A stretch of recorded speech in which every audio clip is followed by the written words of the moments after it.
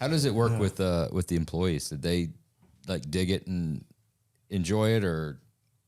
It's like a roller coaster ride. Yeah, it really is. And it is with everybody. It's like there's days where it's really cool. Everything's going the way it should. There's days that you're like, I don't know how the hell we're going to get this done, or you're waiting on parts. You can't get stuff. But I think all in all, like everybody had a good time. What we used to tell everybody, it's like we'd have meetings and we're like, listen, the best way to get through this is think about it.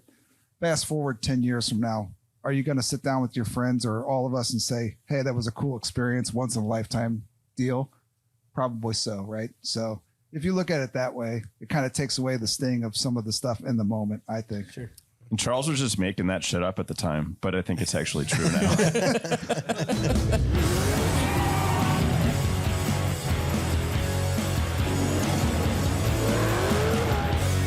Welcome to Oil and Whiskey, an Ironclad original. I am Josh Henning. I'm Phil Gerber. I'm Jeremy Gerber. Welcome to Oil and Whiskey, an Ironclad original. Today's guest is a crew from Classic Car Studio, both of them in the flesh, right here. Charles and Noah. Alive and well. Alive and well. We're also possibly not going to take some of your listener questions. Probably won't get to that. We'll see. But if we do, Good tease. We'll see what kind of shape we're in when we get if there. we do, then they'll use it. If we don't, then that won't ever happen. So maybe stick around to the end if you Possibly. maybe want to hear something. Maybe. Depends on how drunk we get. These boys brought us some alcohol to try. So we're going to do rum on a whiskey, oil and whiskey podcast. We're going to mix it up a little bit. This is the first time. We've done tequila. We did that on the last one. Yeah. And survived. Yeah.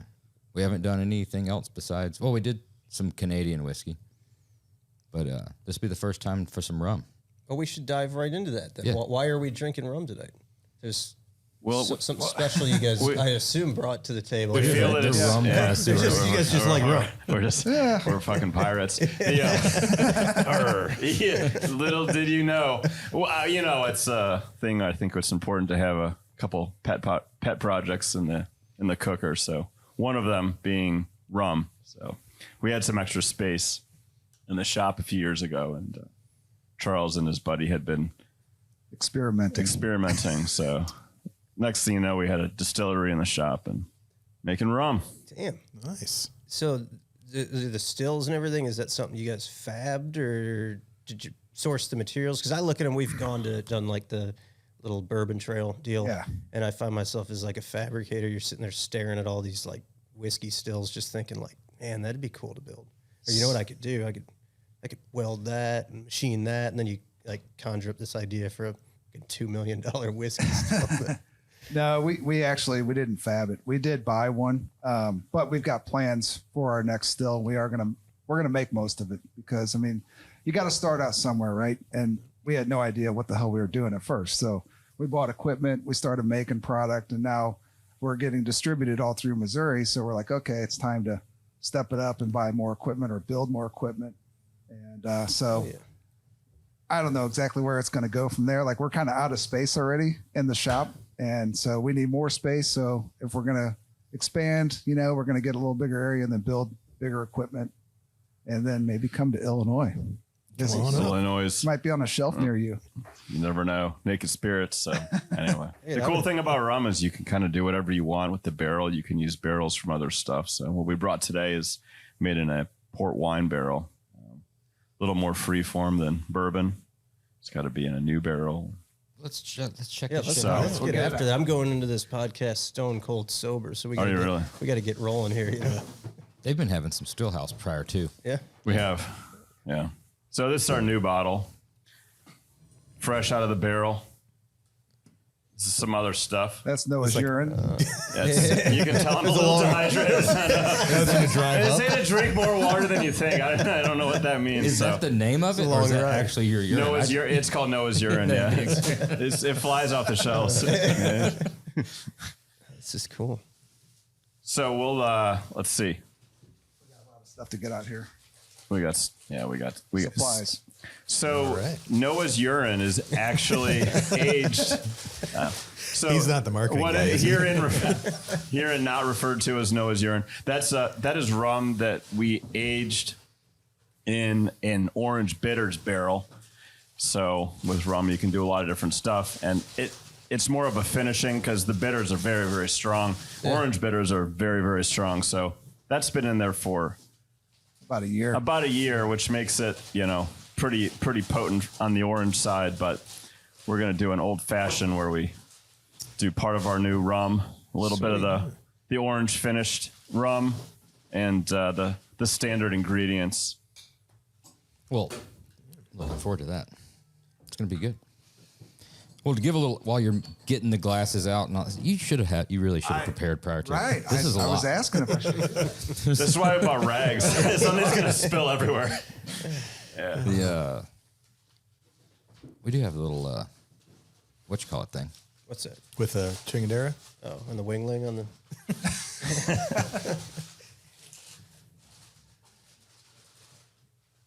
Look at this. Kind of like a bar great. mat. Yeah, a little bar. There you go. We actually do have a bar mat over here. I'm going to cross promote that one. Are you guys going to edit out the awkward unpacking scene, or is that like part of? This is the cliffhanger. They can This is going to speed, get they all can of us. speed through it. They'll make it look dramatic. Right. Dun. There's music would be good with this. I think so. We need like a helper in here that can facilitate this type of stuff. A bartender. Yeah, or like Josh could do that. It'd be good for you. To what? Unpack glasses? Yeah, well, handle the things that need to be handled. We'll start by just trying the port wine barrel aged rum.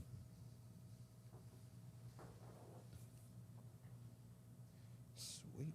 I was going to pour smaller shots, but Oh, just we're gonna getting do out it. of we're going to do it. So. Yeah. Gotta get There this you go. party started. Is this a guys. sipper or is You this a gotta be able to shooter? taste it.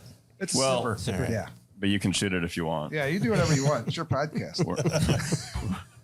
We thought you were going to tell us what the regulations Right. were, so but you can do whatever you want.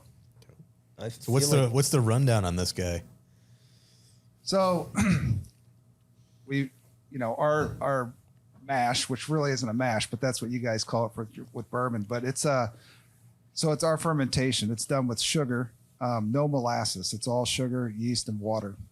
That ferments. Then we run it through the still. Comes out as a clear liquid, just like any other spirit would. And then we put it in the port wine barrel for 2 years. It's just straight up. There's nothing added to it. No sugar added to it. So you're going to get a little bit of the port wine flavor, but it's still a rum. So see what you guys think. I think there's a lot of bourbon drinkers that have tried it that have liked it so far. So the aim was to make a rum that drinks like a bourbon. Yeah. Or more like a bourbon. Cheers, boys. Cheers, guys. There we go.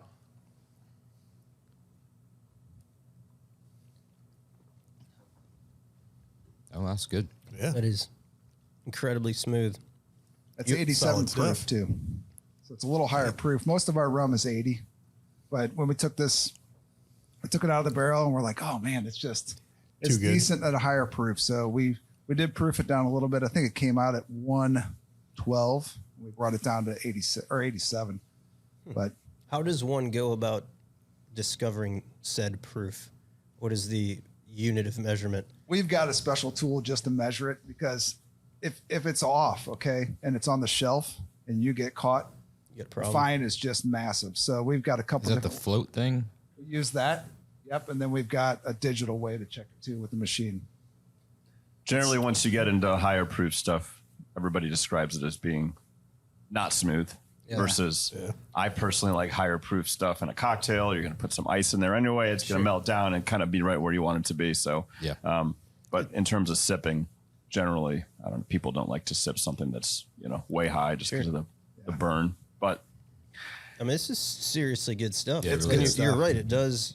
It drinks like a bourbon. You can Right. sip it. You don't really, I wouldn't know I'm drinking rum necessarily. Exactly. No, yeah. That's Super smooth stuff. That's what's fun about rum. You can experiment with it. There's not a lot of rules.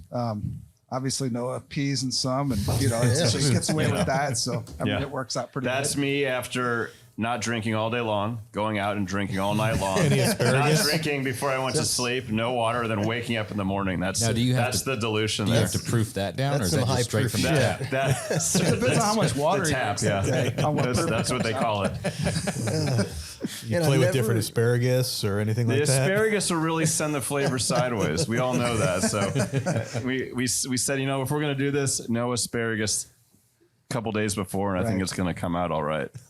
Well, not only is this the first time we've talked about drinking pee, this is also the first time we've gotten this far before even doing an intro. So we're going to do a little intro real quick, and then we'll get into this. But this is really good. Naked Spirits. Where'd the name come about? No, it's nothing bad. Actually, one of our producers in Naked Spirits, he's the producer of our show. And he, like 20 years ago, had this idea of making naked vodka. And he lives out in Los Angeles, and he wanted to have a tasting room out there. But when we started making rum, he was filming our show, and he tried the rum one day, and he goes, "What in the hell is this?" And so he got really excited about it. And he goes, "I'll tell you what, I like this stuff so much. I'll give you my name that I've had forever. But I want to be a part of it." So he has a partner with us, and you know, it's cool because he really had a lot of love for the name, and it's really more about just raw ingredients. You know, Yeah. a lot of people are like, "Oh, you guys make it while you're naked," or "What the hell is it?" You know, I'm like, "No, it's nothing crazy It's like like that." processing cocaine. Right? Yeah. You don't want anybody to be stealing any Fucking with the spirits. product. Right? Yeah. right. No, Yeah, but naked, it is like you said, the raw and raw and ingredients. Yeah. Well, the Classic Car Studio is headquartered in St. Louis, Missouri. It's a collective of car enthusiasts that want to help guide other car hobbyists through the process of classic and performance car ownership.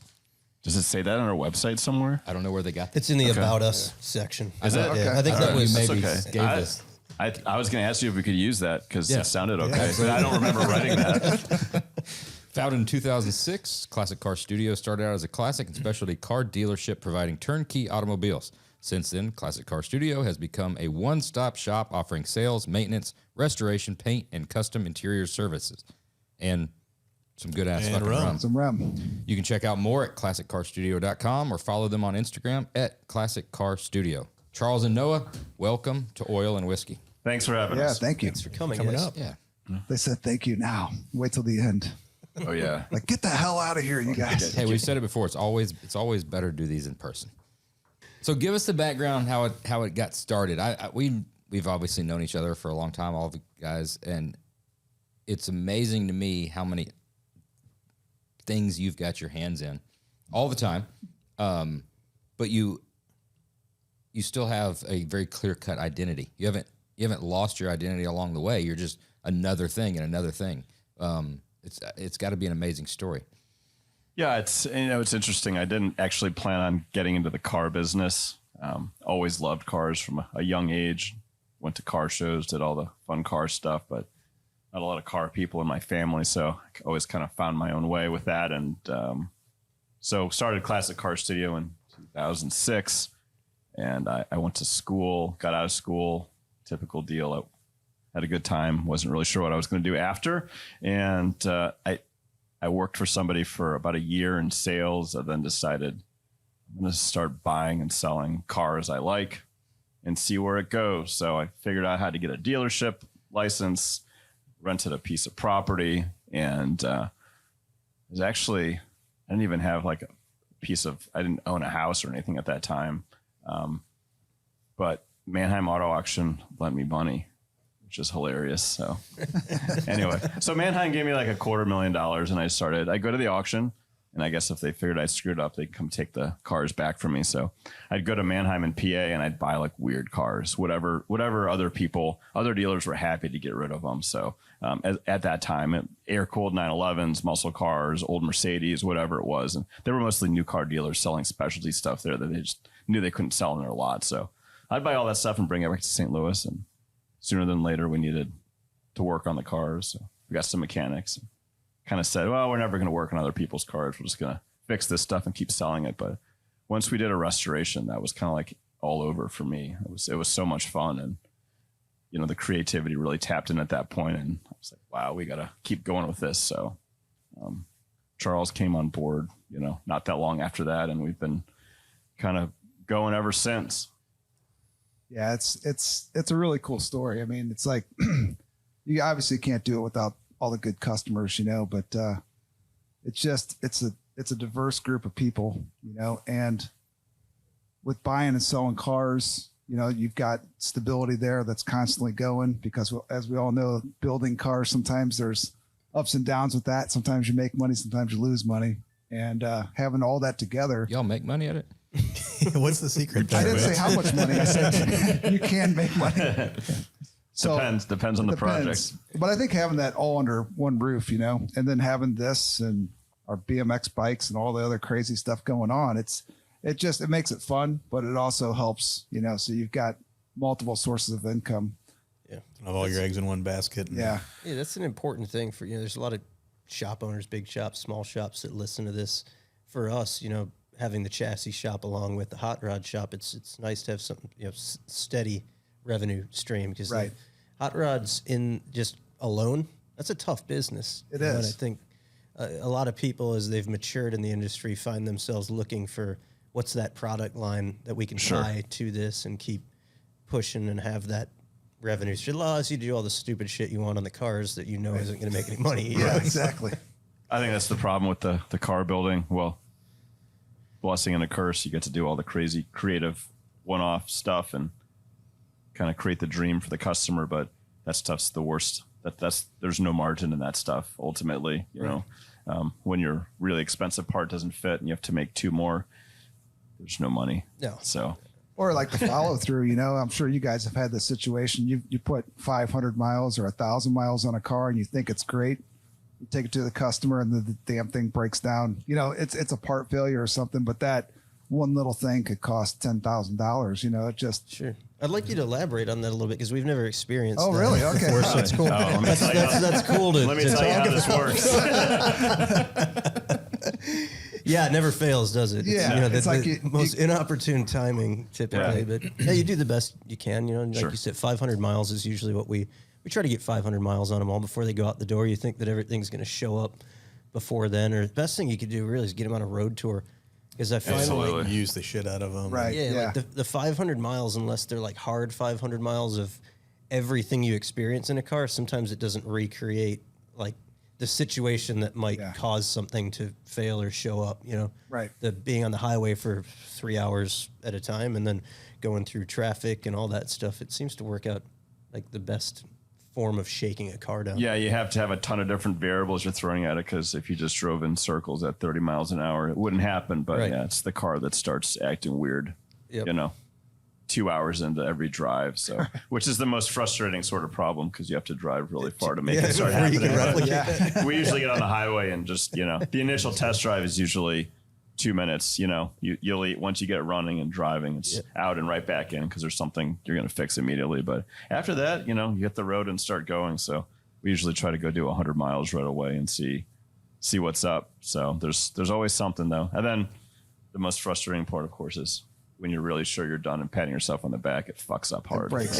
Like, But it doesn't do it. Doesn't do it at your shop. No. It does it in That's California, and the guy's like, Or it's "Well, I gonna don't be, understand." very expensive to get it back. Yeah, I don't understand what happened. You guys drove it all this time, and it's like, yeah, we drove it, and it didn't happen. We'd have rather have it happen here in our parking lot, sir. You get it. So, but we own that crap. Yeah. You got to fix it.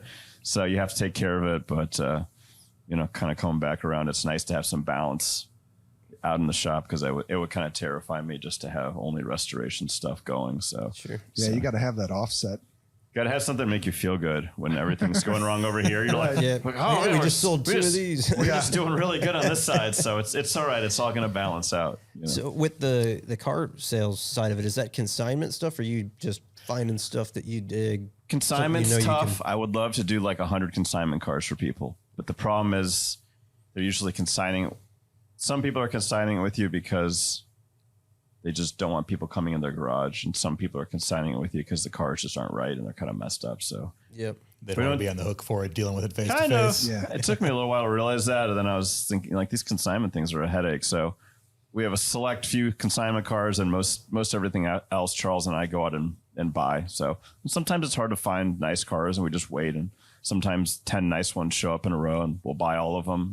It's got to be ready to jump on that kind of stuff when it comes around. So obviously our passion is with the custom side, but it's just nice to have that inventory there that, you know. Are you still focused on kind of oddball, weird, whatever tickles your fancy type of stuff? Cars? But yeah, cars. I mean, they're pretty weird. I bought an Amphibicar a couple months ago.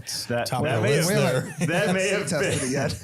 been, but it has been driven on a lake by somebody else. Thank us. the Lord, not us. Do you have a model train set in your basement too? Is that those go It's hand in the hand? same. Amphicars and model trains. You know the guy, you know the customer. Oh, 100%. Yeah. Sometimes you It's look my at dad. this. He like these fucking things. Yeah, Fibicar. So yeah, I mean, they say it floats. The propellers turn.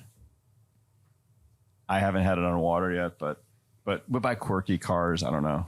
They're usually the worst ones to buy, but they always sell eventually. You learn something along the way. Yeah. What's the deal with these fucking cocktails? Yeah. Like, Oh, you want is to this cut right? I'm getting after it. Oh, we got to sample the. We do a I'm little. topping this off. You because top this that is off. really good. We're doing We another can do a little sample. sampler of my urine. I'm gonna try some of that. Oh, if we're That's gonna go going there. everywhere. Urine. I'm out. It's tough. It's gonna be tough to drink now. You don't need a lot of that. I will say, but drink as much as you want. It smells good. Heavy orange. So that's basically we just made it just a mix with other stuff, Yeah. cocktail together. It's not really good. Well, it's good by itself, but you it's can it's still- good. It's better in mix it something with rum else. to Yeah. make an old fashioned, Right. Oh, that's and it's lights out. Really good though. Yeah. Probably. Are you going to do that for cocktail. us? Oh, we are. Yeah. Let's get We're into gonna it. make 'em. You ready? Okay. Where's this? So Where's the ice? we got to get the sugar. So the sugar comes from Louisiana. Really? Right off the sugar. Is it a farm or a plantation? Well, they call it a plantation, but this is the actual sugar that we use. So it's from real sugar. Yep, That's right in the bag. it's real. Real sugar. The good stuff. It's the good stuff. But we did actually go down to Louisiana and try it from a couple different places and landed on sugar this farm stuff. down Yeah, there? sugar farms. Yeah, most of it really is farmed down in Louisiana. Can There's you tell a difference in the taste of the sugar from these different places? a little bit? Yeah, you can actually. So I mean, and that was a big thing for us. Like, that's the key ingredient to everything we do. So we were picky about it, and we wanted to work with good people. That's what I was so going to say. Is that a larger portion of it is like that relationship. who It's you're like with the getting- car industry Yep. too. We kind of treat it the same way. We all try to buy parts from people that we click with, or that they try their damnedest to give you something good. And it's the same thing with this industry too. We spent a lot of time doing research, and during COVID, we had a lot more for our free time. The only thing worse that could have happened was prohibition, So we spent a lot of time experimenting, and that's where some of these, barrel aged products came from, was just during COVID. How many different barrels have you done? I know that was in the port wine. What other barrels? So we're a small distillery. It's at the shop, but we've got about 30 barrels right now. We've got bourbon barrels with rum in them. We've got orange bitters, chocolate bitters, sassafras bitters, a lot of port wine barrels, because the port Have you seen wine. the bitters? We got a couple If you bottles. don't, got we some, got- we got some. we might have forgot that. Yeah. You can grab that cutting board and knife too for But the oranges. the port wine barrels came from a local Missouri winery, and they dumped them. And the day they dumped them, we went and picked them up, and we immediately filled them with rum. So That's awesome. it's cool collaborations, And we've got a couple barrels that were from a local brewery. So The they're creativity part of it, I think, is what's super intriguing to me about it. Of like, oh, wonder what this would be like. But Yeah, we got to wait like That's- 3 years, and then Usually it's it's like, gonna be you like- kinda, do you ever forget what you put in that one? If it was no, good or bad? we've got barcodes on everything. But so Brandon, which is he's the guy really. I mean, he's our partner in the business and one of my really good friends. But he's the guy that runs the still for the most part and does a lot of this stuff. And he gets so pissed at me because I'm over there. I'm like, hey, let me taste that stuff in that barrel. He's like, quit opening the damn barrels, man. I can't help myself though. I just got to try it and see what it's where it's going. Right? It's super exciting. I've got an idea, and this just came to me. And I'm known for some fucking good Yeah. ideas. So we just talked about test driving all these cars, right? You got to put Yeah. 500 miles on them, stuff. Well, you know, Jefferson's made all that money on the barrel aged, the ocean. dude. Oh yeah. Dude, Hey, hot rod aged. You put it goes in each of these test drives of these cars in a little small barrel. We kind of had an idea. Yeah. We haven't built the rack, but we were going to build a rack for the back of our Tiffany, the pickup truck, and drive around. But is it going to smell like weird exhaust? Is it going yeah, to? so I what's think what's- you tire could probably smoke? get a little bit of that in there, you know, a little exhaust, Added flavor. Yeah. scent, some carbon in there. So originally our idea was we were gonna put a barrel in the back of Tiffany and then go on like the power tour or something like that. And then at the end of it, we'd bottle everything and then sell it, you know. We need to do a collaboration. We'll put it on the RoadsterShop rig, the big rig. We'll put a barrel. There you go. We'll do a whole year of shows. You know, And we'll at put a the little end- map on the bottle and stuff like that. Dude, all these are ideas. This is free of charge. Free of charge. All right. Damn. You haven't even told them about the ones you'll charge them for, right? Those are the good ones. That's a But good idea. Get 'em the funny excited thing first. is we have talked about doing some stuff like that, and even with like corporate events, you know, having people come in, they'd actually do the whole process with us, you know, and do the fermentation, run the still, fill their own barrel, and then they can come back yearly and wait, you know, until they decide when it's ready to pull it They off. can watch Noah make Noah's urine. That'd be cool for the people This is to the come in. Yeah, this he's is got the an OnlyFans PG rating of page. him making the urine. When did you first distill your first bit of rum? So this started about 6 years ago.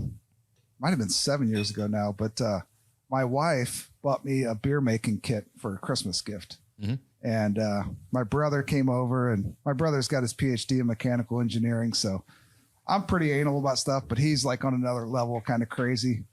And we were drinking beer as we're making beer. Well, at least I was drinking beer. My brother was not so much. And he got a little pissed off at me. And because I'm, you know, Screwing up the ratios. yeah, everything's kind of getting messed up. And so I invite my friend Brandon over, and which is a partner with us now. And we decided we're going to drink rum while we're making beer with my brother. And that really pissed him off. So the next day, Brandon calls me up and he goes, you know what? Your brother's no fun. We're buying a still. So we bought a still. In Missouri, you're allowed to have a still, and you can make 100 gallons of alcohol a year legally. Yeah, you can marry within your family there too. I Yeah, you think, can. Yeah, Cousins, very sisters, Alabama anything you esque. want, really. It all goes. This guy know how to play a banjo.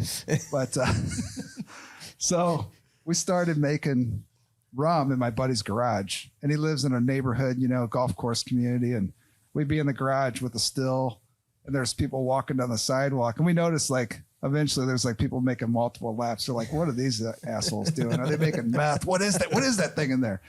And so we kept playing around, and Brandon, with it being at his house there, I mean, the guy spent a lot of time, you know, dialing stuff in. And he'd come over to my house. What do you think about this? What do you think? I mean, this went on for a year or so.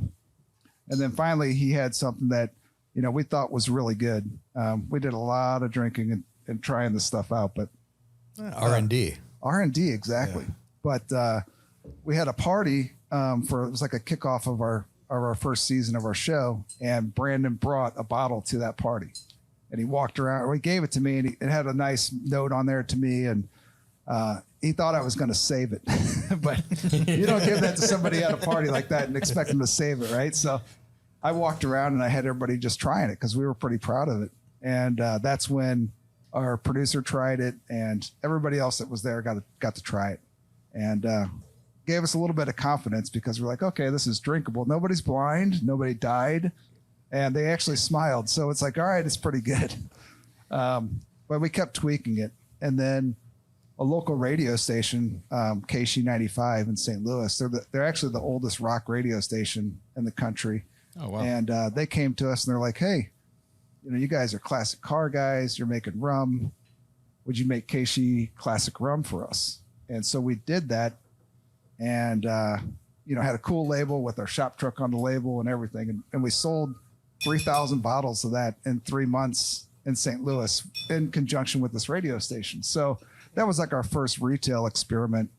And then we were like, okay, this is cool. So then that's when we went crazy at the shop and knocked down all these offices and built a bar and, You're fired. You're fired. But it turned into something really cool. So now when you walk in, we've got our merch area for Classic Car Studio, but then we've got all these barrels and a bar and a, you know, production facility there. That is cool. Yeah. but it turned out cool because we get a lot of visitors from all over the world, really, that want to come see what's going on. And they walk in, they're like, what in the hell is this all about? You know, and it's kind of a shock. A lot of people they don't know that we do this, but it's been fun. And it's the other way around too. We have the bars open on the weekends for tours and tastings, and people come there. They don't know they're going to Classic Car Studio.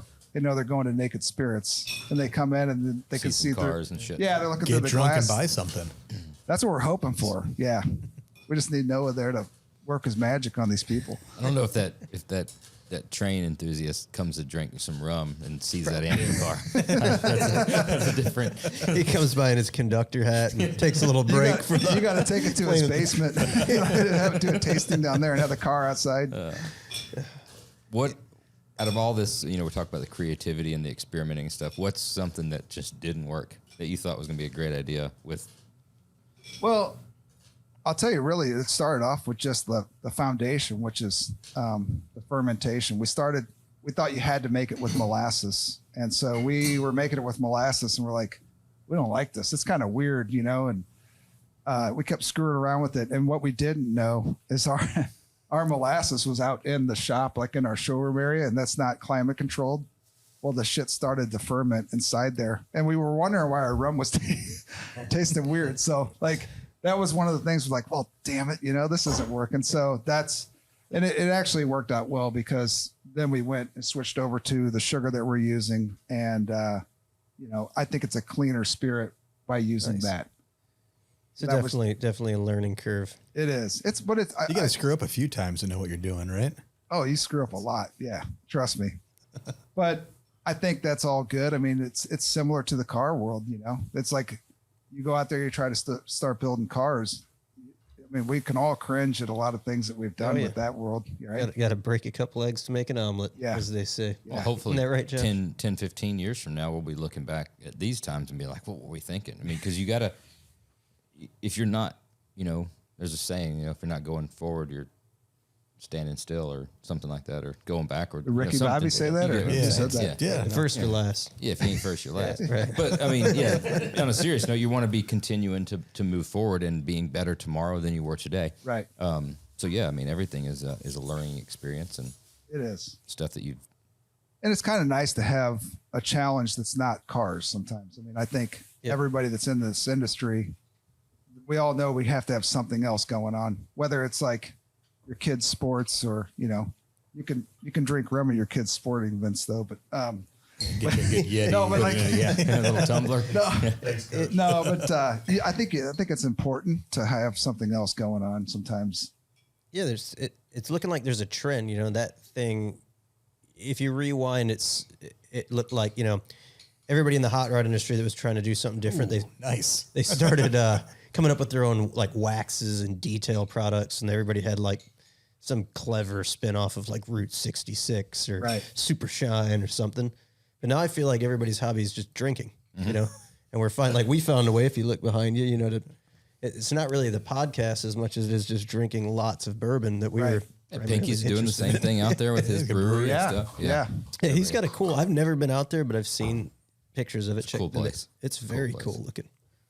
All right.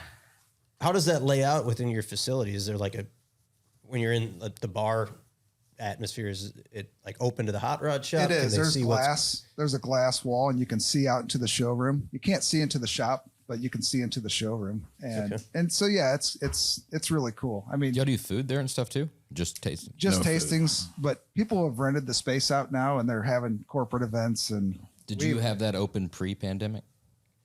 Right before. like 2 months before. Yeah. Perfect timing. Right, I know, That's a great time. we nailed it. Yeah. We absolutely. There was plenty of time for the rum to sit and age Yeah. during the pandemic and stay So safe from COVID. Did you guys shift into hand sanitizer at Yes, all? we did. Yeah, we did actually. We did. Yeah, it started off actually. It was kind of innocent. We gave it to all of our local first responders, you know, just trying to be nice and try to do something for them. And then they started talking to their buddies, and next thing you know, we got like all these companies calling us like, "You got hand sanitizer?" It's like we had drugs or something, you know? Like, yeah, we got some. Meet you me know? around back, 5 o'clock. 2 taps on the door. So a lot of people went out and bought hand sanitizer And then some people were like, this is where the money is. And they went out and bought like tractor trailers full of it. Those are the people that still have hand sanitizer. Sorry, guys. We were small batch. Yeah, we were small batch. Can't you turn it back into booze? No, you or is cannot. it too far? You can't like filter it out. I think we got our one local distillery is doing that still. Oh, Making hand sanitizer. That's what it tastes Not by like. choice. They're not doing it by choice. I can guarantee that. Let's try this out. Cheers again. Cheers. Again. It was a nice preparation, man. It's all right. I made a mess and it took a bit. So. That's all right. That's good. That's real good. Very good. Yeah, this is a Never had a rum old fashioned before.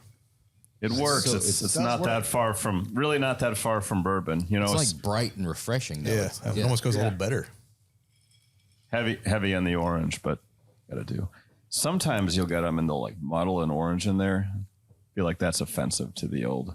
Yeah. Oh, The spirit. You got to let the spirit shine a little bit. And Or when you I went to it seems like a good idea. Yeah.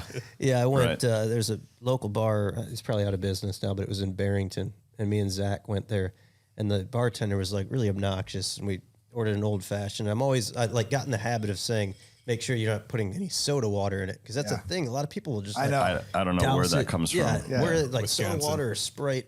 So she says that we make this is a Prohibition era old fashioned, and this is the oldest recipe there is. And then proceeded to take like the entire fruit jar and pour it into there and muddle it up. That's and then what it's say like you should have changed the pop the recipe a cap long off time the ago. bitters, and it's like half ounce of bitters, and just completely not palatable. Yeah. I actually had the worst mint juleps on the planet in Louisville. Did you really? They're horrible at the Kentucky Derby. Yeah, we went.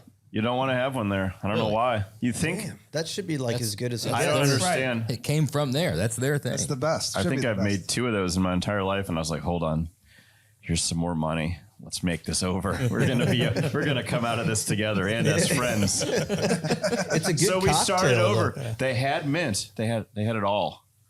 But God, it was bad. Yeah, there was soda water put. It was the same deal. I'm like, no. Let's not do that. Anytime they reach for like the carbonation, I don't know why they feel they need to add that to a cocktail. It's not good. Sure. The speed at which they go to shake one on anything too. I mean, cocktail wise, they shake the shit out of cocktails you're not supposed to be shaking. Like those Manhattans we had it. It just comes as just like the cloudiest, mess, and then you can tell that it's been shaked, even Right. shook. Shaken. You're bruising the bourbon and stuff. It's a completely different. Now you're being a snob. Yeah. Did you say bruising the You bourbon? are bruising it. You're bruising it. Oh, really? And it just tastes like shit. It And does. looks like shit. But this is great, man. It's really good. So transitioning over, you said that you launched this at the launch party for the television show. So Speed is the New Black. When and where did that come about? I got to think back to. To who conned you into doing it, and what sales pitch they gave you.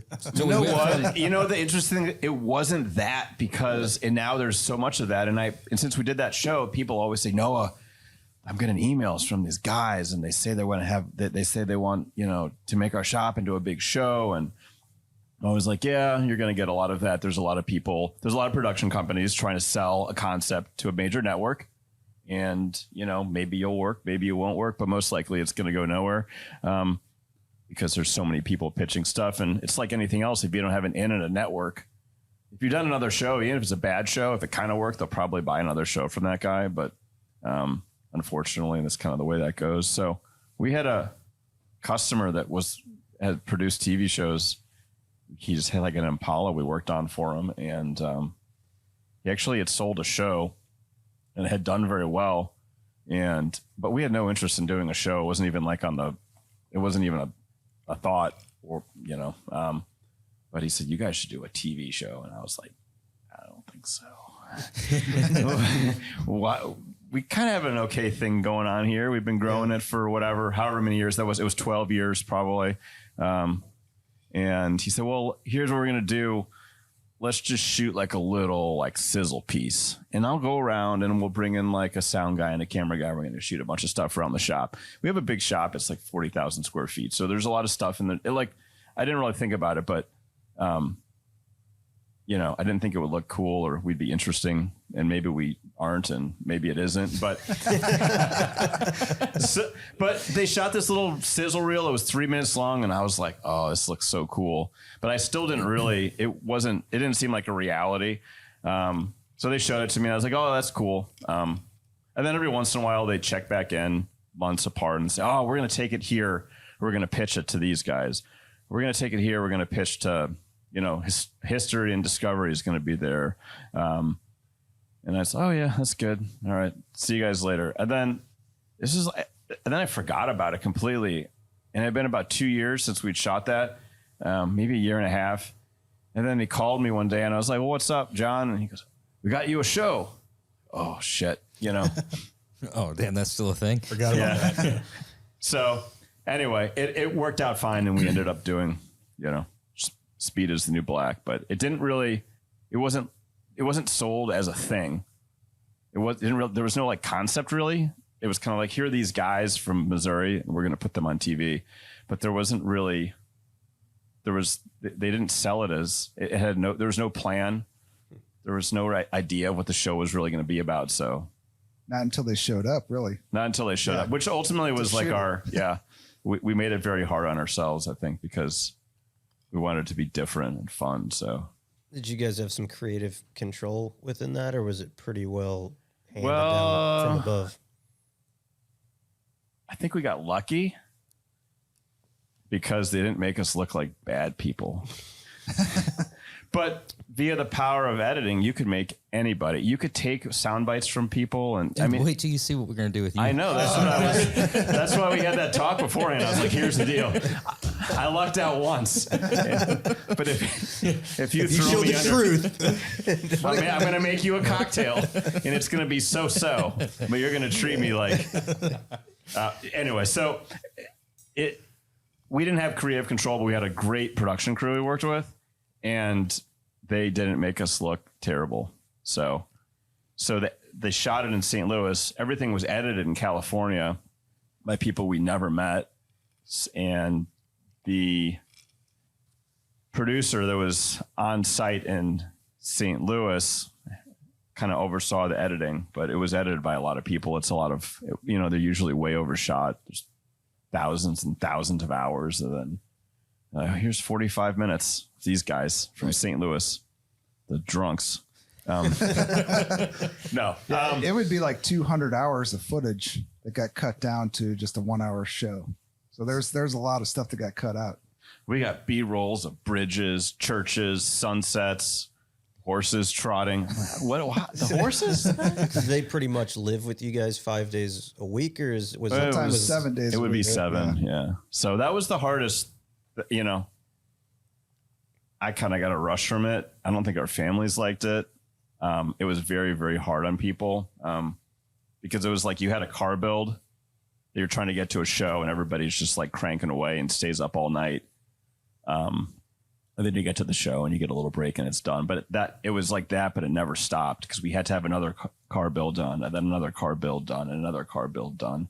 And we foolishly decided that these other shows that didn't drive the cars and show that they were worth a shit during the reveal, weren't really good enough for us. So we decided we were going to test drive the cars at a track. So that was interesting. Which is a horrible idea. That's always the best way to, So that was a You horrible. shake them down on camera. Yeah.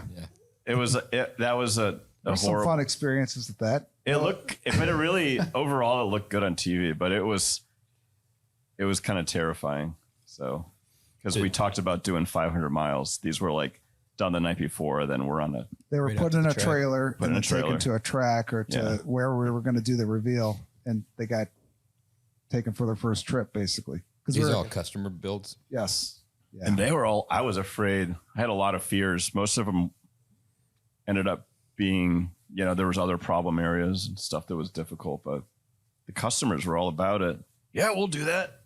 Yeah, it seemed like from the outside looking in, it seems like the customers kind of thrive on the TV experience. I think Dave seems to have drawn some customers that kind of dig that. Yeah. I think they have a good time with it. It's just the only thing that's a little difficult with the customers is, you can imagine you bring them on camera, they get their car, they drive it, but you're like, it's really not done. It's like we have to sort through this whole thing and take our time. We need 6 more months. Yeah. So they're like, please. But I drove it. It's done. Sure I drove did. it. I'm like, yeah. Well, we got a lot more to do. That's just what it'll be like when it's done, but better. But better. It's got to they make were them like good. big, like hero cars and really validate what they had built and give it a lot of credibility. So it's got to help out in the, resale and I think the it's life of the car. and the experience, let's face it, most of all of our customers in the industry, like they're about the experience really. Yep. I mean, they like the cars, but I think they like the experience almost at the same proportion, and I think that's an important key thing that everybody, even building cars, needs to think about sometimes, because if you can make it fun for these guys and, they get to go to shows or they get to be on TV with their car, that's all part of the big experience. And, I think all the customers really enjoyed that part of it. We had a couple guys, one particular guy, Tony, which this guy is out of control. He's a lot of fun, but every time he comes in, he's like, "Oh, I got recognized at an AutoZone again when I went in there." He's always having a good time with it. But I think the customers had a lot of fun, really. Yeah. I was just thinking about that, of how many customers were tired of hearing shit from their wives about how much money they're spending on this car, and that one guy that's just had enough, and this fucking car was on fucking TV. Right. Yeah. I don't care how much it fucking cost, Barb. It was on fucking TV. And then he refers to himself as a TV star. He's like, "And you're talking like that to a TV star? Come on." Do you know who you're married to? Season 2, episode 4. Right. Watch it. Let me hear some good fan stories, because the little bit, we've had little appearances. Like I popped up on Kindig's show for a couple minutes, and you hear from it's surprising the amount of people who see it and recognize it and say something to you. So We've got anti-fan stories that are sure better than. so there's got to be both. Yeah. There's But the balance, people I know who have asked me of do you know those guys? Or you're in the car, but do you know Dave Kindig? Or do you know Chip Foose? Or do you know those dudes from that Speed's the New Black show?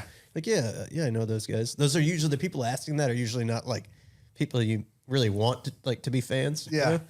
So fire away, dude. Best and worst. Good setup here. What about the guy at the auction that time? We were in Branson. Remember he came up and he's like, Oh, he got this real is- deep on us. That was kind of best and worst together. It was interesting. He said, "Son." He saw. He got He spiritual. put his on us. hands on Yeah. me, on my shoulders. But he was standing behind Noah. He wasn't in front of him. Yeah. It's like, "Oh, Charles, get off of me." Oh. He said, "Son." And I was like, I thought he was going to go. I was like, he's going the way of Jesus Christ. No, he said, "Son, you got a beautiful aura about you." And I was like, fucking aura. What color is it? I didn't want to talk shit. So I just kind of accepted his praises. He went on for 20 minutes though. And I was like, I am such A bad person? Because I'm like, this guy's got it all. He said all these nice things. And then he walked away and I was like, this guy's got it all wrong. I'm a fucking asshole. Did you ever turn around, or was he behind you the whole No, time? He was in whispering front of in his me. ear the whole time Yeah. behind him. So it was, there's a lot of stuff like that, but the people genuinely, most people are, I don't know. I mean, it feels weird. That's for me, it feels weird to have somebody, they really loved it, or they loved you as a person. And I don't know. It's you've got people you work with, and you've got your family members, and you've got buddies, and that's the relationships you have with people. Then you've got the fan people that are it's overbearing, but they're what made the show popular. Right. And it worked. So, I think it was good. A lot of the people will come up to us and they'll say, you guys inspired us. Oh, yeah. We have a TV in our garage, and my son and I are out there working on our project, and we've got your show playing, and we're picking up on some of the things that you're doing, and we're trying to do the same thing. That's and cool. And really that's kind of what makes it all worth it, I think. that's the most recurring thing people would say, "Oh man, I've been doing it this way." Even people have been in the industry forever. "Oh man, I've been doing it this way forever. I never thought about using that tool. That's cool.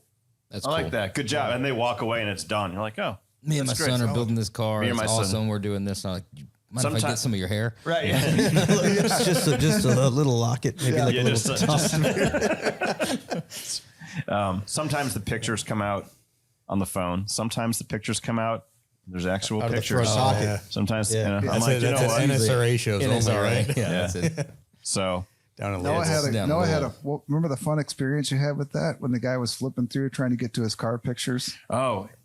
This has happened to me a couple times. Happens to Phil all the time. I'm like, do not. Yeah, cell phone as soon roulette. as they get out the cell phone, I just know there might be something. There's maybe a little Easter egg in there. So Yeah. they're like, I love Chevelle's. I'm like, I kind of like Chevelle's too, sir. And like, he starts going through. All right, Chevelle, dick pic, Chevelle.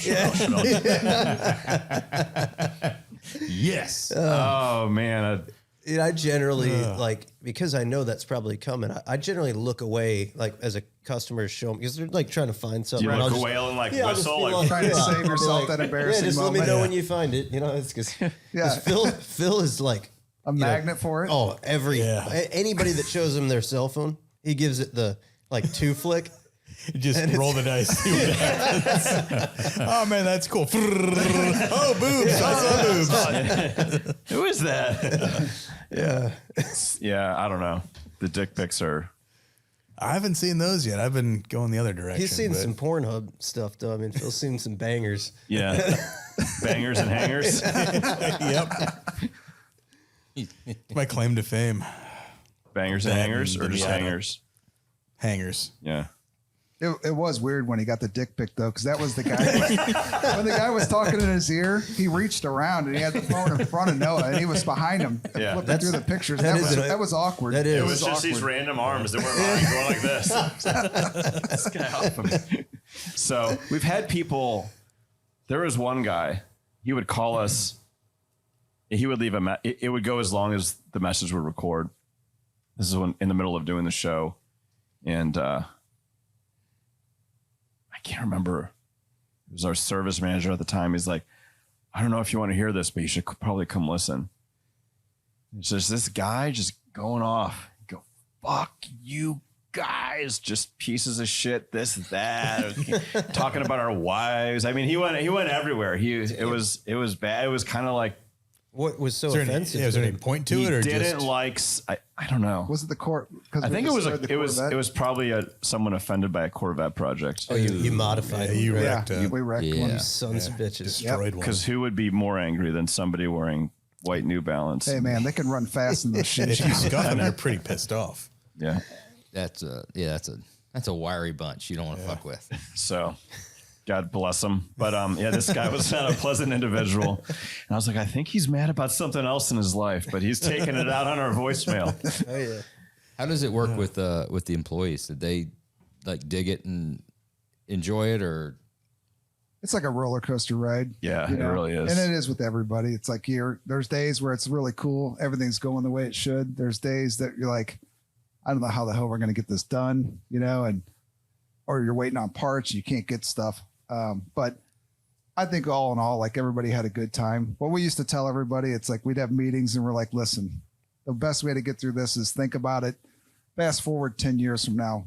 Are you going to sit down with your friends or all of us and say, hey, that was a cool experience, once in a lifetime deal? Probably so, right? So if you look at it that way, it kind of takes away the sting of some of the stuff in the moment, I think. Sure.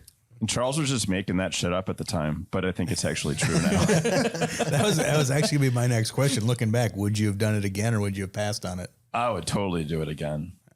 It was kind of it was a weird experience. It's the trying to think the most surprising. Ultimately, it was the hours that really burned on people, because we'd work 7 days a week, and then it would a lot of times it'd be around 100 hours a week, but then it just never ended. It was like a special kind of torture. So it was like 100 hours a week for 7 months. 10 SEMAs a year. You have to get cars Kind out of. work. That's what it, and that's very much what it felt like. And those, getting something ready for a show and bringing it to the show, it's like there's this like feeling of relief because you can do something else and you got to the show, and Monday morning you just get kicked right in the gut again. To it just get kept back after it just kept going, and a lot of times it was multiple projects at the same time. Well, and So- the stuff's not aired yet either. So you're working really hard for something you haven't even seen on TV. So you're It's like, different when you go to a show and at least you get that. Oh man, Yeah. look, it does look cool. Yeah, right. And you hear from a couple of your catch peers, that are like, man, breather. that thing's Yeah. badass, and you're Right. like, oh, it was worth it. It was worth it, right? It's finished, Yeah. really, for the most part. But yeah, this was like, we weren't sure if it was going to complete it. And then we knew we had to be at the track test driving it, and the customers flying in town. And there's a set. The crazy thing is there's a set air date. So I mean, it kind of like it was very much like bringing a car to a show. The show's not going to move because you're not finished with it. So they'd set the air date, and then we wouldn't even have all the projects set up for the show yet. So we're trying to find projects, start projects. But I'd do it again. It was a wild. I've never done anything like that before, and I don't think I'll ever end up. I don't know. I don't know. We were worked in we worked ourselves in unfair conditions, but we did it to ourselves. But it was fun, very rewarding. Good to do when you're young, I suppose. Got to do it when you're young. Yeah, get it out of your system. What was the worst build? that's a good question. I say worst. I mean hardest. Hardest like, to get you know done. what I mean? Yeah. You felt guilty. You slid one in and they bid on it, and then you had to walk it back. I didn't. That was- I really didn't mean it that way. Yeah, the one that sucked the most to build. Yeah, it's just the hardest thing to get done. Yeah. We had Keep one. going, Josh. Yeah. In more can't word detail, that please shit. explain this. We've all had those ones that Yeah. we can think back about that bring you to the Yeah, breaking just point killed that you. you know that's like, I oh, think Keep that's- fighting we and did a don't give in. 65 Cadillac convertible. And Yeah, that that was thing, tough. It was tough. Like that's every a, inch of that's it. a tough car to build with fucking 3 years. Yeah. And I mean, we were fighting it. And Does that have anything to do with the chassis by any chance? yeah, it did actually. Yeah. Yes. Yes, there was. Really, it's like some of this, like, and that's the Do you other know thing that too, story? like, yeah, they know that Maybe. story. I mean, kind Yeah. of. But the I'm problem, not familiar with this one. the thing is, there's two cars actually that had that same problem. But I think everybody needs to be familiar with it. but We can tell the story. yeah, it's like Yeah, I've because honestly of never heard it. because of production schedules, we had to get chassis fast, super fast, almost on a ridiculous time frame. And I called Josh about getting two of them for a build, and I'm like, at the time it was like going to be so close that I didn't know if we could actually wait that long. And he was already Yeah, we doing dropped the ball. You can not sugarcoat it. But it's like, there's nothing, and like Josh, we had a heart to heart. It's like he told me, and I'm like, oh man, I know we're going down probably a bad road. And we did. We went with another chassis, two of them. And it cost us, a lot of time and money, trying to get it. Because in the back of our mind, we're thinking like we want it to perform like a RoadsterShop chassis. We have our bar set here, and that's what we want. And it just didn't work that way.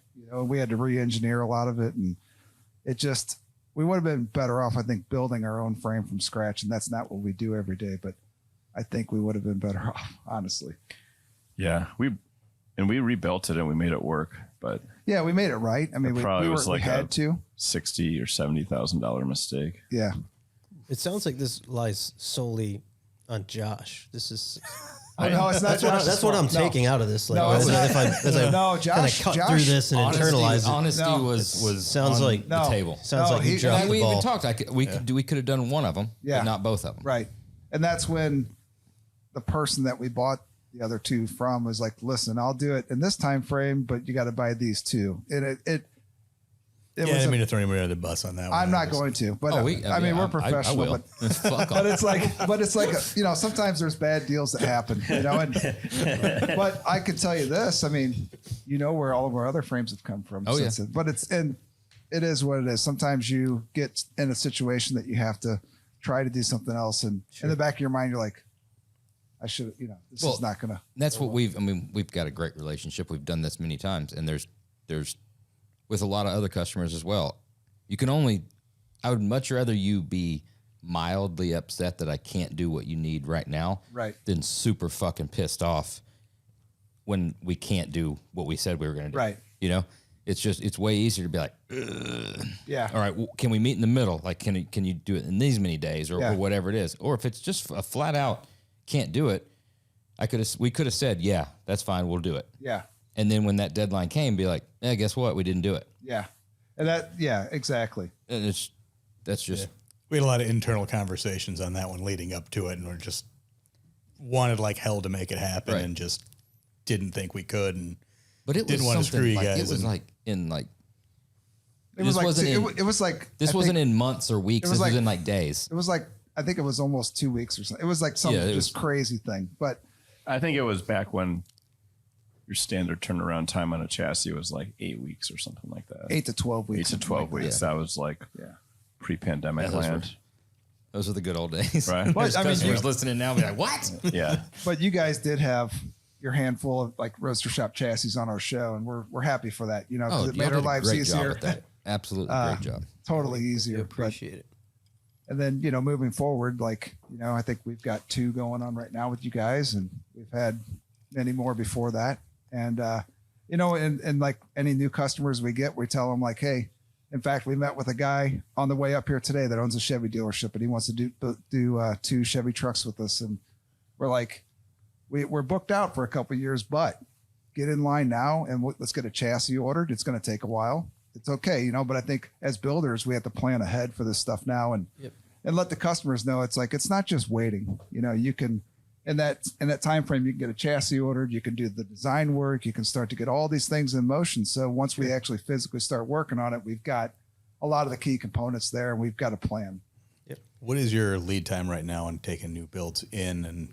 And we're struggling with the same thing that we're probably 2 years out, and you get people calling regularly, and our existing customers want to keep let's build in this one next, let's build this one next, and you don't want to say no, but at the same time, there's only so much capacity on what you can do. We're about 2 to 3 years, and that's if our existing customers don't come back in the meantime and say, hey, when you're done with this build, I want to like start another one, because it's hard. You got your core group of guys that support you through everything, and they kind of, in a way, like they should, I think, get first chance at coming in with another build.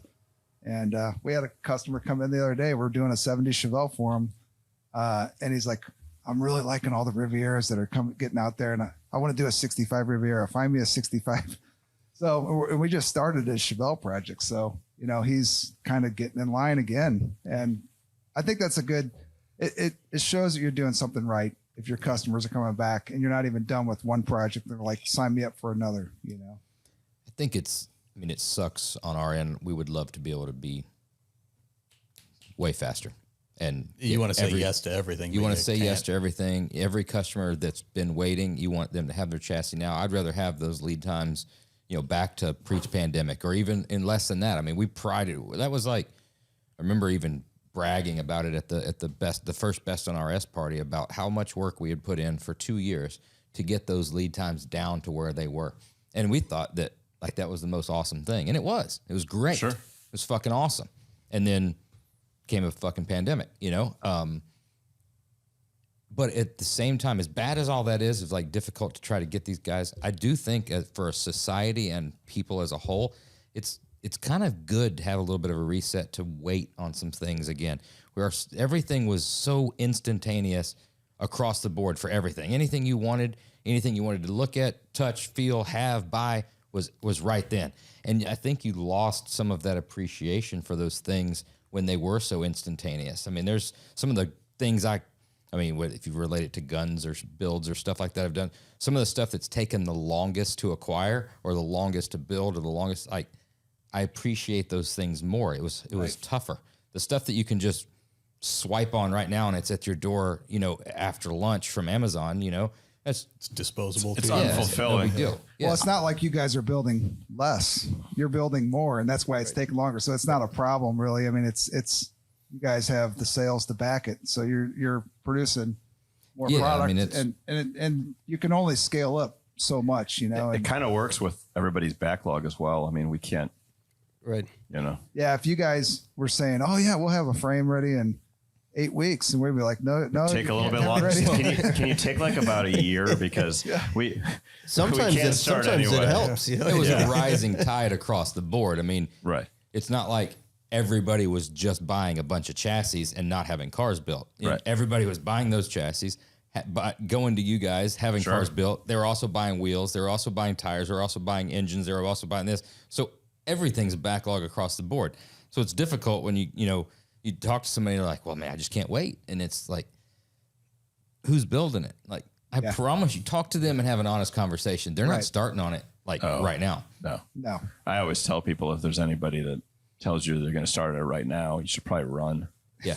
Or question why. Right. Or go see the other completed projects in their shop. Just so because like Josh is saying, you get I think as a society, everybody wants something now. And I can some of the people we talk to, you can hear them, like they want you to start, like they've got the money. They want you to start now.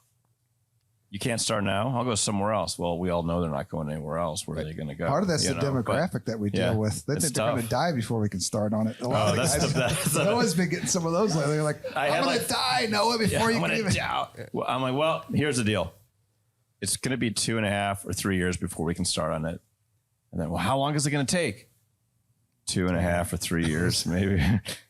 I'll be dead by then. I got 5 in a row. It's you're 85. You've got plenty. You got a long time. With the advancements in modern medicine, I mean, there's no reason to believe you can't live to 110, 115. And be able to drive a manual. You ever seen Weekend at Bernie's? We'll take you for a ride. You got fucking kids, don't you? Leave it to them. I'll be dead, but I don't plan on living that long. I'm like, well, it's time to replan your future. But it is, like you said, the guys that saying, I can't wait, I'm going to go somewhere else. Yeah. They're probably not going to find somebody, but as we all know, there's guys out there that'll make promises, just like the guy in the chassis. Yeah. That's fine, no problem. I'll do it in 2 weeks. Yeah. That's the type of quality you're going to get. Right. And that customer might not appreciate the type of quality that you're going to give him anyway. If he's more about that instant satisfaction and he's not going to wait, then it's not about the quality of the product. It's about, I got to have it right this second. Yeah. And I mean, chassis wise too. If you can't wait lead times, you go around to the major, manufacturers and competitors out there. Lead times are all about what they are, you know? Sure. And if a guy's like, oh, no problem, I could bang you out one next week. Why? It's not like you're the only one that found that guy. You know what I'm saying? Right. He's probably got a website. He's probably done some advertising, and you're the only one that's now going to, buy a chassis from him that he's going to do in a week. We try to call in favors, and we can't even get them. Like, no. Promote the hell out of Dakota Digital. You talk to Justin, like, dude, we need a set of gauges. Dude, we're like 14 to 18 weeks. Yeah, but like we need a set of gauges. Yeah, you're 14 to 18 weeks. I know. We got one of their display gauge panels one time. He's like, listen, I'll give you this one, but this can only happen one time. And he hooked us up. I mean, Justin's awesome. Justin's great, dude. But I think most guys try to help each other out the best you can, but sometimes you're just like, I just can't do it. That's absolutely right. And that's the best thing, is to have that open line of communication and be honest. All of us deal with pretty much every builder that's out there. And you've had those times where it's came down to a wire, and it's generally somebody forgot about something. They didn't order this in time, or they did, or it's we've got to get by this show and something like that. Hey, I need a favor. Can you help me out? And we either can or can't. Right. But then there's other times, I just had this. I was talking to Kevin from Ken Dig the other day, whatever. And he calls me up. Hey, I got to order a chassis and all that. I was like, dude, when do you need it by? Whatever it takes.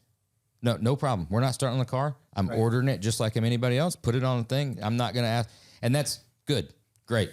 Don't beat me up every single time just because you want to beat me up about having a time. You know what I'm saying? So be honest and be like, you got to save your favors. Save your favors. Exactly. That's what I do with Justin all the time. One a year. I will patiently wait for the gauge. I'll order them when you start the project, and you'll have them when it's time for assembly. But every once in a while, you gotta lean on them. You got to call in that favor. And sometimes you got to grease the wheels with some good bourbon. That's right. Yeah. And that's heading his way right now as we speak, because I need some square body gauge clusters. Thank you, Justin. It's just it's back to the communication and the conversation. And it's the same way, shop to vendors, and shop to customers, and explaining to them. And just, I think that's what the biggest thing through the pandemic is said is like being honest, to be like, this is the deal. Everybody's this way. We're this way for a reason. It's not because we just slowed down. It's because you're busier. Yeah, the entire world. Look at buying a new vehicle right now. I mean, go out and try to buy a new vehicle. Or a trailer. Trailers, same way. Yeah, we waited a year and a half for our so truck and trailer. Yeah, it was like the best timing and the worst timing. From a financial standpoint, best timing. Who knew a trailer was an appreciating asset? Yeah. A car trailer, really? Yeah, I we can bought. make, I can make and make 30% in a year. We bought our. You mean a box with wheels on it?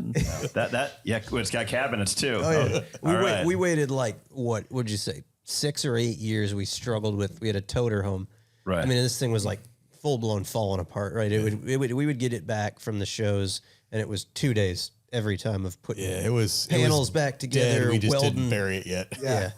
So we finally pulled the trigger and we get a new rig, tractor, trailer, big stacker. And we're like, that's it. We're going for it. And that was like, how long before the pandemic did we do that? It was about a year before the pandemic. We got the trailer December of 19, and then COVID hit in 2020, so we didn't get to use it. Yeah, we got it and then it just sat. It was cool to look Yeah, at. that's how we were with our trailer. But that was like the last thing you could purchase at a reasonable price point. I mean, it was a big ticket item, but still reasonable because it probably doubled in value. Yeah, now I think he's like a 3-year lead time to get another trailer. Yeah. We got Tractors too. Yeah, we got the tractor. That was like, took an additional like 6 or 8 months. And then we found a pretty badass big rig hot rod shop down in Texas who did the stacks and the closeout panels. And Go ahead and give him a shout out. Who is that? Red Dirt Diesel Power. That's right. Built a badass He truck. built some badass Cool. shit. Yep. So look them up. Yep. Do some cool Peterbilt stuff. But he was waiting forever to get parts, same type of deal. So after the truck took 6 to 8 months to get built from Peterbilt, then it took him like another 6 months, and then we got it, and it just, I think we got like one show and then sat for another 6 months waiting for car shows, and it was, Yeah, it's tough. it was great to have it, but at the same time you wanted to use it. Yeah. Yeah, everything's just takes for fucking ever. We couldn't have done that show now. Oh, man. That's for sure. Right. It would never Trying to work. get parts. I mean, Because we really did used to get most of that stuff in a couple days. Moving on from the show a little bit. I think we're going to get sober here. Yeah, I was gonna say we should. Dude, the rum, the cocktail's phenomenal, but I can keep crushing that rum. You guys want to do another round Whatever of you shot want to glasses? do. I mean, I'll do All do we right. want to get out the cocktail, next do some product? rum. Or we gonna you do got one? another keep it ones? coming. We'll do a Why don't little we- more. I Why feel don't we like we're take not. I don't think we're ready We're for not the ready next for the products next- yet. We'll get there. Yeah. Okay. Yeah, at 86 proof too, you could roll with that stuff pretty much all night long. Yeah, I think it'd be all right. Still be coherent. We should connect them with Brad from north of Bourbon. What was that crazy cocktail that he made that was based off of like rum and Coke, basically, wasn't it? Did we go there? In Louisville? Yeah, We've we been to went that place. Germantown? Little like Tiny little. Yeah, Yeah, and they had the barrels and Place stuff. is Yeah. good. Yeah. Yeah, so that- Been to north it of was good. Brugge. Yeah. Yeah, We went there with your guy Phil. Oh, you? it's Louisville. Yeah, for the Street Rod Nationals. Yeah, Say what Louisville. was that cocktail? We talked all the old they days. did? I had As, that cocktail. and I Mr. had- Peanut's first handshake. I had Yeah. Mr. Whatever. It was phenomenal. Peanuts. This is the best thing I've ever drank. Mr. Peanuts first hand. Were the peanuts on the side? Yeah. Yeah. It was like a frothy Coke, almost like a Oh, okay. slushy. Yeah. So in the South, they make the drink with the peanuts and the Coke. I'm remembering now, which I've never had. Is Are it you from like- the South? Yeah. Do you put peanuts in your Coke? My mom did. Yeah. She did. It was a glass bottle of Coca-Cola Yeah. and the like plastic tube of peanuts, and dump them in the whole thing. So do you eat the peanuts when you're done, or is it just the sweet and salty? No, you like as you're about halfway down to the soak Coke, in then some you start peanuts. getting the peanuts, but they've soaked into that stuff, so they're like softer. Mushy. But it's a great like kind of high end spin on the. That place, Rum is- and I- Coke. I, That want place is to go to great, that yeah. place again. We need to try that again. That place is good. Every single cocktail we had, we talked about it on the podcast, And but we had everything on his menu. we had everything, and there was, and they just each one just kept getting better than the next. I mean, than the last. I mean, it was just like blown away. We met Phil there. Yeah, we did. We were there. We hung out for a couple hours. I mean, it was It was good. decent. Nice. So we talked at SEMA a little while back, and I know you just finished up a OBS build with your son. Yeah. That was really fucking cool to see. I met your son, talked to him. Seems like a really, really good and respectful kid. He is. You've done a good Yeah. job. Thank you. How old is he? He's 16. And so he snuck his way into SEMA and did the Battle of the Builders Young Guns. It was really cool to see. And Yeah. got a 98 OBS Chevy truck that, we kind of we started off in one direction with it, just lowering it and, making it a driver. And that's not really in my nature to leave things alone. And, and he's like, oh, can we paint it, Dad? I'm like, oh, be careful when you ask for, son. And next thing you know, it's in a million pieces. And we did it in about 5 months, and the main thing is I wanted to keep him interested because he's 16.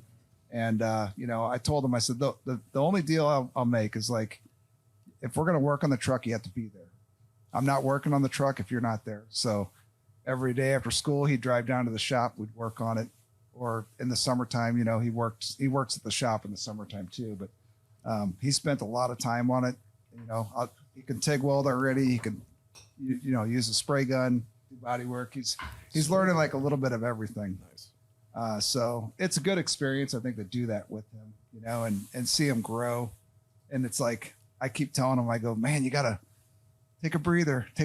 You're like all cars all the time, but I'm guilty of like pushing him into that, but he's had a lot of fun with it. And now he's getting some of his friends involved, which is good, because I think that we all can agree. Keep the hobby rolling. We need it rolling. Yeah.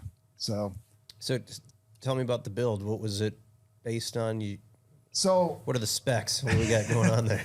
So it was just a 98 Chevy, standard cab short bed work truck, V6 crank window. It was really a nothing truck. We paid $3,800 for it, drove it home, had some engine problems. My wife thinks the engine problems were on purpose so we could pull the engine out, but may or may not have been. So, at first we're like, well, let's just lower it. So we just did a static, Beltec lowering kit on it, and he got the bug then. And in the meantime, though, I was trying to build a 97 two-door Tahoe, which I'm still working on because of this project. And my son's steadily trying to rob parts off of my Tahoe, and he's like, oh, Dad, you got some billet specialty wheels for your Tahoe. Can I just borrow those? And I'm like, sure. So he ends up with billet specialty wheels, and it's lowered. And then he's like, well, I used to do paintless dent repair a long time ago. And he's like, can we PDR all the dings in the truck? So I'm like, yes, we can. And then but there's a couple we couldn't get out. So then we're like, well, let's just body work it. And so it just kept snowballing. And finally I just sat it down. I go, here's the deal. We're ripping this thing completely apart. Engine's coming out. Everything's coming out. We're doing a full build for a 16-year-old, and we did it, and he was there every step of the way. We had one of our customers that came in to do a full build with us that had a ramjet engine of all things in a Camaro, and we did an LT4 swap in there. And he saw my son's truck sitting over in the corner. He's like, give your son my ramjet. Just give it to him.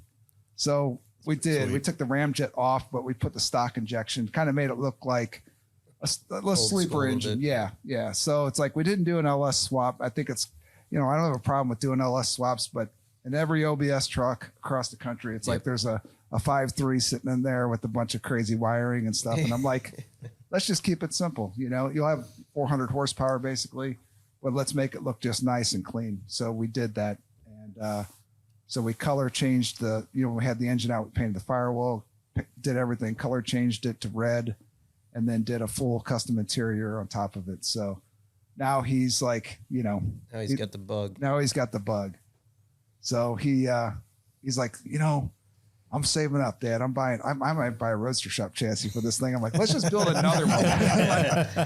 But I'm like, Dude, it's good to see him evolve, though. I did the same thing when I was 15. Me and my dad, we started building a 69 Camaro, and got it done by the time I was 16. And that car was redone like 4 times by the time I was like 19. Yeah. And then it sat. Once I got a job, then it sat forever. But I think get it's after good. it while it's on Dad's dime is kind of the moral of the story for your son. Once you realize when you got to start paying for each and every piece on it, then it's like Blaze is there right now. My son turned 16 last week, and we got him a new car, and he's got the bug. He's got the his friends over. They're showing pictures. We're doing this. We're doing this. We're doing this, which is cool. I looked at it as the more he's into it, and the more he likes it, the harder that's going to be when I take it away. if he fucks exactly. up. So That's a good way of looking at it. and I'm being serious. If it's something that he's not into, it's just a mode of transportation. Now, He doesn't care. don't get me wrong. Any type of transportation when I was 16 was gold to me. Oh yeah. Anything. It didn't matter what it was. You know, I wanted something cool, but I didn't get something cool. At least it got me somewhere. Right. What do you But- mean you didn't get something cool? You told me about that fucking Ford Probe GT that you had. Oh, you had a Probe GT. Well, I had it for a short time. First, very short time. That's a bad bitch right there, dude. Back in the day, It was a 95 looked like a wide Ford body. Probe GT, 5-speed. Yeah. basically looked like a concept car. Oh, it did. It was a supercar. Yeah. Okay. I drove it like a supercar For a short Until- period of time. Right to the end. until it was done. Until that supercar was twisted. When's the last time you saw one of those driving around? Oh, it's probably nowadays in I'd today's celebrate money. a Ford Probe GT sighting if I saw one. Oh, Yeah. If Anywhere? I could find that car, oh man, He those found cars, one and bring a trailer that you sent. they're probably I worth did. $175,000-$200,000 now. Should have kept it. Should have Yeah. kept it. Yeah. Today's. In yesterday's money. So he's all into it, and I told him, I was like, if it was just transportation, something you didn't care about, it was the car, like it wouldn't sting if you were to make a mistake, and I say, hey, it's gone. I want it to sting. I want it to hurt. So you don't screw up. And you understand how big of a deal this is. So That's why you're putting HRE wheels on it now. if we can, we can. There's lots of things that he would like to happen, but probably not going to. No, but it Sting a lot does. more It when it gets gets that, the curb. that pride of ownership going on. And I think that lasts a lifetime, really. Like if you have to work that hard for something and then to maintain it and keep your friends off of it, and, Oh, yeah. not to destroy it. I mean, that's a good life lesson. And I think just on the project management side of things, just being able to really focus on your time that you're spending and have a goal and get it done. That's another good life lesson. Right. Building anything, whether you're going to build houses, cars, Sure. be a cabinet maker. I don't care what you're doing. If you could finish an old car project, I'm pretty sure you can finish just about anything. Yes. You could be a That's- rocket scientist or brain surgeon, I think. I'm pretty sure you can go right into heart surgery after that Oh, pickup well, in truck build. today's But seriously, it's hard. yeah. The builds are very, very challenging, and it takes a lot of patience. And you have to be able to. So many things people start and stop and never finish, never pick back up on again. So you got to be able to hang with it. Right. It's a tricky thing. So I think a lot of people don't have an appreciation for that. But Oh, I think- we see it all the time. It's hard to complete that stuff. Oh, it is. Yeah, it is. Unfortunately, people want either all the way or nothing. Sure. If they look at it and you're like, well, I can't afford a chassis. I can't afford a full paint job. I can't afford these wheels. I can't do this, blah, blah, blah. I'm not even going to start. Quit, right. Well, it doesn't take, even from a young kid standpoint, I'm looking at it. Your son's 16, my son's 16, and there's only, obviously we're not doing a full concourse build. We're not Right. doing a RoadsterShop build. Right. It ain't fucking happening. No, it's not happening. Right. But there's things that we can do. All right. But there's also a lot of things out there that other people might not have that much money to do, but you don't have to. If you can just get your kids, male or female, whatever, interested, they might not go to the car field, but at least they're interested enough to spend some time, do that.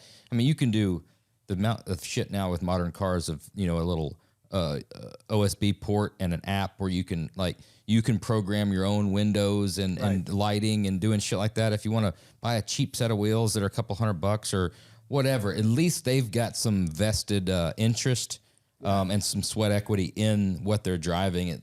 I think that's a life lesson, no matter what they do down the road. At least they've done something to the thing that they're fucking driving. I made my daughter do it too.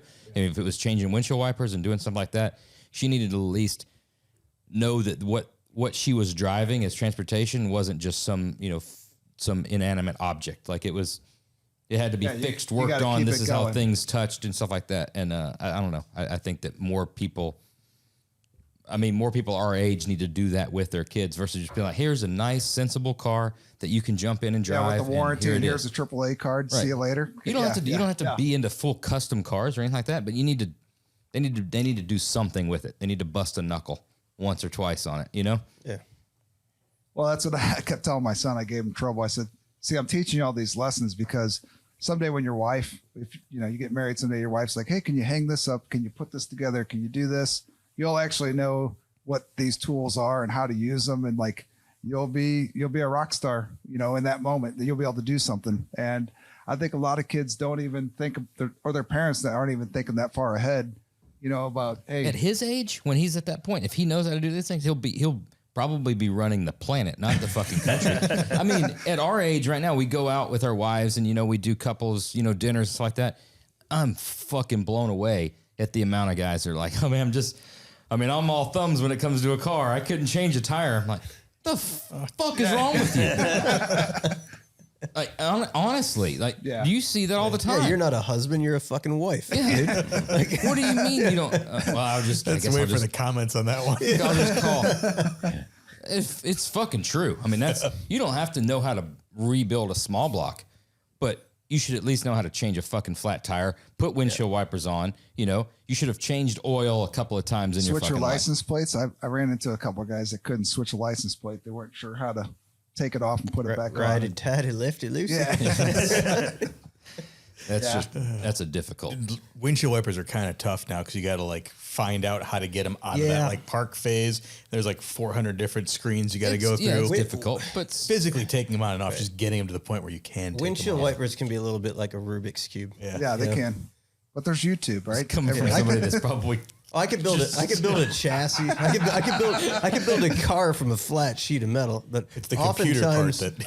like changing a windshield wiper can fuck with you. What about program radio stations? That's not fucking happening. I will sit in silence before I even attempt that. Do you guys think the newer era cars are less of a barrier for entry for people to build because so many things are better that you don't need to worry about weather strips and gaps and power windows and all that stuff that you do on the older cars? Like the OBS, Like the OBS cars? stuff, yeah. Like it's an easier. Yeah, when you look at compare a square body to an OBS, right? The doors on a square body don't shut worth a damn. They didn't when they were new. They don't. I mean, you can tweak them, but you're probably going to be on the higher skill level if you're going to make those doors shut nice. You could put that little PVC pipe on the striker, and then you can do that. So then on YouTube, didn't you? but it's like so I think that's why the OBS trucks honestly are really skyrocketing right now because they are decent in the stock form, and then you can make just small improvements to them. You can lower them, drive them the way they are. They look decent like that. The suspension just stock, with the lowering kit is acceptable. Besides the Motors fact and that trans are decent. 5.7 drop puts the crossmember subterranean. Yeah. Right. Yeah. You're true. Right. Yeah. It does on the. I did on my Tahoe. Yeah. Same thing. The square bodies is the same way. We got that one in the shop right now. I mean, you can't hardly slide a piece of paper underneath the control arm of the crossmember. Yeah. But I do think some of that stuff is good for the younger guys because they can get in there. It's not overwhelming. They can make it look nice without reinventing everything and getting out of their skill level. I think that's where some of these guys get in a little bit of trouble with doing older cars. They buy a nice chassis, they buy the best engine they can get. They've got all these cool parts, but they're like, damn, it's still a 69 Camaro that the doors shut like crap. And I got wind leaks and I got all these things I'm fighting and I don't understand how to fix them. You can still work on it with a Craftsman 360 piece tool set. Yeah. You don't have to have the specialty tools. You don't have to really, for the most part, worry about a lot of rust repair or anything like that. You need making all that Torexes stuff. for the strikers, though, don't you? Yeah, but the That's 360, why- I think a 360 piece has got the Torxes in it. Yeah. And the other thing is there's a lot of them in salvage yards still. So if you need parts, you're lucky. I mean, And the parts are probably decent they're compared cheap. to They are very cheap. repop doors. And Yeah. it's not like putting a door on a 69 Camaro that Right. Yeah. You're like, fabbing. yeah, you're basically starting with a piece of metal that you're going to have to gap and do everything else just to get it to look decent. But yeah, I think it's good. But the problem is now, in Haggerty just put an article out about it, but the OBS trucks are just skyrocketing, you know? And I think in some ways, I think they're more than square bodies really. OBS trucks are, they were cheap 5 years ago. And now I look at them and they probably tripled in price in 5 years. So it's a little tougher for the younger guys to get into it, but I think if you find what's next. the next stuff Ford Probe GTs. Ford Pro GTs. You heard it here first. Where How are many they? do you have in your showroom? We at the just moment? need one good auction result on a Ford Probe GT. Come on, bring The it to next time they're all out there. There's a graveyard of those Berettas, Dodge Nitros. Oh, And The then Dodge Nitro fell off the that face thing of the earth. fucking What about a Conquest? disappeared. Remember the Oh, Conquest? yeah. I had a Chrysler. And then what's Conquest. what's the Subaru with the window? SVX. Oh, yeah. the window that rolls up into the window. That makes an appearance in Travis Pastrana's new Jim It Connor does. video. Yes. Is it really? Yeah, Subaru SVX. I like the Subaru SVX. I like the Conquest too. Those are quirky. Those I were was all in middle school, and there was a buddy of mine that I was kind of halfway friends with. His mom would drop him off in a Subaru SVX every single morning, and I would be there first, and I'd be waiting on him to show up. And I remember I thought she was the hottest thing ever. You know, she had this big curly blonde hair and those half windows. And I was like, this is like a fucking Ferrari. Like, it's the bad. I remember I was probably like 10. I still remember. Modern version of like a Barris concept car with a big Yeah. bubble. The most See, custom. that. If you think about it, that era was like, I mean, must have been very inspired by like future concept cars. Yeah. Because they were like short of not having wheels and like hovering. They were Yeah. very Jetsons. they were very futuristic. I remember being The Mercury. the Scorpio. Oh, yeah. Scorpio Yeah, what even was that? I don't. It I just see felt that as a child. I was like, what is that? Is that a Mustang it with just- like what is 8 that? spoilers? It just car. felt exotic. It Didn't did. I think it was the name more than anything. you couldn't Didn't pronounce it have like little like an accent thing over it too? Mercury. Mercure. I remember being. I was like. Was I it- was like 11 or 12, and my dad. I did not come from a car family background. Neither did I. My dad was a preacher. Still is to this day. And I remember the car of choice. You know, my dad was Chevy Chase in Christmas Vacation. Yeah. The old family Cool, truckster. I like that guy.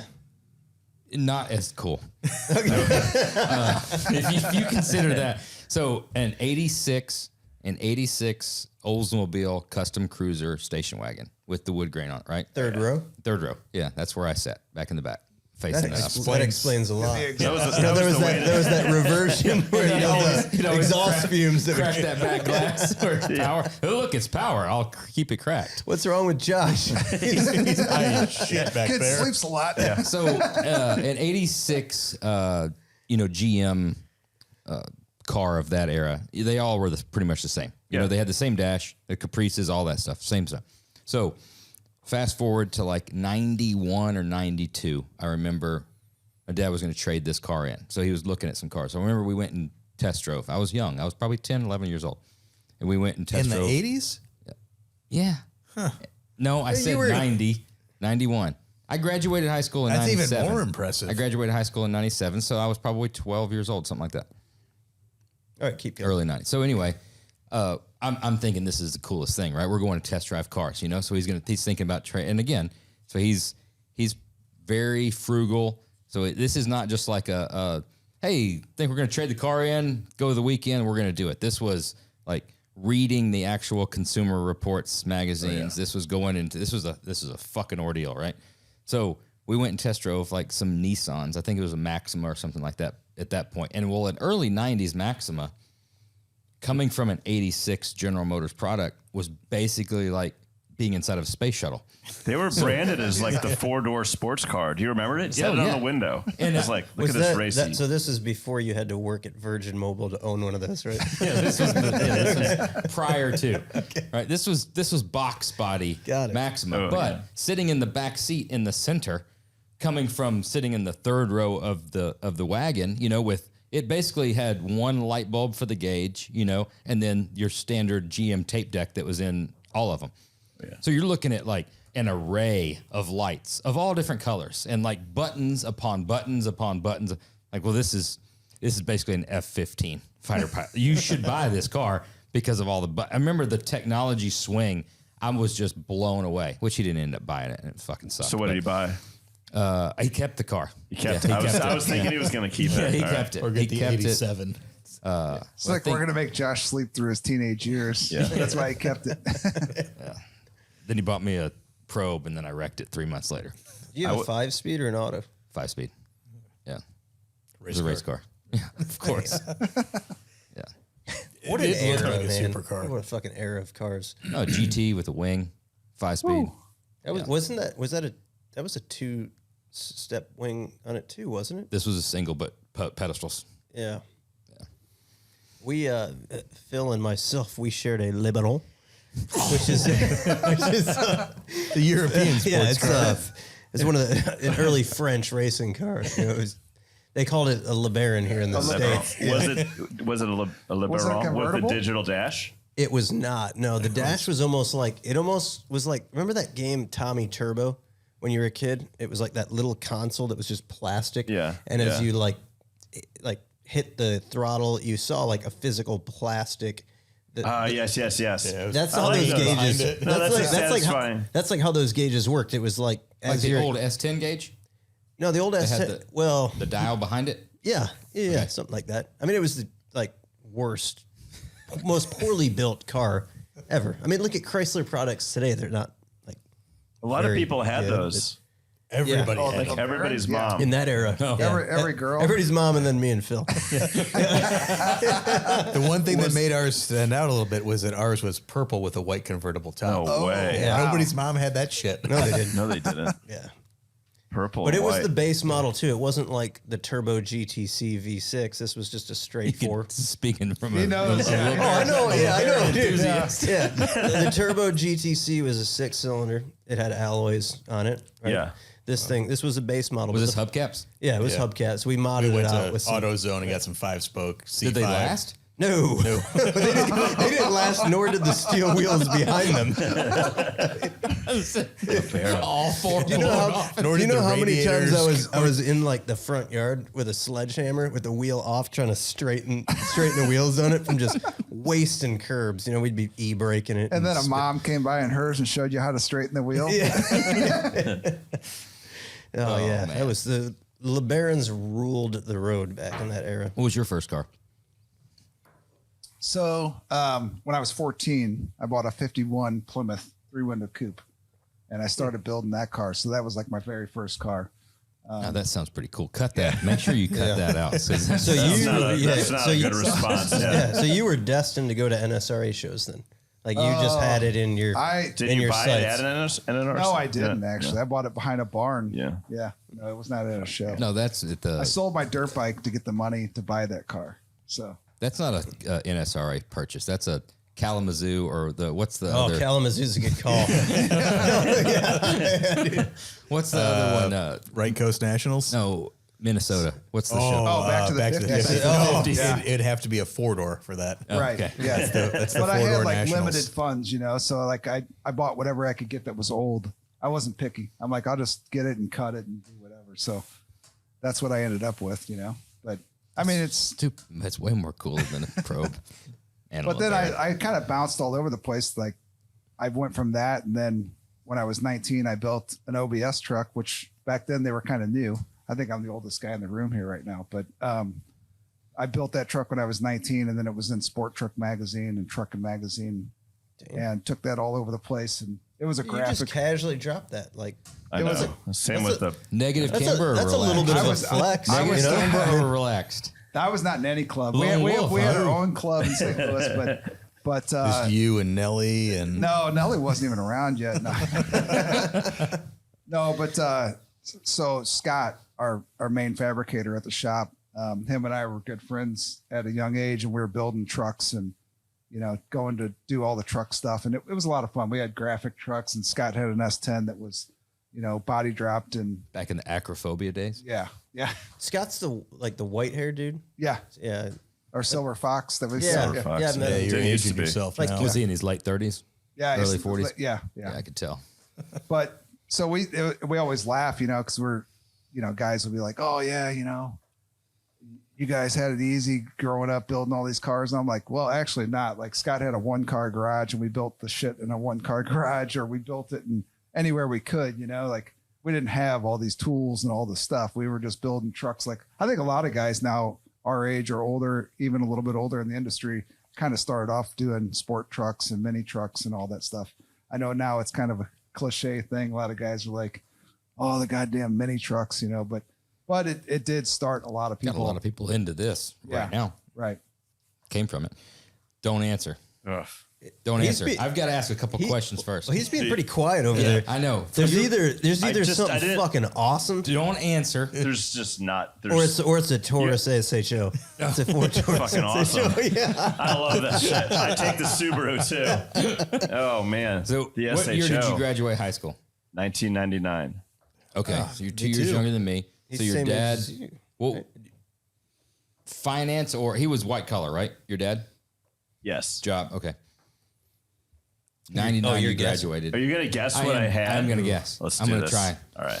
We'll go around the horn. Come on. What was your dad's profession? Lawyer or banking? No, manufacturing. Manufacturing, but you said white collar. Like a CFO. Yeah. Okay. Jeep Grand Cherokee. Ooh. Oh, okay. So he graduated It's a in good guess, 99. though. So that would be 5.9 limited. So a 96 or 97 Grand Cherokee? Yeah. Brand new. What color? That was the champagne black interior. Ooh, okay. 5.9 I see where with you're the, going. I know what the you're going to. Yeah, Dodge yeah. Charger Daytona scoops on the top the of the fenders. 5.9? Yeah. Okay. You're going. See it?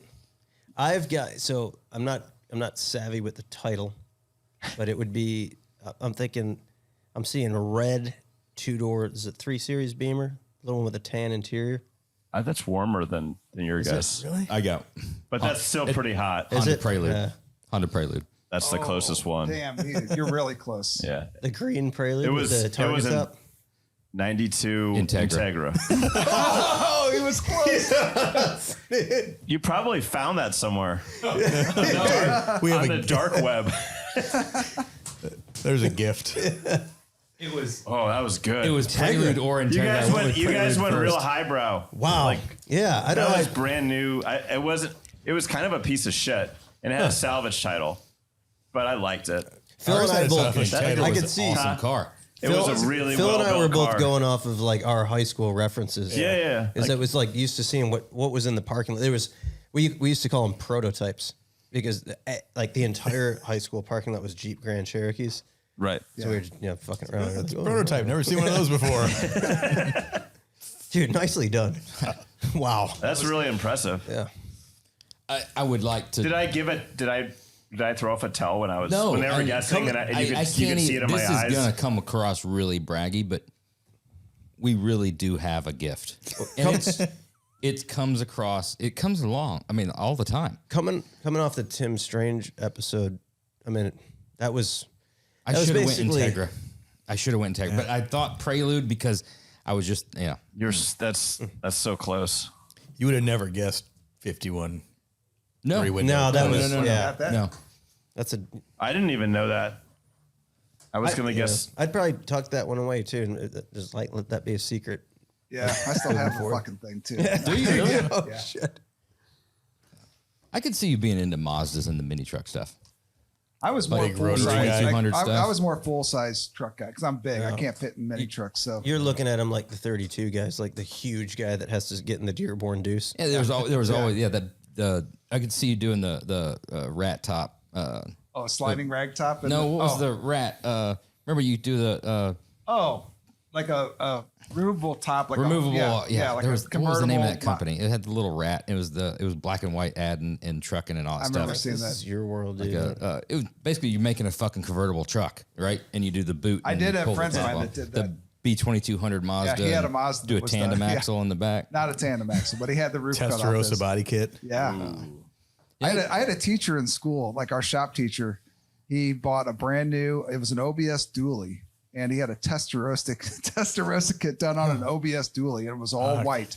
I could see And you like- being a regular cab dually guy. Did you ever do a No, dually? I had 2 crew cab dualies. I'm crew cab dually guy, but our shop teacher rolled in with this thing with the white. It was white, full Testarossa kit, and Holy shit! he was like, we're all, Speaking we're of kids, him we're right all here. talking. We're like, what is this shop teacher doing? How's he got a white Testarossa dually out there? This is gonna sound super I'll bet you stupid. he was probably just slamming the language arts teacher. I doubt it. No, seriously, this guy, he was Tearing it up. he was our football coach too. I mean, this dude, Yeah. he played for Florida State. He was massive, had a mullet, everybody thought he was the coolest guy. And he had that white, dually out there that was Shit. Testarossa. He was, he All I was the see guy. is what's the Oklahoma player back in the day with the mullet, blonde, played for the Raiders too.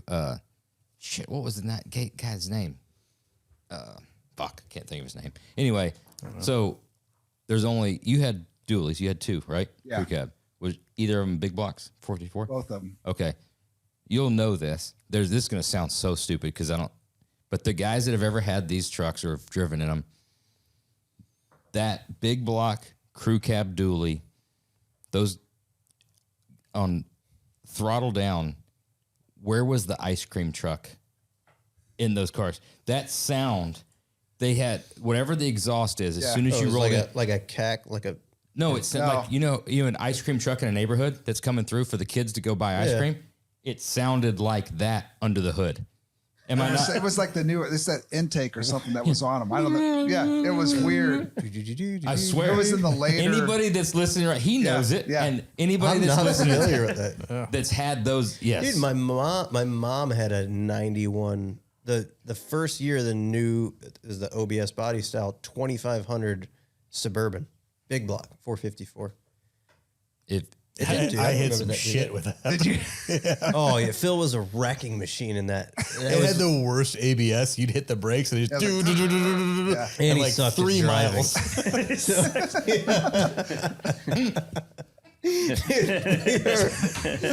So that was after the LeBaron. No, this was pre-LeBaron. This was before pre-LeBaron. Phil got because he was driving this before he got. Was the LeBaron a punishment? No. Kind of. Probably Here. but my dad wanted to pull like a 24-foot tag trailer for hot rods and toys and stuff. So in order to tow that, he convinced my mom into like, hey, I'm getting you an SUV, but it's a 2500 with a big block, right? She traded in the conversion van. Yeah. So Phil's driving this. I'll never forget because I'm sitting shotgun. We get a couple of his buddies in the car, and he comes into the driveway. You know, how, like when it snows out, you got to be a little careful because it's like the snow is inherently slippery, right? this thing have running boards on it? It sat up. No, pretty I don't think it tall. did. No.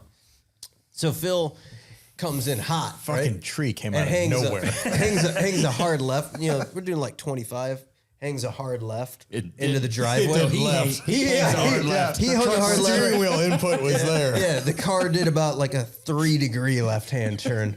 And Fucking oak tree just out of nowhere. It was just Phil freezes. Like we'll never. His friends still bust his balls about it because it was like Phil just like locks up, dude, and just boom. I mean, crank that tree. No damage. Yeah. Tree Zero or the damage bumper. to the car. Not even like a chip in the little plastic molding. nailed Just it. Caught it right on the bumper at. just KO'd it. And then he did the same thing. I imagine it's a similar situation. Just rear end somebody at like 200 miles an hour. Just In that? drives straight through him like a freight train. You ever hit anything with a forklift and it just goes right through? Forklift don't stop. Whatever you hit, moves. Similar situation. I think it was a little Sundance. Was. Yeah. Dude, she must have like really hurt her back because being a little heavy set with the Tweety Bird steering wheel wrap in I hope there's a lot of people in our age group listening to this that can relate to that. That's all that will be left listening. Dude, it's a forgotten era of car. That The cars that you're talking about, like you're right, the Dodge Neon just disappeared. Where are they? I forgot about the Neon. I know. I forgot I see until he said neons, something but about it. I still there's- don't see Ford Probe GTs. No, you don't see those. I see neons, and every once in a while you see the neon, the hopped up one. what was the The Ford Probe was pulled off the market. I mean, that thing had 700 horsepower, and it was known to I just. can't believe they bought you that car to start with. It was known to just like do lurch it. into the side of a Mercedes at So 95. So Like, explain, it happened a lot. Yeah, It happened a lot. Josh has told me the story. He had it was a violent wreck that you had, wasn't it? Tell me. This was 20 something years ago, and I'm still afraid to talk about it. I think the lawsuits are just now finally Just hitting. finished. Were those rear wheel drive? No, front wheel drive. Oh yeah, Yeah. way better. This was a fucking. I honestly swear to God, stone cold sober. I don't know if I can tell the fucking story. How does a front wheel drive manual I think work? you're past the statute. Yeah, we're good. You think so? I think you should let it run. Dude, wait, so if that was when you were anywhere 16, safe to say it, it's that's like not 50 air. years ago, dude. That's there was that was black and white when that happened. There was a shit ton of lawsuits. Like I'm serious, a lot. He's drinking before he can even talk about it. So this was in Georgia.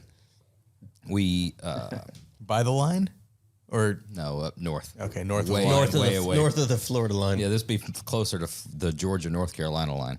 So Forsyth County, Cumming, Georgia.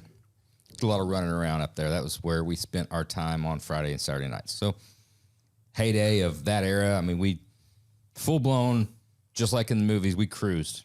We'd cruise from parking lot to parking lot to parking lot, up and down the strip. Everybody did it, right? We also would street race. Not condoning it, but we did it. Yeah. Right? Well, it would be, so exit to exit on the interstate was exactly 1 mile, right? So it was like exit 100 to exit 101, right? Exactly 1 mile. So the deal was you'd roll out, and this would be late. We'd roll out on the interstate, and then we'd line up, and we would roll from a roll, race to the next exit, right? So at 700 horsepower, you were obviously a top contender. Right. So, I mean, Ford's still going through shit now. On they said that thing was 240, but it was It was It was like, underrated. yeah, it was like the for old, like, insurance purposes. it was like Yeah. the Copo Camaro, right? They yeah. It's like a yeah. Ford GT poor man's version. I think it still holds the Nürburgring record. So For a front wheel drive. for front wheel drive, 5-speed Ford product, purple. Was it purple? It was maroon. Maroon. I call it maroon. No, it Most was everybody purple. else called it purple. Yeah. The haters Mauve. haters That's are gonna hate. Mauve. Yeah, I it think. was GT though. So tinted windows, and it was great. So I thought, rightfully so, because I was on the inside, I knew that this was underrated from Ford. I knew this was a race car. So we raced, and this was going on for a little while. So race another car and blew him away. Right? Not that it was a fast car, It's but like a drag race, or what kind of? from a dig, we'd get on the interstate and we'd, and it was pretty obvious, you'd pull over in front of the guy and hit your, flat hazards. And, it was always a different girl would ride with you and, a girlfriend or whatever and all that. So everybody kind of go back and you're like, oh, I got beat, whatever. What were you racing At that point in time, it was that particular During the wreck. it was a pro mod. Yeah, it was a Bickle race car, pro mod. Sonny's motor in there? Yeah, Big. it may or may not have been a Z24. Regardless, pin it, right? I'm by myself. Nobody's with me. And so beat him hands down, obviously. 896 horsepower versus a Z24. 24, yeah. So no problem. Again, 16. I'm 16. So get off the exit ramp or coming up towards the exit ramp. I just hit it in neutral, right? Coming up on the exit ramp, whatever. No problem. I'm starting to slow down. Not realizing how fast I actually was going, which was 300 plus. it was significant. It Got to was pull his parachute. No. it was a way save the high day. into the triple digits at getting off the exit ramp, right? So kind of just knocking into neutral. I'm thinking I'm just kind of playing it cool, There's no sense in getting on the brakes hard. I beat this guy, That red light at the top comes up Real fast. quick. Well, with 800 horsepower, What are you gonna do? it does come up. It does come up fast. So anyway, the intersection comes up quick. There's a right hand. I'm going right anyway, so it's perfect. I can just kind of just right there to the right, just take it to the right. So I'm taking it to the right at the same time that there's a big body Mercedes that's kind of wanting to take the same lane that I am. It has the right of way. Yeah. So from that moment to the moment that I'm in the back of a police car, in between those times, I don't know anything. I don't remember anything. Can't tell you what happened. Can't tell you anything. I don't know how I got from there to there or how much time passed. Superimposed you. Still to this day, that was quite the wallop that I took. And Took a little bump on the head, did you? oh yeah, that was just. And I woke up handcuffed in the back of a police car to a very angry and inquisitive cop. wanting to know what the fuck is going on. Which now at 44 years old, rightfully so. Ask that dumbass what the hell he was doing. But you still can't remember. I still can't remember. Yeah. I don't know what how happened. it got from that point. I don't know how I got out of the car. I don't know how anything. You start just rattling off specs like the horsepower. And, This is 865 horsepower. What do you expect? Carroll Shelby built this. He signed my glove box. Look over there. Oh, wait, the glove box broke. God damn it. That does add a couple hundred horsepower, yeah. And they did. I'm again 16, so I'm like, I'm coming to this is serious business. I'm coming to not knowing what the fuck's going on. I'm stone cold sober. I haven't smoked anything, haven't drank anything. I didn't do it at 16 years old. I didn't even know what that was at that point in time. And he's wanting to go through everything. They do a breathalyzer test. They make me walk stuff and all that. And I have to get to a point where I'm finally tell the cop whatever. I'm like, dude, I understand that this looks really bad, and I understand it. I'm telling you the truth, the God's honest truth. I'm just stupid. Like, And I have a serious concussion. yeah, you think that I'm drunk. You think that I'm high or something like that. I get it. You've got no other explanation would make sense. But I just was doing something stupid, right? Well, he wanted to know if we were racing, so I had to, absolutely not. Again, Carroll Shelby built this. I wanted to see. I'm trying to see what its speed. capabilities Right, are. see what it was. And turns out, The Georgia model. quite a lot. The Georgia models, no joke. Matter of fact, like I'd like to file a report against Ford. The brakes suck. Yeah. So it destroyed that car. Absolutely. Now, I will say it's built safe. It's built super safe. Destroyed the shit out of that car. The Mercedes. Well, both. Both. No, I think the Mercedes was held up okay. But there was 6 teenagers in that Mercedes. That was their dad's car. 3 wide in the front, 3 wide in the back of all girls. Yeah, turns out they were pissed. Did you get any numbers? Yeah, you can have one. That was bad day. It was a bad day. My parents were out of town. They were in Florida. I had the house by myself, right? So who came in and got you from the police station? This was Friday night of a long weekend of basically Street racing. this is my house. Everybody's welcome in my house. That turned into Josh is really scuffed up. Josh got a big bump on his head. No, they didn't take me to jail. Didn't take me to jail. I had the thing. He let me go and made sure I wasn't drunk, wasn't anything. It was just end up being a Accident. wreck, an accident. Yeah. So what did your parents say? I called them when I got home. I had my buddy Tim. He had a Cobra at that time, the new Cobra. He had money, and he took me home and called my parents. And said there was a bit of an accident. I'm fine. I think the car will be okay. Josh It had was a dark. wreck. It was dark. A little PDR work. Right. Yeah. And my dad's like, if you're okay, that's fine. What were you doing? And I was vague like a 16-year-old would be, just driving, just minding my own business. And his car pulled out, it's hard to tell. I mean, those cars are fast. I can't believe you bought me such a fast car. Why would you do that? You set me up. It's a race car. Dude, Street Outlaws doesn't have shit on you. No, they don't. I know that. I've seen these cars and they race. I'm like, dude, we were doing that back in the 90s in a Probe. Yeah. Just buy a Probe. Why okay. would you buy? Okay, Why would you don't put a shoot. twin turbo big block?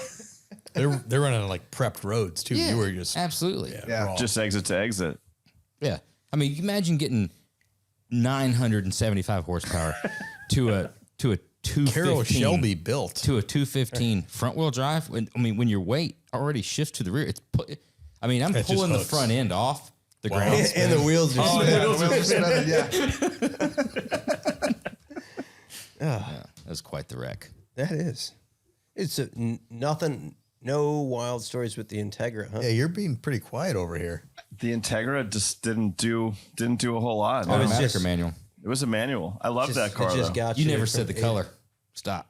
You guessed the weight. No, I never guessed the color. We never talked about the color. Nobody He ever guessed talked the about color. All right, I'm Did gonna you guess the color? I did not, They but only I'm came not. in 3 nobody colors. guessed I'm gonna color. send it to you, but maybe you don't even need help. No, my phone's down there. Let's Josh think. is clairvoyant. Well, I know they came in white. I know they came in black. I know they came in red, and they came in dark blue. Right? They also came in. Did we establish if it was a Type R? Yeah. Wait, you said you graduated in '99, so this was a '96 or '97 or '99. Was it brand new? No. It's 92. Okay, so seal beam headlights, not the four beams. Right. Okay. The better looking one. Oh well, then you're only white, black, red, and How do you know this? It's weird, isn't he? He's an Integra owner. He's Josh making knows shit up closet left and- and right. Josh has That's the really most good. useless knowledge. Honestly. Wealth of useless Are you sure there are knowledge. only 3 colors? no, there was a teal green, I think. There was a teal green. Yeah, You're right. That was I think he that might has have a been teal the green. Silver maybe back then. I want to say white, but I want to say black. I know that's very easy, but I think it's black. I'm going teal green. I think it's black. You're going Yes. teal green? Yeah. It was red. Oh, I said the red. It was the last one I would have thought. Yeah, I wouldn't have never thought red. The rear I failed. quarter didn't match the rest of the vehicle so well because it did have a salvage title. It had some shitty ass body work. And the front windshield leaked Really? when it rained. Could never get that fixed, which means the severity of the original damage is probably, I don't know. Probably wasn't that good. But Significant. wasn't very good. Would never seal. Tried to seal that thing up, but How many Integras do you have for sale currently at Classic Car Studio? wow, that's a good question. He's Really like liquidating all Integras. those to get for fucking probes. I know that. I'd like a Type R. That would be a great car to own. Have you seen the prices on those things? That's stupid. Yeah, there was one on Bring a Trailer that brought They're what? valuable? It was like Oh yeah, For real? Type R's. They're bringing like $60,000 and $70,000 Easy there, Mike. for an Integra Type R. Grief. May have had more coming across the horsepower table than here. the Probe GT, Yeah, that was like or actually, Is that a VTEC? when the VTEC kicks in, I think Yeah, but it, that's major. That's Japanese horsepower though, so they're Yeah. they're 1/4 scale. I think they only had 195 horsepower. 1/4. That's a thing. Is it? Yeah. That was. I'm telling you, Integra was a badass car. It was. I really wanted a Ford Probe GT. what about but the 4-wheel steering Prelude? You know that car? I do. Yeah, 4WS on the back. I'm not familiar with I that. am not as well. That's a good body style. Yeah, 4-wheel steer. Four-wheel yeah. That was a steering. great body style. 2.2 liter. A lot of liters. Dude, what a fucking era. I mean, the Beretta is the dark horse. That's Kelly Krasny all day. It's the entire Krasny family. Did you have to have the it's- permed hair for the Beretta? There's a It's- requirement. it's literally 6 generations of Krasnys. It was the car you Piloted got before you became a stripper. It was always pre-stripper car. You think so? Every girl I knew that had a Beretta was about to become a stripper. Or if you were like just getting ready to like dabble into Top Fuel, like because it was every fucking like pro stock car was Yeah, a was it? was a Yeah, it was a Beretta. Beretta. It was There were some bodies, Pro yeah. Street Berettas. Yeah, what a Back- weird yeah. fucking what a weird car. Oh, that's kind of like a triangle. Let's use that car from General Motors. Just whatever aerodynamic. I Well, feel it's like weird. They Josh Anderson probably ran a Beretta. Oh, in the Josh early days. Anderson ran the shit out of a Beretta Yeah. because they overlooked like that era. That's like the IROC generation. You didn't see the IROC Too wasn't long. the IROC wasn't prominent in like the It's too drag wide. race scene. Yeah. But the Beretta, man, That was a hot car to drag race. yeah.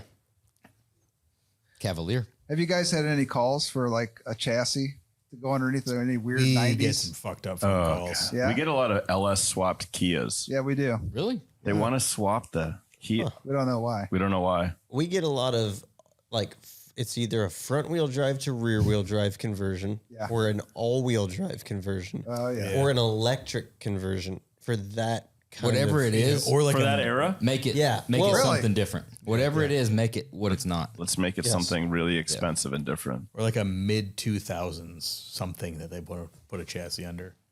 Yeah, I don't know that I like don't know a about that. 2005 F-150 needs a different chassis. I've got a 2007 Lexus GS 400. I want to do a chassis. chassis. Cantilever. We got- IRS. We get a lot of calls for stuff like that. It's hard to. No. You gotta put them down easy though. What's the weirdest thing you guys have gotten a call for and actually executed? That's a good question. I don't even want to say it. Say it. We'll go head to head on this and see who's Yeah, we're gonna win hands down. see who takes the cake. I gotta think of the weirdest one. Do you have one? The weirdest one that we've done, like a full build on, probably that Mini Cooper that we put a Honda engine in. That's was like not weird. Well, I mean, it was, glorious. but I mean, It was compared fucking to what cool. everything else we do, I mean, that was weird for us to do it. You know what? It kind of ruined the car. It was better with the. I want to do one of those forever. Noah's we just mad. You know why? Because when he drove it on the track, the hood fucking blew open on him. We were going. Yeah, but that was probably just like a, it's a tiny little hood. Like a leaf, like a leaf stuck on the cow. It's behind his. He's got it hanging on the wall behind his desk. The caved in hood. Yeah. Yeah, it smashed the hood. It's like a kitten purr when it pops the hood. What was that? I think that was the hood. I don't think it was. If we were going wide open down the straight, the hood came off. Well, it came up. Came up. I was with this lady. I was like, that's okay. I kept telling her it was okay. I'm a professional. I had my head out the window. I'm a professional. I'm on TV. You might have seen That me. was a fast car, but It was just a little weird. I mean, it was cool, but it was like totally out of the realm of what we normally do. I mean, I'm sure you experienced it with the Ford Probe GT, but torque steers, son of a bitch. Yeah. Yeah. When you start getting up into Yeah. quattro digits horsepower, honestly, you know that thing made 1,000 horsepower. So what from the is factory. this? This is like a progressive nitrous kit that you've got on this because the, You know, it started at 6. I wanted to see if the anybody would catch it. horsepower is just exponentially increasing. Yeah. Well, I did the cone air filter. Did you have the K&N sticker on No, it? the reverse cyclone on the inside. That's good for, I don't know, 300 to 500. Yeah. Did you take out a lot of your interior too? So lighten the car up. That is a hatchback. And Okay. That back seat flipped down, so that That the helped. interior was used for other things, if you know what I mean. That was for sex. So for the people who are listening that may not understand our humor or interest in like the worst The dumb- 90s cars dumbest there are, cars. what if you guys got going on that's like pretty fucking cool right now? There we go. Like hot rods? Yeah, like actual Yeah, we have a lot. We do. relatable, cool fucking cars. I'm liking the 90s discussion, but we can hop off. Wait, what about you guys? Yeah, you guys. Where's your you got it? Oh, you to talked top us into- that, dude, yeah. yeah, fucking, that's blown away. Lobster car. Dude, the lobster car takes the cake. what's the What? lobster Yeah. car? What isn't the lobster car? Picture a lobster as a But car. Who was it for? A seafood company? Yes, Yes. exactly. Really? Was it? Good for you guys. So big lobster enthusiast. You're just big time into I lobsters. like lobsters. Dude, it's What did you like, say? right, there was pro touring, pro street, pro lobster. It's a real short minute in time. What Dude, was? so we had a customer we built a really cool Camaro for. Great guy and a very successful business in the seafood industry, and he bought it was a Hollywood Graham at Yeah. a Mecum auction that was already hot rodded. So you can Google it, obviously, you can see what one looks like, but this thing was like chopped section, turned into a roadster, and it's already red. So he brings it in, he wanted it dressed up for a trade show seafood display. And you look at it and you're like, yeah, I get it. Dude. Like, I can see it. Like, it motherfucker looks like a lobster. Dude. Looks like this. Yeah, it's like, we got this. This is easy. So we took it to a dude out in Pennsylvania. I forget the guy's name. I got to talk to Billy Steele about it. But really good airbrush artist. Dude knocks it out of the park. Fucking lobstered the shit out of this thing. Like, full blown. The fenders are claws. It's got waves coming up through it. Dave Voss comes in, knocks out just a nasty interior. Lobster skin interior. Lobster skin. Smelled real good.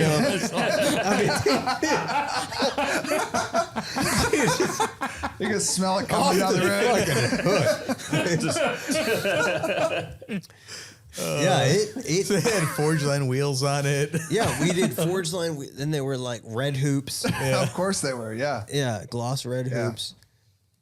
I feel like we touched on this before. We pulled We did. pictures up. But We dude, did it talk like about it before. you laugh, but it works. Oh. Like this thing.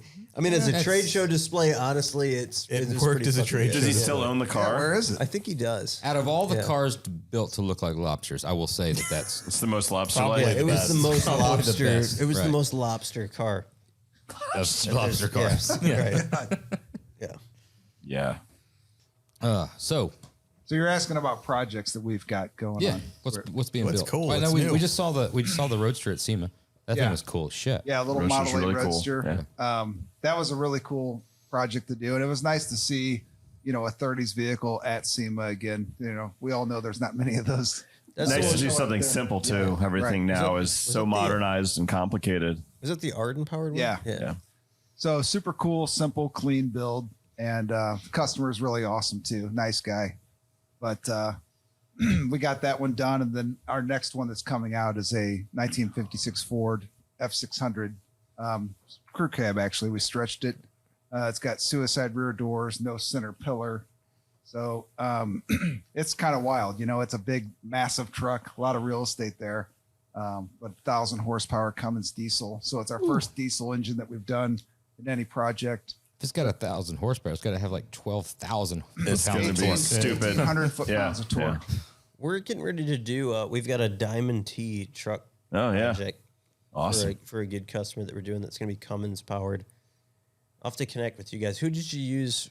D&J Performance out of Ohio. Okay. Yeah, they're great to work with. Yeah, they're really good. They understood kind of what we were after. Like, not only does it have to be a good performance engine, but it has to look nice. So they CNC cut like an intake for us, and a lot of different pieces for it. So it looks like something that belongs in a custom build versus a tractor pull, And that's like vehicle. So Allison Trans or Is it No. 24 valve or something like that? yeah, It is 24 valve. yeah. Yeah. No, it's a 48 RE overdrive Okay. Dodge Chrysler transmission. But that build it's been a lot, because it has evolved into more and more stuff, and nobody knows how long it's going to take to cut a cab and turn it into a 4-door and reinforce it all well enough so the doors don't rack or do anything weird with no center pillar. So for us, it's actually hour wise, it's the largest project we've done to date. So we're thrashing on it right now, trying to get it to Barrett Jackson for the Cup competition in Awesome. January. So our customers are all excited. Everybody's excited at this point. We've been working on it for almost 3 years, and It's hard when you get to the end. It's easy to start.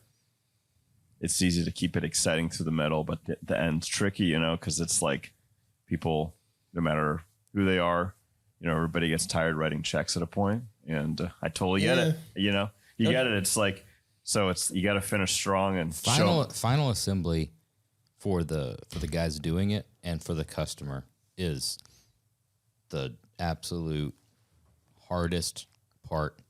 Well, I'll disagree with you. I think Okay. body On work. that. I actually Yes. think body work is Because the Body work is unfulfilling. The final assembly process. I mean, at that point, the cars coming together. You get to see all Things those happening. years of hard work and all the money spent.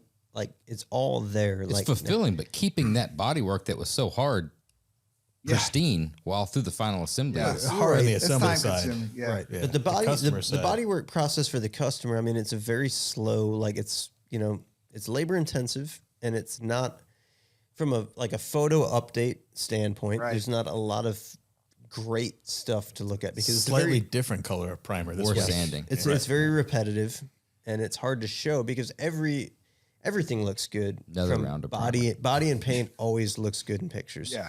So what do you show? But I know that's the conversation I have with this customer quite often. I just call them and I go, listen, I can send you pictures, but it's like we got It's 300 or 400 hours primer. of body work here and blocking and everything. I mean, I'll show you what's done and what's not done, and that's about all you can do. And he's like, oh, I get it, man. I'm just excited. It's getting closer to paint. Like they think of that as like, the big hurdle, and it is. Like once you start getting color on something, then everybody's like, oh shit, I can see what it's going to be. Then we're gonna sand it all off.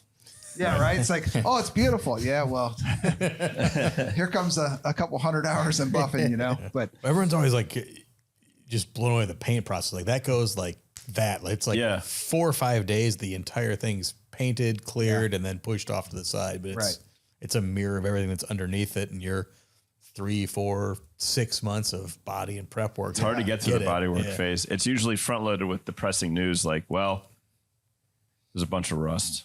Well, a bunch of fiberglass jammed up here. Well, okay. We need to find some doors. We need to put new doors. We can't find any yet. We've been looking for a couple of weeks now, but we think that's the best way to go about this because we don't want to have to make these from or when you scratch. tell them like, yeah, we primed it and we're gonna block it. They're like, Oh, so yeah, it's getting painted. Yeah, paint month. next Well, week. Maybe. Yeah, so paint next week. Yeah, this is spray poly. Okay, like we got to lock this and You guys are doing all your own paint, body, and house. yeah, We do. Yeah. So what do you figure it takes? Like, let's say a crazy high end build, something like this that's maybe the highest end thing you've done, hours wise. For paint. Yeah. For paint and body. Paint, body, bare color. metal Bare metal to- up, about 1,000 hours. Yeah. You know, something like that. Just depending on what it is. Just for paint and body. Yeah, just for paint and body. Yep.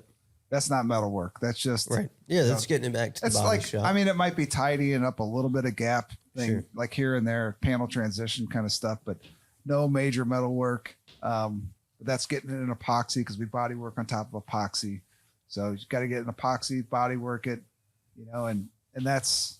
I mean, there's no fast way to do that stuff, right? You either do it the right way or you don't. So what's your process? You guys get a car out of the fab shop. You've built the whole car in fab. Yeah. Now it goes to the body shop. So you have a complete car that's probably been floating around fab for a couple of years. Yeah. What happens when it gets to the body shop? So before that, actually, because we do have our own interior shop, we'll take the car when it's in metal or car or truck, and then we'll run it over to the interior shop. I'm jealous of you. The interior shop in the middle there is a key piece because right Oh, it's now this great. truck we're finishing now, the interior's done. So The interior's They're- done minus the headliner and carpet. they're sanding and buffing it now, and then body's going to go back on the frame, and we're going to get the interior back in it. It's going to all go back together. So They're both just like, Because It's a flex. I mean, Yeah, when you, they're when like- you think about it, like, but when you look at like employee retention and overall happiness, I mean, I think any interior person will tell you they'd rather work around a car that's either in primer or bare metal or something other than paint because it's nerve wracking to try to test fit stuff, fabricate anything and work around a car like that. So we actually looked at it from that standpoint first, like, okay, let's try to make some sense of this, do some damage control. And you must have put that glue on the quarter panel. Oh, we don't do interior. How did we put the glue on Yeah. the quarter panel? but it's worked out really well, and then we can make, if there is some weird thing, like we need to make an adjustment in metal because the door panel now is hitting an area. In order to have a cool shaped door panel, sometimes you might have to do something back in the metal shop again. So we work back and forth a couple times and then it goes over to paint and body. But That's a great way of approaching it. I mean, really, you guys definitely have a leg up on the competition because that is a awesome way of doing it. Because, like, we sent a car to Carl. Like, I was like, Carlson's texting you right now. right, Carlson's texting me right Yeah. now. But so Carlson's got a Kudo over there, which isn't. It's fortunately, it's not a high end paint. The car was already painted, so it's basically call it a survivor car, right? He'll pull the damn doors off of it, and he's painting jams and painting like reworking insides the door shells because to do the interior right, you need to do that. To do an interior right, you've got to start like pre-paint process, or at least have a good communication with. He's got you drinking the Kool-Aid, doesn't he? Yeah. There's a little bit of a kickback. I mean, here there's a mild kickback. but even simple You could things just put like the interior in the car. That's the other option. Dude, you know the kind of money that Matt's got. He's sizable. He's greasing the wheels. The trunk's done. Trunk is absolutely done. No, but it does help. It does help to like look at things. I'm sure you look at like pinch welds and transitions of like the like a kick panel to a door panel. There's some things on cars that they just want all don't- that to go together. Yeah. They just don't work unless you make some modifications. Well, and like on this F600, we wanted to get rid of a sill panel. We didn't want that on this build, so we actually built up the rocker to come up and step up enough to where we can fit sound deadening, carpet pad, and carpet underneath the rocker. Like so, it's all extended up, and all that was done in metal. But the interior shop girl Laura that works for us, she walked over right to the metal shop and gave them a sample of sound deadening pad and carpet to like use as a test, so they can mock up the rocker panel appropriately, to clear all that. So it's that kind of stuff that we're doing, just to try to make the process a little better. And Did you take into account any thickness for premium lightweight body filler, or you just spray right over metal? Right, the metal work is just Yeah, our ready to metal work. spray. Yeah, it's like that's I mean, another. that's what It's we another do it. flex. Yeah, we don't That's another use flex. we don't use Flex. anybody Yeah, for it. really, what we do is we sand and buff our metal, and then All and we- cars are silver. and then we look at it. We look at it in a glossy form, and then we go, yeah, Drop a little food coloring on it. yeah, it looks good. No, it looks nice peeing in that bottle and the reflection, and like, yeah, let's just scuff it and paint it. And- Shoot it. Yeah, that's got to be handy though, having that intermediate process of upholstery to get yeah, like the initial. I'd imagine you get the initial upholstery fabrication primarily done prior to like paint body. Prior to painted body, absolutely. Yeah, that's Yeah. good. And time frame wise, you're doing the upholstery while the body and paint's being yeah. done, So right? like when you're it push comes to saving shove, months at like the end. yeah, we can get something done a little faster because of that. Saving on shipping expenses. Trying to make the builds as affordable as we can.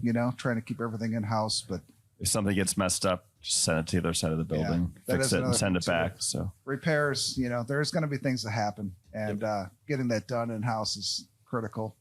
But plus, I don't, we don't really get a lot of finger pointing if something gets messed up and you have to redo it. Just send it back over there, get it Right. done.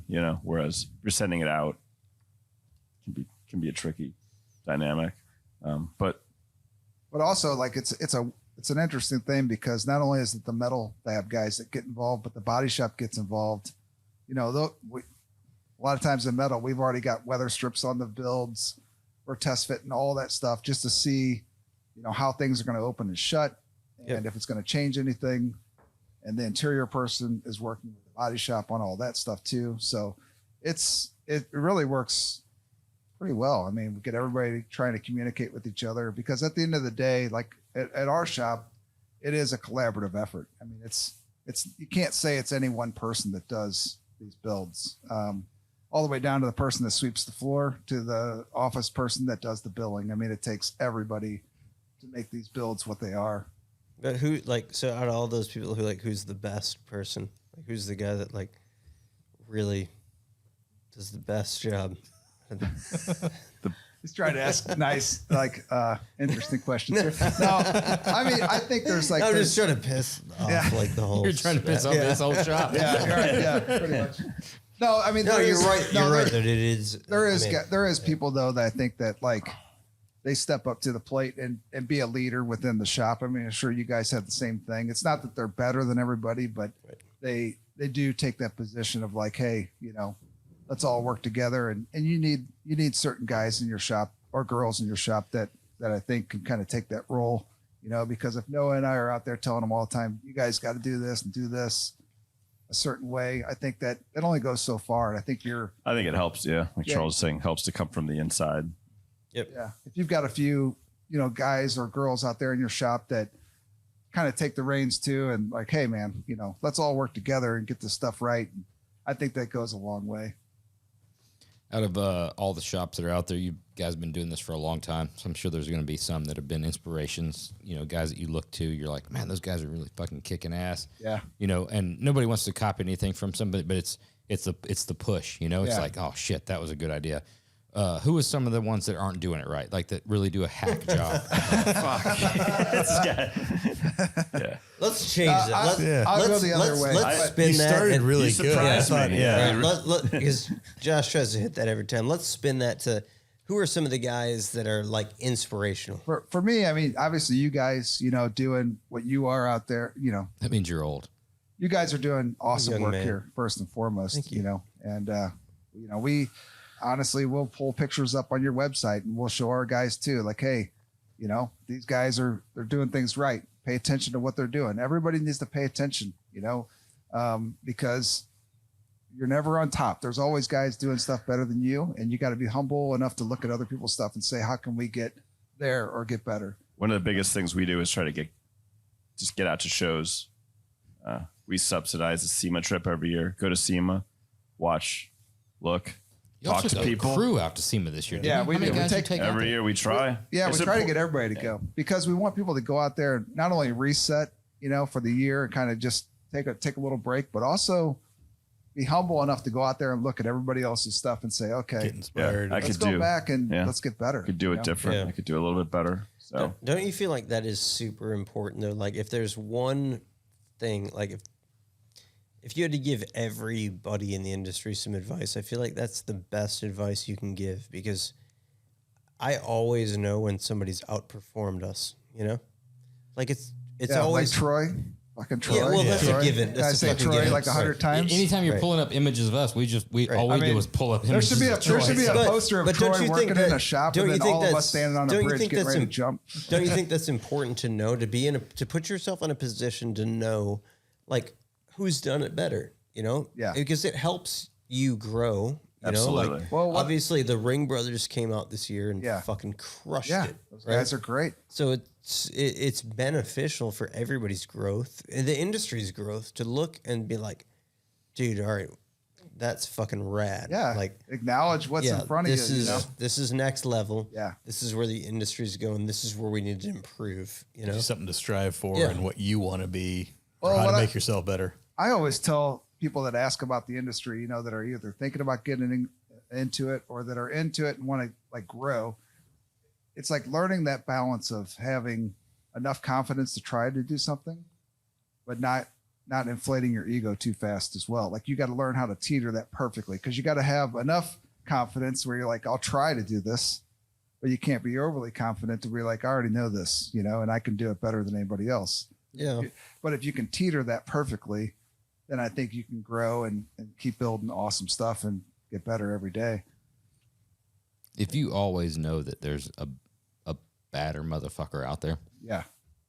then that'll keep the ego in check usually. Yeah. Like it doesn't matter when you step back, like you talked about, you know, paint and body or final cut and buff, you know, that final assembly time, you know, the body's going on the chassis, you know, with those wheels and tires on it, and the thing sits at sand. You're like, yeah, it's easy to be like the baddest motherfucker that walks the planet, you know? Yeah. But knowing that when you show up to SEMA or something like that, that there's a bigger gorilla in the room, you know, or whatever. What you've got going for you is that, you know, like Troy will give you like a couple of years, you know, while he's working Where on you something. think you're good.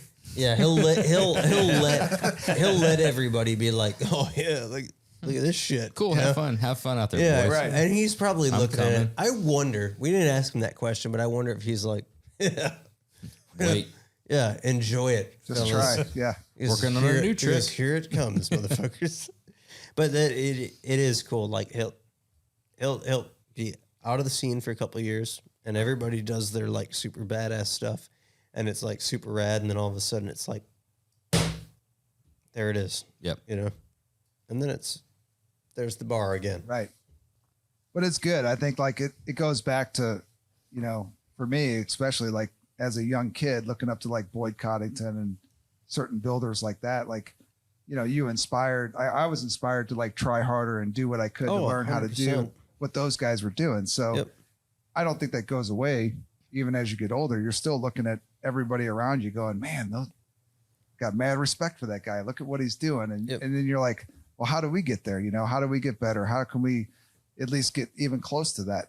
And I think being humble and looking at it that way, I think is really the best way to be, you know, and not, I don't know. I think there's so many good guys now in the industry building cars. It's not like at the 1960s, you know, where you've got like, we all know the handful of guys that were building cars back then. Now there's like, I don't know how many shops, 20, Right. 30, who knows how many shops doing like super high end builds. Or even specializing in like one specific area of a car and doing like insane tube work and Right. you know, Or like, stainless hard lines or you know, machine work or Jeremy doing interior work, you know, it's like you look at some of the interior jobs that are done out there, and like Paul Atkins used to be the guy, and he still does great work. But like 20 years ago, he was like way out of his league. And now there's all these new guys coming up, and they're pushing the envelope way further than we ever thought. So it's in every facet of the industry. I think there's just talented people that are pushing it further. And part of that's because of technology. I mean, we've got a lot of cool things we can work with now. well, everybody wants to be. I mean, there's nothing wrong with wanting to be the greatest, Right. but also acknowledging the fact that you might not never be the greatest. You know, Yeah. you might be one of some of the really good ones. Yeah. But the mentality of trying to always be one of the great, there's no shame in that. Right. That's not a negative to try to be the best. It's not a negative to try and win, right? It's Right. not a negative to try and do every single thing you did that you're going to do tomorrow to be better than what you did today.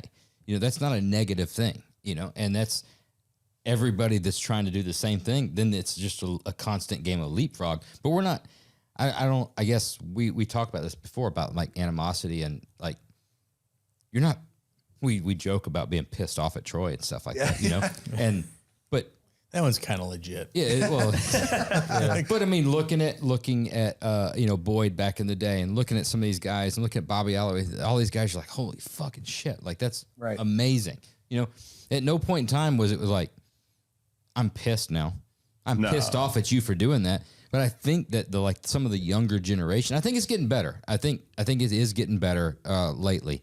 But there was a time that was like, why are you pissed at me? Like, Well, I think it's important. That's another thing, kind of leading back to even like our TV show too. It's like you have to take the time to talk to people, because a lot of times, you know, they may see you guys even at a show and go, "Oh man, those guys are at the top of the game. I can't go over and ask them a question about that build because they're probably not going to want to talk to me." You know, and it's not that you're that way or any of us are that way, but the public, a lot of people see us as that way. Like they don't think that they can actually come up and ask you about a build and say, well, how did you do this? Or what material? Maybe before the podcast. Like, Yeah. honestly, but that is a big thing. Like, you know, if you can, They create their own persona of you in their head. Yeah. Yeah. Yeah. Dude, I've only had like, honestly, there's been like one kid who, I had a kid reach out to me, drop me an email, like just out of the blue. And the kid was like very respectful, and it resonated. You know, he was like, you know, I'm into auto body, I'm going to school and I'm doing this, and I'm doing that. And can you give me some advice on this and that? And I was like, well, the kid was like very respectful, and I could see like where he was coming from and where he was at. And I spent some time, and we fired some emails back and forth, and I ended up connecting with the kid at SEMA. Like, he just randomly walked up to the booth, and I talked to the kid for like 10, 15 minutes. He was super fucking cool. And like, he's now, you don't realize like at our age, you know, it's like every year is just another year, right? But when you're younger, you very quickly transition from like, I'm in school, I'm out of school. I need a job. I need a job. Now I have a career, and now I'm an engineer, or now I'm a fabricator.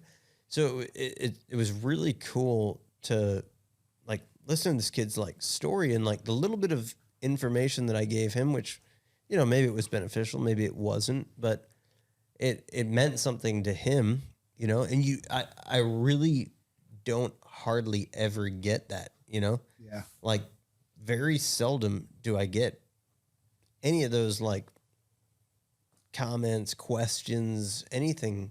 I love fielding that, because if anybody has any questions, I'm happy to tell them about like all the mistakes, you know, or anything that's beneficial, Right. You know, to help them.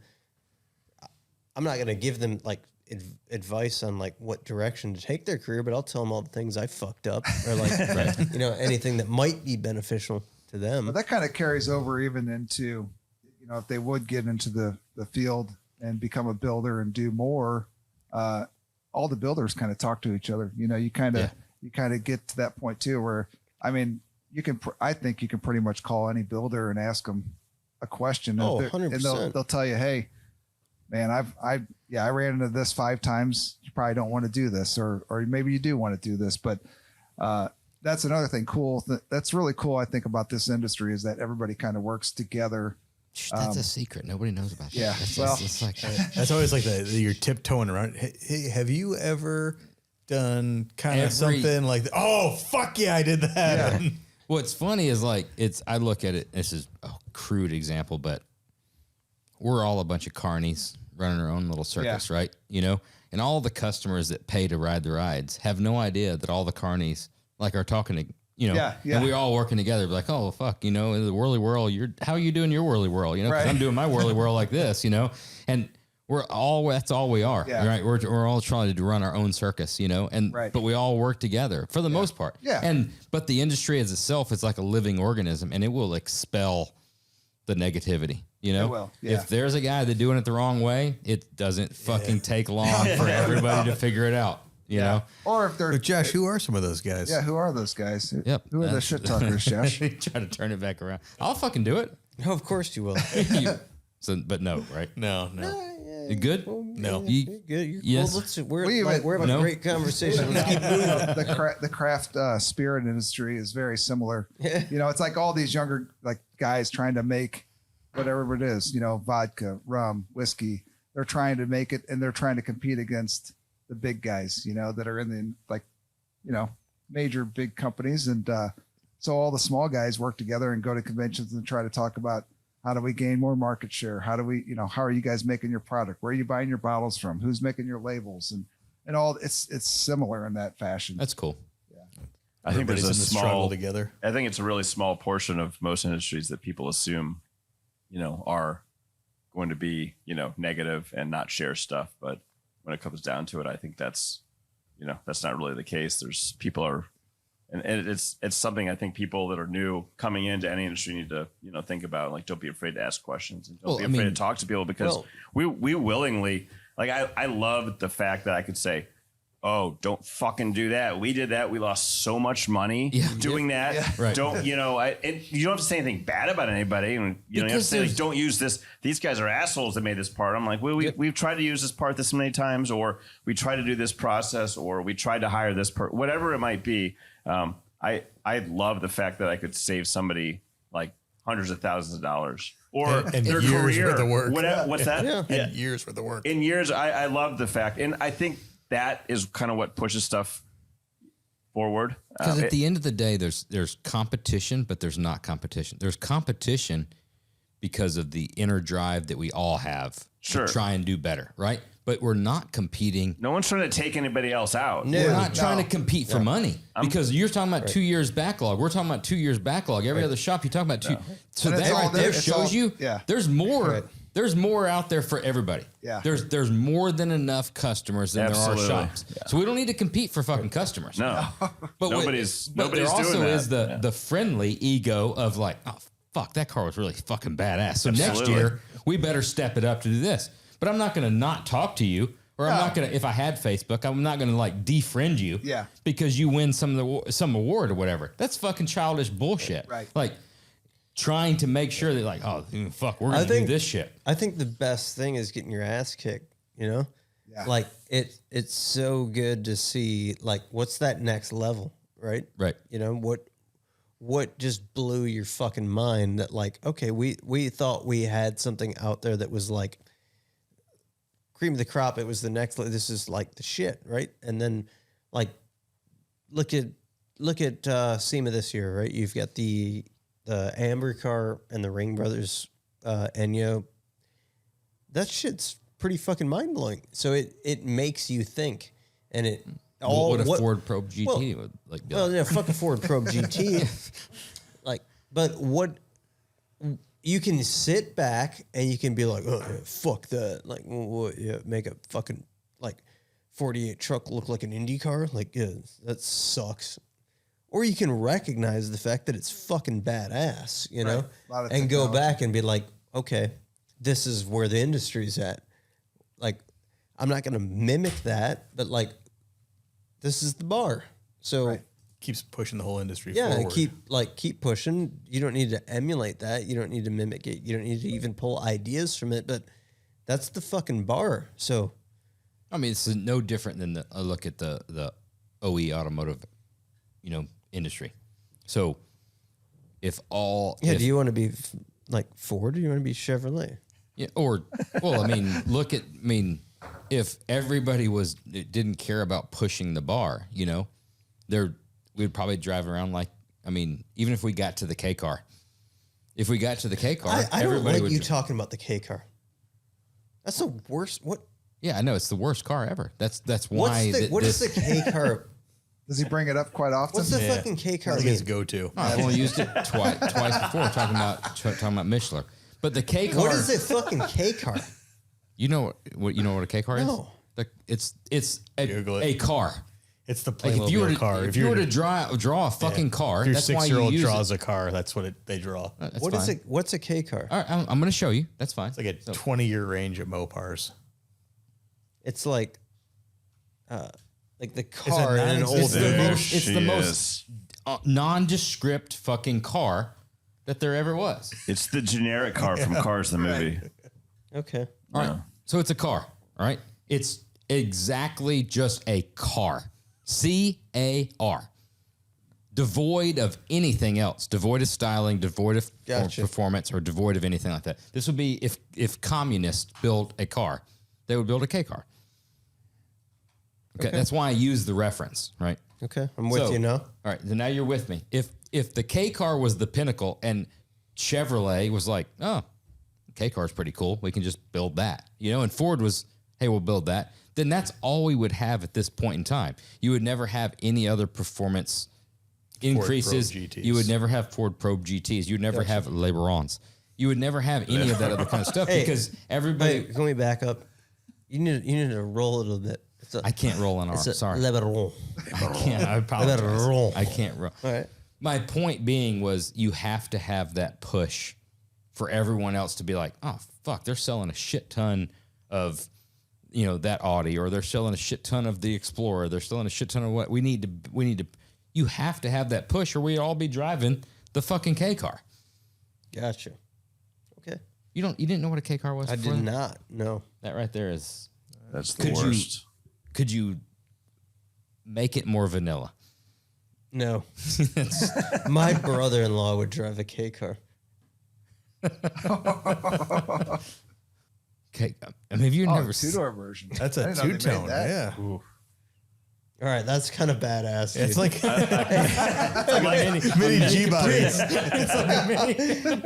you need to put like a fucking some Vogues on that thing and a little Landau top. I like the gold wheels. I like the two-tone. It's like a mini 442. Yeah, that's perfect. So Noah and I have been That talking about. motherfucker's badass. You're fucking high. It's better. It's the best. That's the top of the K cars. Go back. Yeah. Oh, there she is. Holy shit. I don't know. Fucking LS swap. Dude, you know what that looks like? Chassis a K car. You know what that looks man. like? That looks like something from like a golf cart from the Rob Report from like the early 90s. Doesn't it? If they called you, would you build it? Oh yeah. You'd be like, 100%. I think we should do our own power tour with probes, K and cars. K Probes and cars, K cars. and LeBarons. LeBaron. Just K I'm car. driving the Probe. I'll get there first. We all know that was 1200. As long as there's no right turns. So what's next? So you're building a truck. We're going to be out there for the Barrett Jackson Yeah. Cup. That's going to be fucking awesome. Good. Congratulations and good luck. Thank you. It's going to take everything we got to get it out there. Trust me. Down, we might have a guy inside that's the coming trailer. up. Yeah, we're going to be building it on the way there in the trailer. I don't know when this episode's going to air, but it's wait, doing what? Where are you going? You gotta go TT. So you're going to be out there for that, bringing the truck. Right. Next, we got a little bit of a stretch there. Like I think we're not going to have anything new out for a while, but we do have a Charger, 68 Charger that's on a RoadsterShop chassis, and then we have a 56 Ford F100. They're both owned by the same customer, and we're going to take those to the Grand National Roadster Show in 24 and debut both of them together. Competing against himself, huh? Yeah, and it's a doubling fun, down. It's a fun thing because our customer Ed he's a great guy, but he was a fan of Fat Jack, and Fat Jack, passed away a few years ago. Yeah.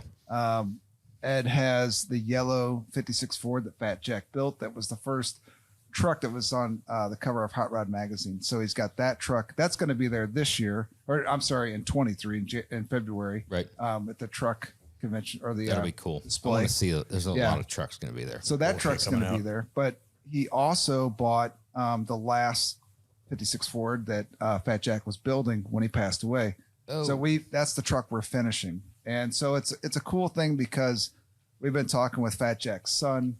That's some big shoes to fill. Yep. And we're putting a little bit of our spin on it, but we're also paying tribute to Fat Jack.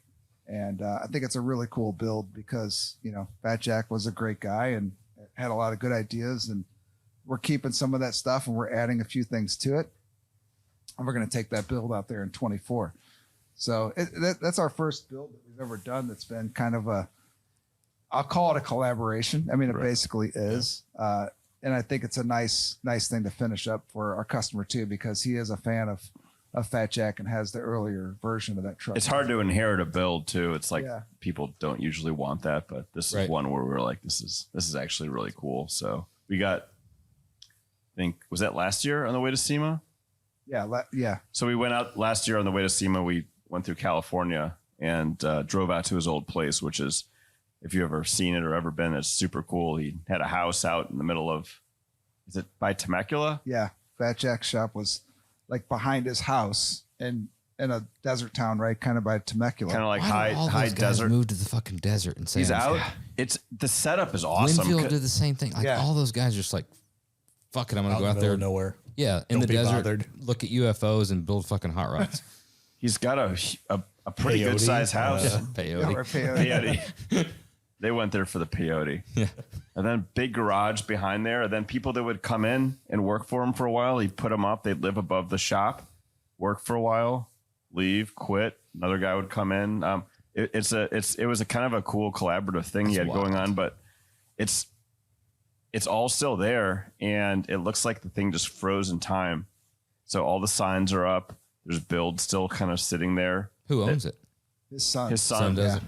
who is very much into hot rods and, That's but cool. he's got, he had another life, at the same time when his dad was building all these vehicles. So, but it's still all set up. It's still all out there. It was really cool to see. So, just drive a big set of gates and there's a house and there's this huge shop behind it. So It's wild. Like Fat Jack made, he did frames and suspension pieces and all that stuff back in the 70s and 80s. front runner kits, valve covers, and then it's all still there. It just stopped.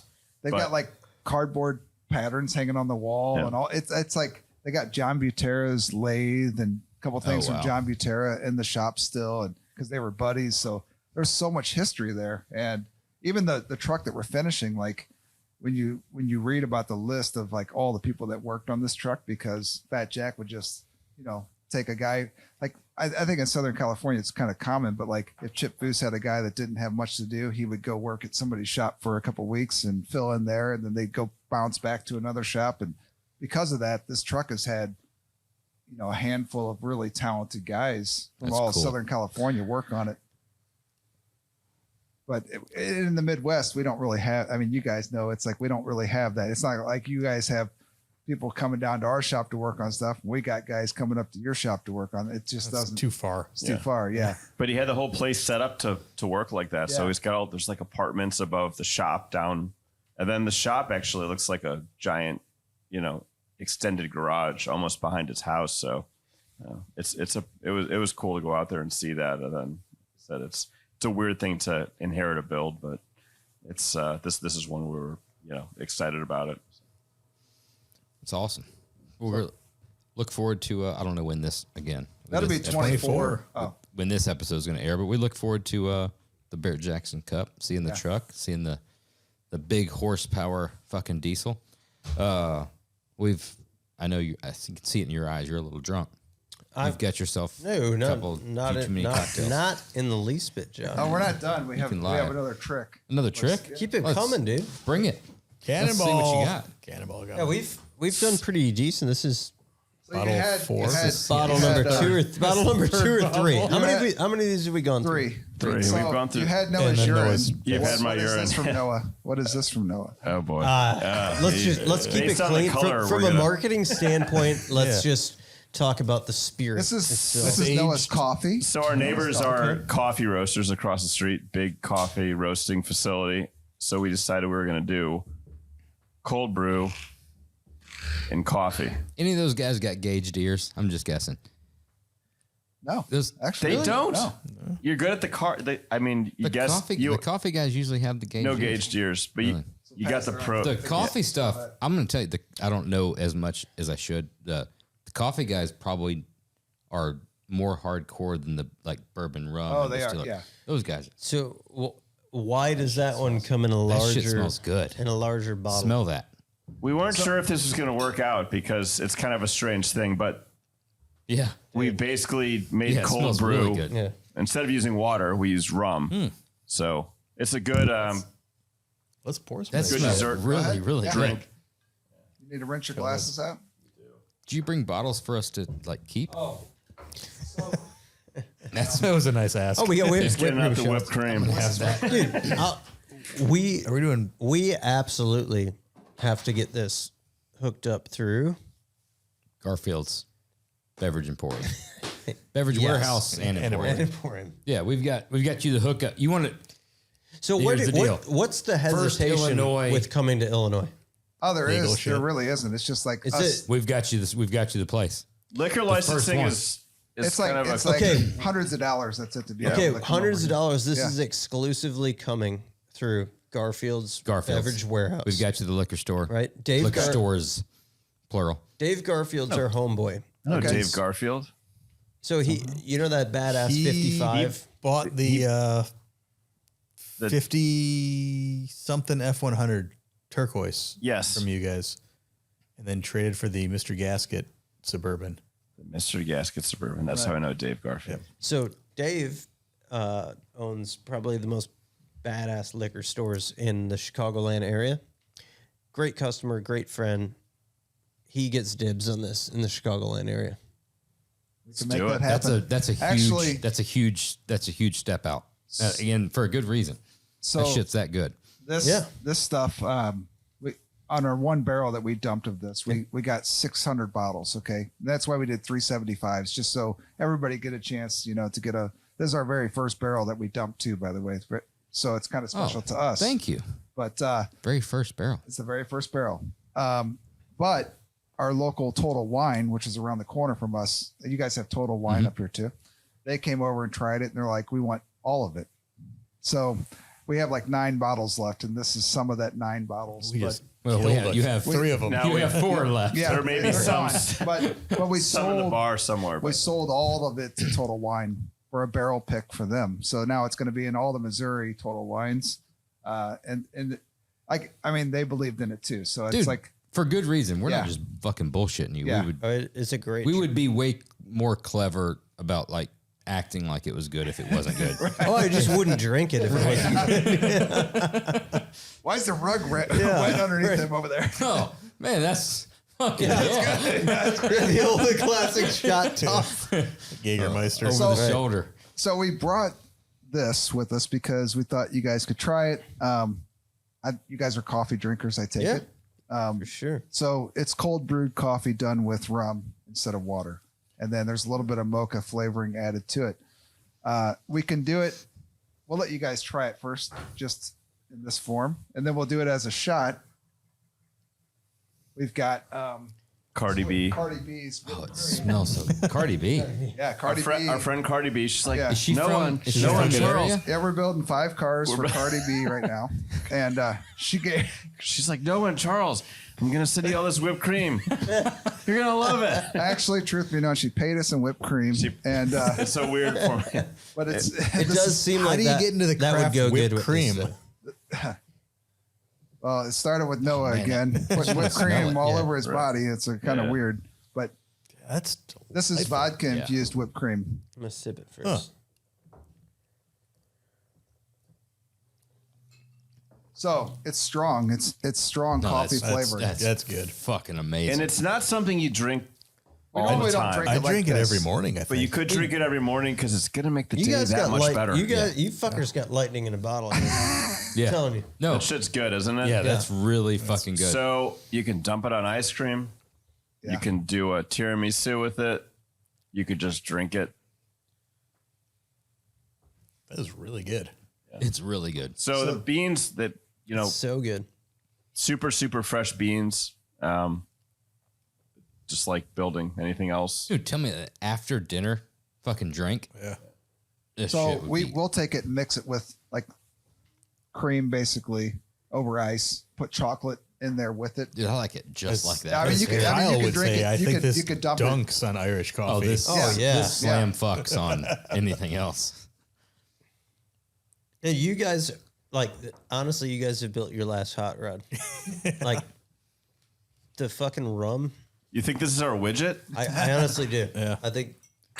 Is anybody else doing this type is of your- shit? I think this I is haven't your really. swan song. No, there's some people that do coffee flavored rum, and so they're adding just a flavor to This it. isn't like some bullshit flavored stuff. It's It's legit. actual, Dude, you guys and good coffee.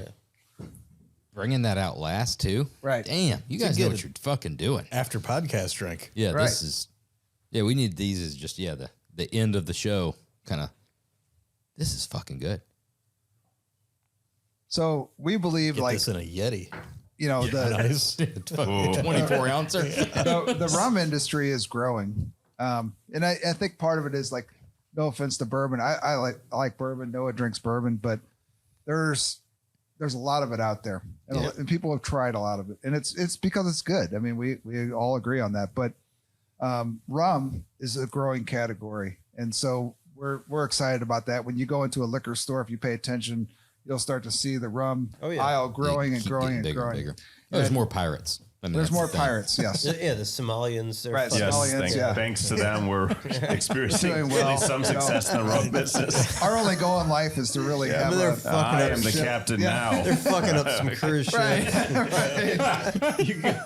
we're gonna weld together a nice pirate ship. But, Did all the X's on where you're supposed to stand in line fuck up your pirate crew during COVID? no, not Think really. you're just gonna No. start digging for buried treasure everywhere. Everywhere. You never know what you might That's find. really good.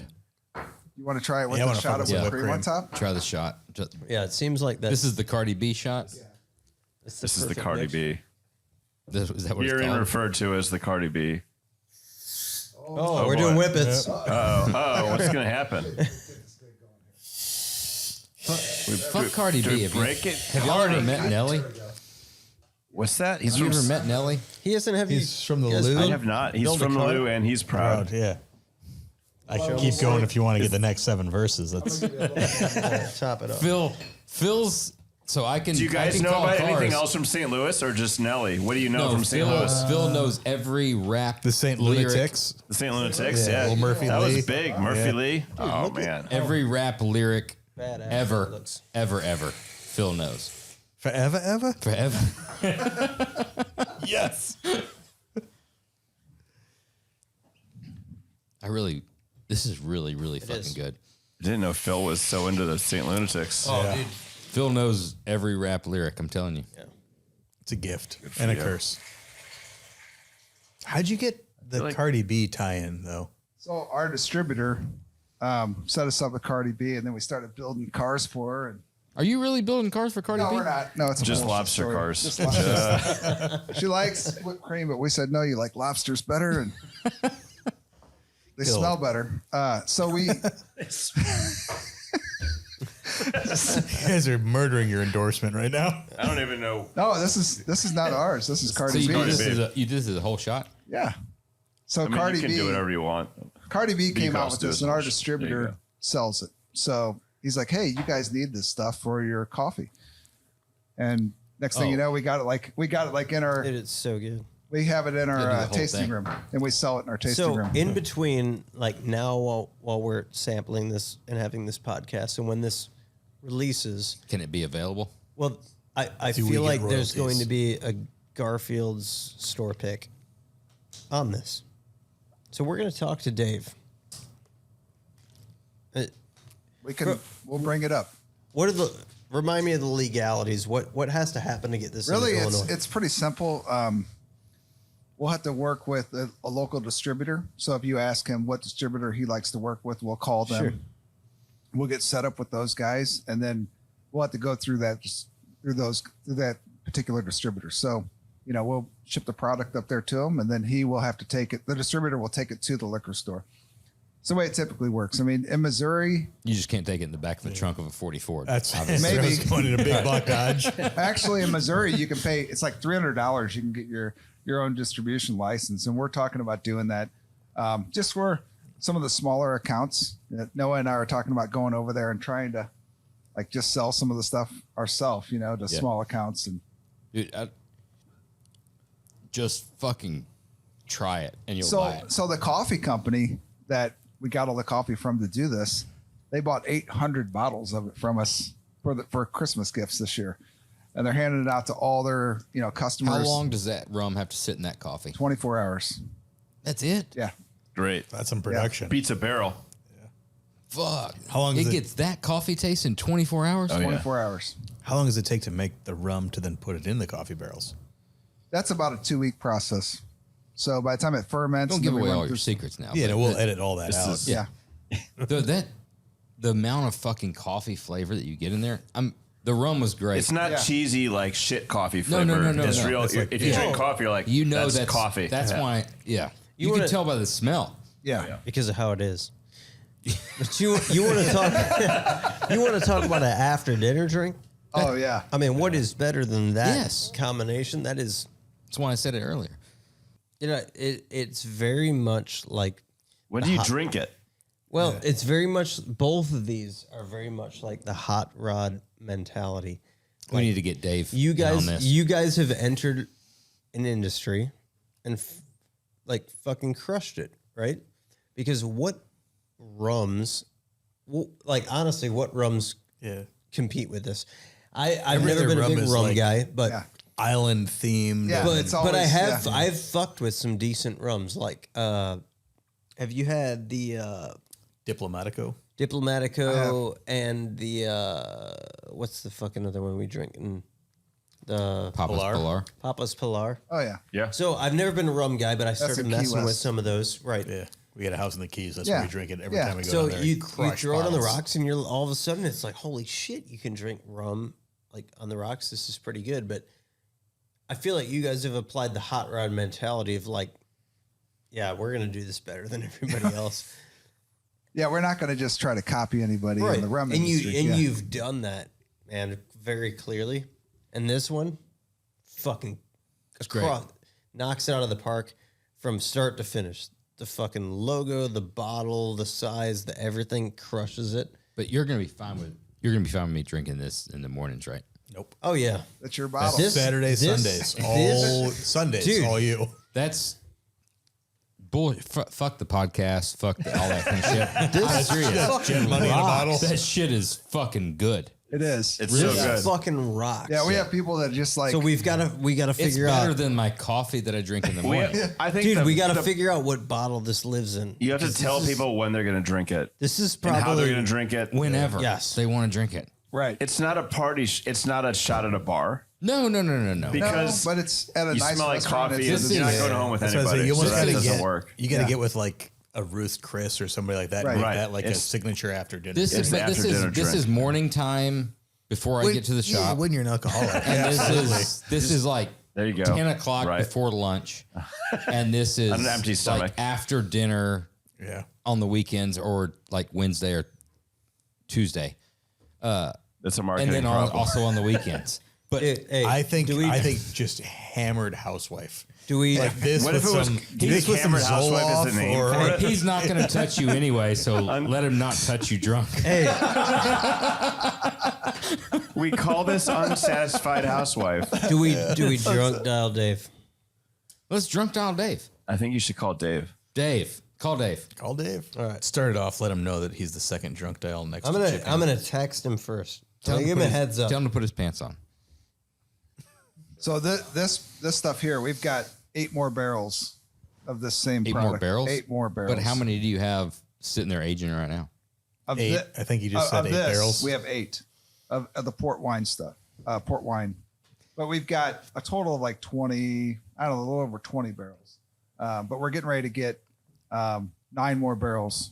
How many bottles of the coffee shit you got? As many as you want. As many as you want. We just made 800 or 700 or 800 of them and shipped them out. So we can make that stuff fast. That I'm no bullshit. That shit's fucking good.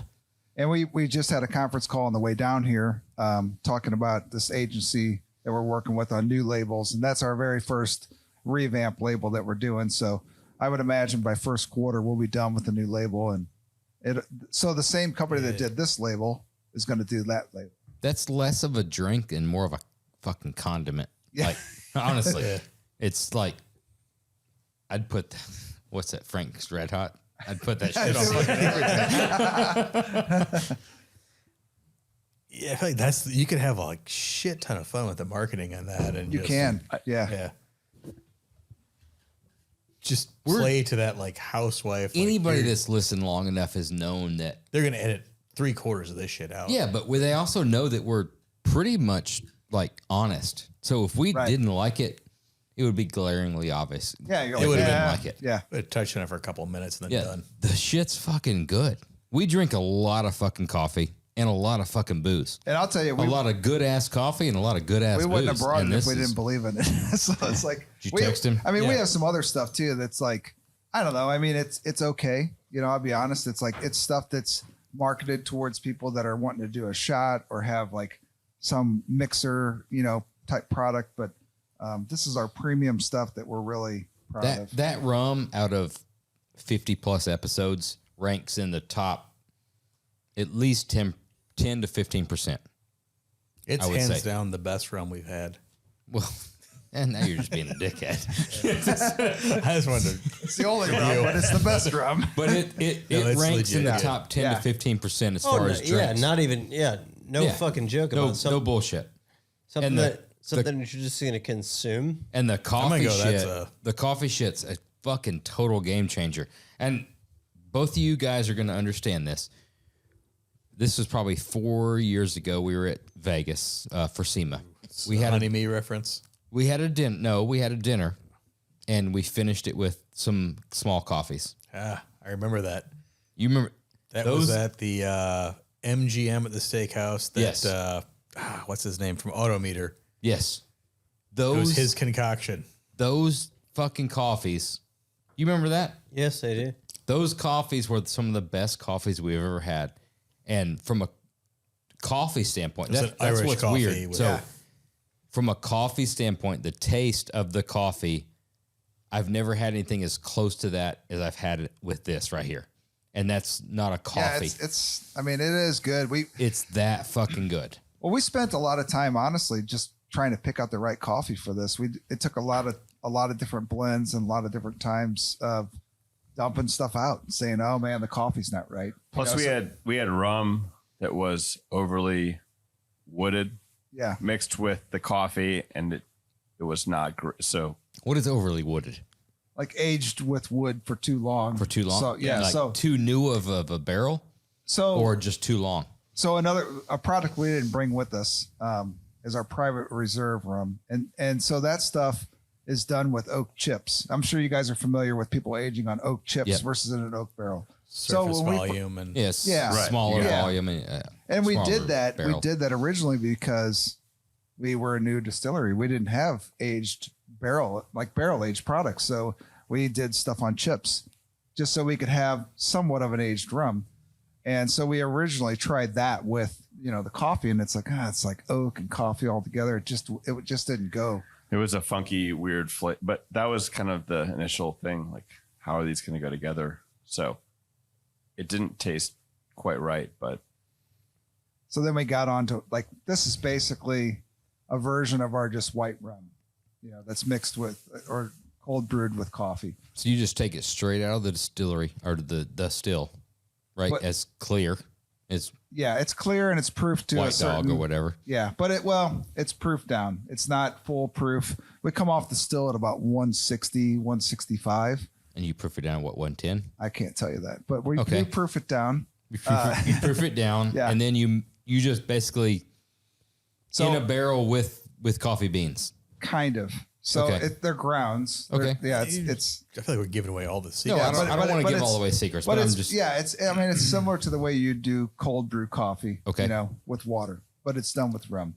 So we proof it. That is a trick to it. Is the proof has to be exact, really, to get that kind of flavor. So if you get- me personally, I can just buy bottles Bottle from you. It'd be a lot easier. yes, you should do that Okay, because that's fine. otherwise it might not taste quite it's right. probably not going to taste the same. That's all I want to Yeah. know. As long as I can do that, that's all I need to know. This shit is that fucking good. Yeah, it's legit.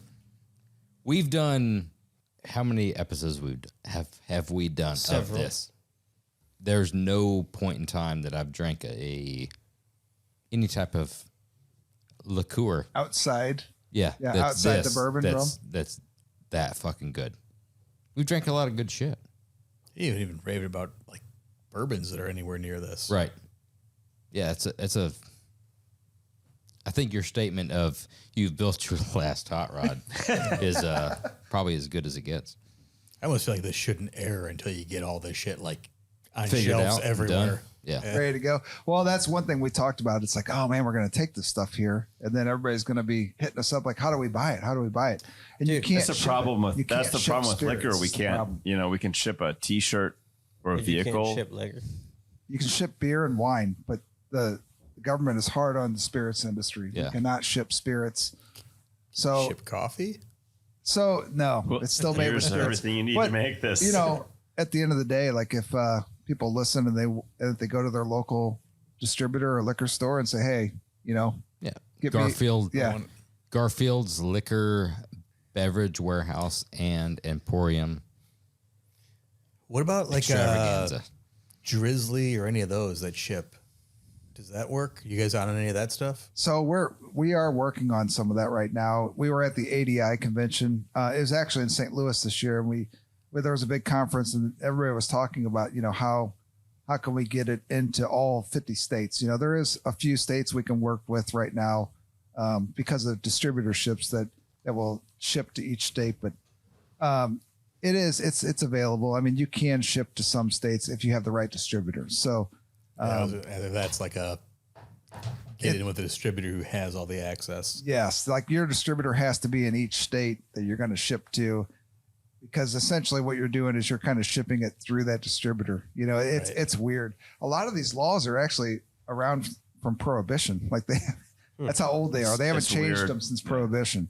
So we're up against that. And so like in Missouri, we have our own distillery guild, and it's all the, you know, well, no, I wouldn't say all, but it's 90% of all the distilleries in Missouri. We all get together and, you know, we kind of lobby, you know, with other states and try to get some of these laws changed so we can ship just like breweries would or wineries, you know, would do, because it is a problem. Like, I mean, even with bourbon, I know a lot of guys will drive down to Louisville or wherever and they're like raiding stores there trying to find rare bourbon, you know, because you can't ship it. Well, I wouldn't say you can't, but people. Yeah, you can. You're not supposed to. Right. You're not supposed to. Right. Yeah. This shit is absolutely coming to Illinois. Well, we're going to leave this bottle here and you guys, you know, can share that with him or whatever you want to do. Yeah, it's gonna be a home run. I think so. Yeah. It's unique enough. And I think it's like, you got to do a combination of like have a good label, but then you also have to have the support by your distributor and by local people that do tastings. You know, we found in like St. Louis, if we send somebody over to Total Wine and they do a tasting there, you know, if you're walking down the aisle and we stop you and say, hey, try this. And you're like, yeah, I'll give it a shot. You try it. You're like, well, shit, I was here to buy bourbon or I was here to buy vodka, but now I'm going to buy some of this too, because I had no idea that it even existed. We don't allow Total Wine, you know, endorsements on this you're just podcast dropping because, them left and right here. Oh, because they they conflict with Garfield's Beverage Warehouse. But we'll let it slide. Okay. You know, can we'll you let it pass me slide the a little bottle bit. of? Sorry. I use them as an example because we don't have Garfields. That's why. There you go. See? We could make a custom label for We Garfield's. could do Dude, that. we because There's there's, a no store- reason dude, you can't. You there's could a- almost like We could do a Garfield's private label. there's absolutely a store pick coming. I see it right now. You know, like, so the little star that gets planted on the side of the bottle, this bottle's begging for it. And you got this shoulder. I like right the here. small bottle. It's You've got unique. That, It you've stands got that out. shoulder that's just begging for it. You know. You know, another thing that's cool about 375 bottles, this is like an industry. Well, it's not an industry secret. It's our thing it's our thought anyway. If you're beer or wine, what happens if you open a bottle of wine or you open a bottle of beer? You gotta finish it. It's you finish it, Yeah. right? If you open a 750 of bourbon, rum, vodka's a little bit different, but bourbon or rum typically, it's not going to get consumed in an evening. Unless you're doing a podcast. Unless you're doing a Then it podcast. gets consumed. But most of the time, I mean, look at all these bottles you guys have. You know, they're not consumed, and a 375. I mean, that's half the time, right? So people are coming back for more, and that's kind of what we're up against. And we want people to love the brand and buy more from us. So For sure. Well, I think it sucks that you guys are no longer going to build hot rods. Like, it's just, I think there's a lot of talent there, but I think we like the hot rods too much just to stop. But I'm glad you guys like the that's booze. legit good. The booze is good. we've gotten tipsy on a lot of fucking podcasts, but This might be the tipsiest. this is the first one I've gotten fucking drunk. See what we did Well, to you when guys? you This is Four Loco. Hey, with- here's what we did. This is for This is our own brand. Four Loco. when you bring somebody who distills their own liquor, you must indulge. Noah and I are going to be laughing all the way out of here because we're like, we turned these guys into Mike Ring. Oh fuck! I don't think We're still above the table. I am We're not still, microing I am yet. still sitting Yeah. proud. All right. Oh, you're good then. Good I'm posture. above Fucking- the fucking table. I don't know if you If I watched could the high pod. five you right now, I'd high five you, but I'm but fucking you can't drunk. because you're drunk. Yeah. I don't know if Fuck you yeah, watched I am. the podcast, but Mike Ring was like Right. nose on the top of the Was it table. really? I was hoping you would do that. That is so dirty in the microphone. Wait, what? Horrible noise. That's the worst Wait, noise why did I've ever somebody heard. Yeah, do dude. that? We were Please. hoping that we wouldn't have to spray it on anybody, but Do not do that. Go ahead. Get you a hit on that. That should be like the teaser for like the lead in, just that noise. We're doing whippets. Oh, you Nothing gotta go left? straight. I don't think You I got guys it. shake it? Up You got high. some on your shirt. It's vertical. Did I really? No, It's on I'm your just- chin. That's really good. I broke it. You did broke it. You broke Did he it. break it? I feel like we drove so fast on the way here. It just You know, fuck There's Cardi gotta, B. there's got to be something. Cardi So B out is of totally out of right. all of the Instagram, Look out. out of you everybody guys out have- there that don't you know. guys follow, that you see, like who's the fucking dude that's like, oh shit, I guess. Like, which OnlyFans page are you following? oh boy. Maybe I'm not trying so hard on social media. I Am I just looking at the try to same stay shit off over it, and honestly, over? as much as possible. All right. Well, different question then. So, from your aspect of the business of selling cars, what are your thoughts on Bring a Trailer? Bring a trailer? Yeah. Bring a Trailer is interesting. Bring a Trailer is the first company in a long time to mix it up on classic car sales. Because before Bring a Trailer, we had eBay running that same shit over and over and over again. Craigslist, not so interesting. But I've been following Bring a Trailer forever, and actually have purchased a bunch of vehicles off Bring a Trailer back when it was like a Craigslist homologation tool. Right. Like, hey, here's some cool shit in Iowa. Go check it out. If you're into weird Yeah. shit, that's like right up your alley. But the most interesting thing about Bring a Trailer, God bless you. It's violent. The most My goodness. pandemic, Bring a Trailer was a magical, crazy place because stuff would sell for the most insane figures, and people would kind of just hop on it and pay the prices. They're like, "Oh, it's going there. I'm going to get on this train. I'm going to pay big money Has for it- and the Has that auction helped? never ends. Has that What's that? helped The you? auction or- the never auction ends. never. So we've been going to auctions forever. I started going to auctions in 2006. Meekum, Leak, whatever. We go everywhere. Bear Jackson. The problem with an auction is you have to make a decision. There's a bunch of anxiety. Like it's really compact, and it ends because you really know it. You never know when the guy's going to drop the hammer and it's going to be over. But Bring a Trailer. It's like prolonged anxiety. It's kind of a terrible, strange place to buy cars. It's a 2 hour long 1 minute. Because one, Yeah, because it can- 1 minute could last forever. I think Bring a Trailer's kind of brilliant. So it's interesting the way it's working. But like the pandemic version of Bring a Trailer was just nuts because it was car after car, would just bring an insane amount of money. And then there was a lot of stuff in between that wouldn't do anything, but it's pretty wild.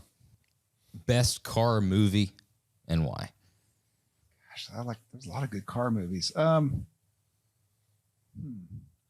think Ford versus Ferrari is probably the best one out there. It's a great movie. Yeah, just because it's got a real story behind it, and then I think they did a good job on shooting it. So I know it's not 100% correct, but that's my vote. I'm a Just big because of the- Vanishing Point fan. Oh, Vanishing solid. Point. Yeah. Solid movie. Shitty. Worst movie, but it's so fucking good. terrible movie. So terrible, but like lovable because it's so same terrible at the same time. The budget's so poor at the end. They crash $7. Yeah, it was. They crash a one Camaro figure. instead of a Cuda. It's funny. We've only had that's. I think that's You have second. brought it up. That's second few vanishing times. point Nobody likes reference. Vanishing Point. There's only second, and I think there's only been 1 or 2 Ronin references. Oh, that's good. So, yeah, a lot of American Graffiti, a lot of Ford versus Ferrari. Yeah, I like Vanishing Point's all good. Vanishing Point's a good one. Your favorite car? Like current car or just in Just general? favorite fucking car. Period. It's got to be, honestly, it's a 65 Riviera, Buick Riviera. Okay. I think that car from the factory had a lot of good design elements. And even to this day, you just put some wheels on one of those cars, lower it a little bit, drive it, and it looks, I mean, It's got some cool shit to it. yeah, That's for it sure. is. It's a sexy ass car. Yeah. Favorite car? First gen C10, all the way. That's my jam. It's a truck, but Yeah, it's car truck. car truck. Car truck. Yeah. What's in your pockets right now? You gotta do a pocket dump. What's in your? What's in your pockets? Money. Money, wallet. Was that a front pocket wallet? That's a front leather left. folder front pocket wallet. Oh, home wrecker. What the fuck? Shit. Good grief. You've been rocking that this entire Yeah. time and not. I'm going to wreck your podcast with what's in my pocket. That's a fucking. African What is blackwood and a CNC What do you- solid brass hammer. What do you do with this? He's been in his pocket Turn the this whole lights time. off. Let's see. I said, No, seriously. What the That's a Do you like fucking that? unit. Yeah, I what brought that because so a friend of ours. You don't made carry that and gave it daily? to the, me. dude, I a just friend want of ours brought that Brought by it the in. other day. He goes, I thought you'd like this. I just Yeah. want to Merry fuck Christmas. something up. With Can this stay in the podcast room? This is a fucking awesome. Thing's that. fucking crazy. That is a. Oh, it's got some heft to it. Yep. Yeah. Yeah. It's like Where Thor's the hammer. fuck did you pull that out? My from? pocket. How did you keep your pants Wait, up are you with this wearing thing? cargos? No, I'm not wearing cargos. There was strategically, I walked in the damn building with it in my pocket. You didn't even see it in there. What is that made out of? Solid brass. That's yeah. And then That's a that's unit. African blackwood. I feel like this needs to be The densest of the- prominently. You guys want to hang on to it dude, for a That while? might be the It's most. like the winner. dude, Yeah, that might that's- be the most shocking. I'll leave it here. That's the Just a that's subtle the winner. pocket That's the dump. We're winner gonna of leave what's it- in your pocket. We're for gonna sure. leave it here as long as you start a category. That's, Here's the deal. It's like top pocket. Here's what Yes. I'll do for you guys. I'll leave it here until somebody beats me. And then it Fucking comes. done. They've got to pull the done. bigger thing out of their pocket. Done. That's a fucking. That's a bet. That thing is fucking awesome. Who made that? Martin Goebel. So you look him up on Instagram. What's the I actually Instagram met him page? through Noah. Huh? What is the Instagram Maybe page? globalfurniture.com. He Dude, does that all thing's of our wood badass. beds and interior wood trim. So he's a God damn. furniture He's like a manufacturer master by trade, craftsman. but He's like Troy Trepana he can do of woodworking. that thing is fucking crazy, isn't it? Yeah, that There shit's you go. fucking awesome. How many nails have you hammered with that? Nothing yet. I mean, it's like too nice. I don't even know what to do. That's I a just showpiece right there. Fuck, that's cool. That thing does have some. Yeah, it's fucking got some weight. heft to it. Just stick it on the wall until someone else pulls something bigger out of their pocket. Yeah. I mean, Just- I'm a good person, but I think we stepped the game up That's here. a good riot weapon. What do you got? Like, what do you got? You know, now people will have to bring. Do you something. think people are going to set their pocket game up? oh, that right there, that's going to be a winner for a fucking long time. Dude, I What don't are they going know. to have to Long bring to time. beat Hey, that? there might be some guys like packing some fucking pocket heat tonight that could contest with that. You think so? I'm just saying. I'm just doing it. Okay. There may be. Somebody brought a little something special. Somebody brought a little something special. We but I guarantee you it's don't not a fucking bronze hammer. Oh, it's or not a brass bron- hammer. Yeah, it's not a bronze hammer. Brass. This has been fucking good, guys. Thank you guys. All right, next up, what are you rocking? it's chapstick. Are you going to one up a bronze hammer? I don't have anything. I've got You got a my knife. my trusty daily It's Benchmade. Benchmade That's Little- one of Phil's. It's the best little. I saw that get some use too because I use it. It's thin. You don't know what's in your pocket. Let me see that. Is that the bug out? It's the bug out. And I purchased a ton of knives because It's RoadsterShop colors. Look at that. Yeah. Carbon fiber and anodized blue. Phil, I think you've got this knife, don't you? I do not. it's a good knife. Oh, it's a great knife. I've got You don't really know what's in Similar your blade, pocket. different handle, I yeah. feel like if you forget it's there and you use it a lot, it may be the right daily knife for you. So Man, it's a good weight. I've got some other stuff that it's heavy and really tight tolerances, but it sits in your pocket. It's there if you need it. So hard to go wrong. Phil, while we're doing the pockets, what do you got in your pocket? I'm gonna really shock you on this one. I bet you're not. Standard. The PGS, the Phil Gerber Special. Fuck, it's a good looking knife. Phil- Every time Phil I take it built out of my himself a pocket. knife, and that's 75 of 60 episodes. We've got this. Same knife. Every time Josh wants to look at it because he's so enamored by it. It's a good looking knife. That's a fucking phenomenal knife. It's got a good flip to it. It's got great scales to it, and great blade. Still wish it was. OD green because No, I'm You fine like with the this. blue. I would rather have. I'm not a fan of the serrated. We've talked about this before. who's not a fan of serrated? You've obviously never cut a fucking zip tie in your life. I don't need to cut zip ties. I use dikes for that. That's good. That's a good knife. But the reason we're all here, the reason we scheduled this podcast, the reason we've set for 4 3/4 hours of drinking all kinds of rum was to see what's in Jeremy's pockets. Okay. What do you got? What do you got in your pocket? So- you got something special. Well, I I can would see a little shiny. Yeah. You know, I'm Yeah, excited. I know. I'm excited. You're about this. super excited. Because ordinarily, when somebody busts out like a massive brass hammer, Yeah. it would be in the number 1 spot. Yeah, it right? is. It Any still other 100% podcast, still is. it would be in the number 1 spot, except for tonight. What? You gonna show them up? Yeah, and I'm going to tell you why. Because what I have in my pocket is probably the baddest ass motherfucking knife in existence. Oh shit. So that is a gift from Josh, Mike O'Brien, and Chris Gray. That is a hand fucking crafted OTF engraved, hand polished, bad motherfucker. Right there. It's a sweet ass knife. It honestly is. It's whew, I'm in. God damn. I mean, That's nice. It's it's a sweet ass knife. It's a unit, as they say. How do you go? Pulls yeah, straight yeah. down. yeah. Can we get his face like a close up on that? That's a man. That's a man's knife. Wow. And I don't even have the case for it. Yeah, the box alone The is box alone is probably better than the knife. It really is. that's a equal. That's nice. Yeah. This is the knife of. Oh boy. That's a knife of champions, is what that is. So which series of Microtech knives is this? That's an Ultra Check. Ultratech. Yeah. Ultra Check 85. UTX 85. 85. Yeah. 85. Custom Custom. by Super custom. Josh, Mike, Just some and amazing Chris. fucking dudes. Oh. Yeah. It's a sweet knife.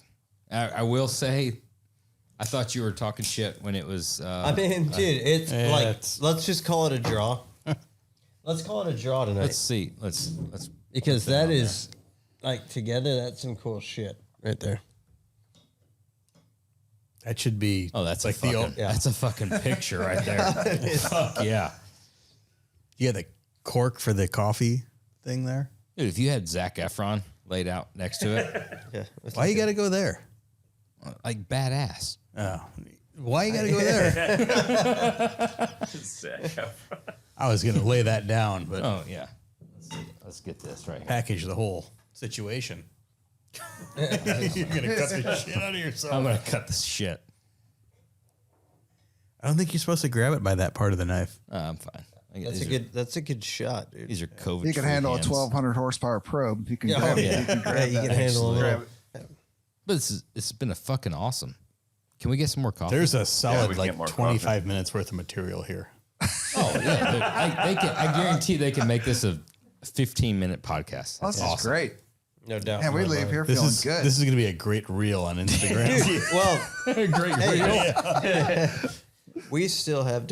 Are we getting through these listener questions? Is that No, what's the- absolutely Do we have fucking listener not. questions to answer? Well, I'll be answering. Really? Oh, I think we 100% should. Let's answer the questions. well, you answer guys don't do that? Because I think the listener questions are better suited for guests. We got to take those now. Yes. All right. 100%. Let's drink a little bit more. You. Where are the questions coming from? Hey, I knew you wanted to end the podcast thing. That's why fine. they're We can listener end questions. tonight. End it tonight. Dude, I like the variety of the answers to the listener questions. Let's do it. Fuck it. Let's get the fuck after it. Yeah, fire away, dude. All right. You are the moderator, Josh. So All right. you fucking hit it. All right. First one up. Long-time listener, first-time caller. I have a business/shop owner question. How do you guys prioritize new customers who I assume pay full price, retail price, and longtime customers who want a homey hookup? We find at our shop it's a balance that's hard to keep because they both want the VIP treatment, and we don't have the facilities to make them both happy at the same time. We don't do the homie hookup. There's no homie hookup. We don't do the homey hookup either. What's the homie hookup? Is that your buddy trying to get one over on you? I guess that's the buddy trying to get the deal, or he's been there from the beginning. But we've always talked about it a long time. The homie hookup is we're going to do the best job we can for a fair price. Right. Regardless if you're first-time customer or you've bought 5 cars. Like the homie hookup is the fact that we're going to do the best job we can. Right. I don't think our customers ask for the homie hookup. I think the people that ask for that probably don't get the good quality, like Yeah. you were saying. Yeah. But I guess to go back to this guy's, you do have the customers that have been there from the start, right? So how do you prioritize? How do you prioritize the stuff? But the guys that have been there from the start, they've got to understand that, things cost what they cost. The guys that have been there from the start don't get the homie hookup, but they get the priority. Yeah, I mean, like if they have a problem with the build or whatever, we'll get them right in. I mean, they get the best customer service they could possibly get. Yeah. And the new people will too. But like we tell everybody, like we've had people that have said, "Why did you pull so and so off my car to work on a build that came in for service?" And I'm like, "Well, just wait your turn because eventually you're going to need service, and we'll pull that same guy off of a build to service your vehicle." So it's just about getting in line and being a part of our group. It's like, and I think that if you explain it that way, it makes sense. There's nobody's getting a homie hookup. It's if you sign up to be a customer with us, like that's your homie hookup. We'll take care of you as long as you take care of us. And you're, play along with the rules that we have. Very limited resources. You've got to allocate them where you can and Right. try to take care of everybody, but there is some form of limit to it. Yeah, there is. It's like, we've all, just like you guys, we've got limited square footage, limited number of techs, and we try to juggle everything we can to make sure that everybody gets the attention they need. And, at the end of the day, like you got to just wait your turn basically and pay the price. Yeah, I think you've got to look at where you came from and who helped you get to where you're at, and always, you can't let those guys fall by the wayside. You've got to always there's a certain level of respect for the guys who helped you to get to the level that you're at today. You've got to always take care of those guys. Next up, the Ring Brothers Inyo Super Truck custom chassis images you posted on Instagram were killer. Is there an advantage to putting the shocks horizontal like the ones you featured in the images? Cantilever shocks. Is there an advantage? Cantilever shocks. Is there an advantage to the cantilever shocks? Horizontal, vertical. motion ratio, such as things like Sure. Yeah. such as those. Yeah. Right. Right. Yeah, that was a really radical chassis. I mean, the advantage is obviously the go-to is unsprung weight, right? You get the weight off of the suspension system itself and you move it inboard to where it's unsprung. Does it really matter on like a vehicle that you're driving on the street? Probably not. No, but you're, able to like take long control arms. The challenge is long control arms, right? So when you have something that has a track width like that and those super long control arms, it's very difficult to package a coilover in a configuration where it is sitting vertically, where it's utilizing the best spring rate and like shock valving that it can, because when the control arm is 2 feet long, that shock's sitting at several degrees of an angle. So move it inboard, rocker arm it, cantilever it, it works significantly better. There's a lot of advantages, but primarily unsprung weight and motion ratio are the two major advantages to doing something like that. Then if you get into some performance driving applications and building custom rockers, you can play with the motion ratio in the rocker by changing. You can, how yeah. much It gets very difficult to like valve a shock, tune a shock when you use like a rising rate. We just do a 1-to-1 ratio on like the rocker arm assembly. But if you're a master when it comes to shock valving, you can do a rising rate rocker arm assembly, and there's a lot of advantages to be had. But Depends on what you're doing with the vehicle. Right. Yeah. And they look fucking cool. well, it so looks there's that. rad. But Aesthetically, yeah. it's Right. pleasing. Yeah. And if you're building a Pro GT, I mean, there's obvious advantages. Yeah, you need room for all the horsepower, so you got to rocker arm the shocks to put horsepower out there. I think Josh needed more airbags and ABS brakes. We're gonna send a Probe GT up here. Let's fucking do It's it. just gonna appear in the good luck. parking lot. do it. It may not Good have luck wheels or finding tires, one. but Yeah. I mean, it's gonna probably be one. I mean, legitimately, probably a $375,000 car right now. Yeah, especially with that horsepower. Yeah, I mean, it's 1,600 horsepower. And the Carroll Shelby signature on the dash. Yeah, too. that didn't happen, but to 3 of them. Parnelli Jones signed that too. Parnelli Jones. Yeah, he's on undercarriage. After helping Ford with their electric F-150 last year, are there any more plans for electric vehicles coming out of the Roadster Shop facility? Question mark. End of sentence. Who wants to field that one? Potentially. Yeah, honestly, That's to prevent Josh from going on a 4-hour rant about electric vehicles. no. If the You don't like electric vehicles? I could It didn't work at all? I could take that any direction you want Go on a rant. me to go with it. take it whatever direction you want to take it. Yes, we are coming out with some electric vehicle applications. If the technology would be up to speed with what they say they're up to speed with, there'd be fucking shit tons of EV vehicles. Can I add Right? Can I add a question to this? Yeah. Sure, go ahead. So how many people are calling asking for electric? A lot. Hundreds Yeah. of thousands. Really? You get a fair amount. Yeah. I was curious. Like I mean, we've had our fair share of people, but you guys You building do. the chassis, like Right. how many people are like? You get a fair amount, and I will say there's some like solutions. There's just no full blown start to finish aftermarket solutions to create that product as of yet, but we're working on it.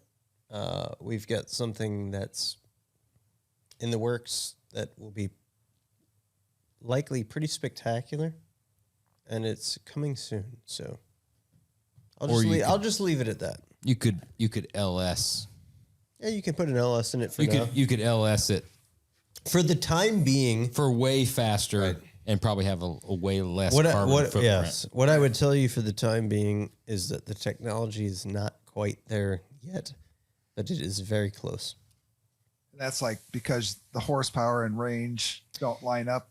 We're trying to we're physical. comparing to a Ford Probe, so Yeah, Right, the Ford Yeah, Probe. I mean, maybe yeah. he The Ford can- Just Probe's quit. Yeah, Yeah, right, just right. quit. The Ford Probe is a fucking monster, right? No, it's not. You know, forget about the range. There's just not the battery support yet. physical, Right. tangible Yeah. goods. Here Okay. in the States that can support that.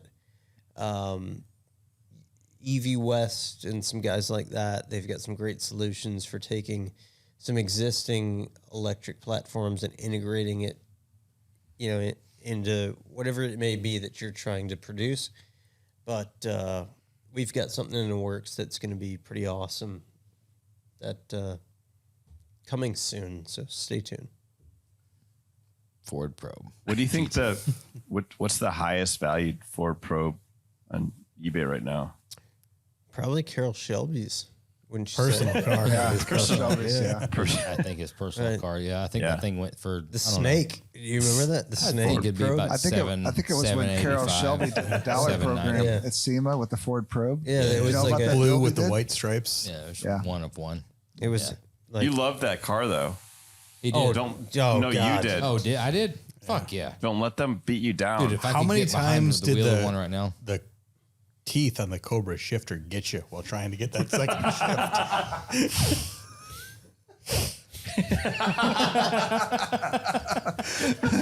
Wiper share.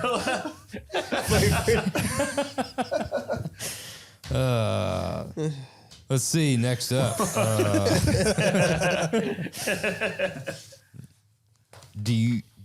no? This is from somebody from my neck of the woods. Do y'all plan on building a high performance OBS chassis, more of an Auto X / Pro Touring chassis? Question mark. Y'all can have my truck as a donor. no. You answered. no to No. his truck is his donor, or no to Yeah, I don't. If you're gonna build a race truck, find something else. OBS trucks. That's a cruiser truck to me. We've got a great chassis. It will offer great performance increases from what the factory chassis does. I mean, sports car like handling, but no, it's not. We're not gearing the OBS platform to be an autocross killer. Am I right? Correct. We've got a couple different. C.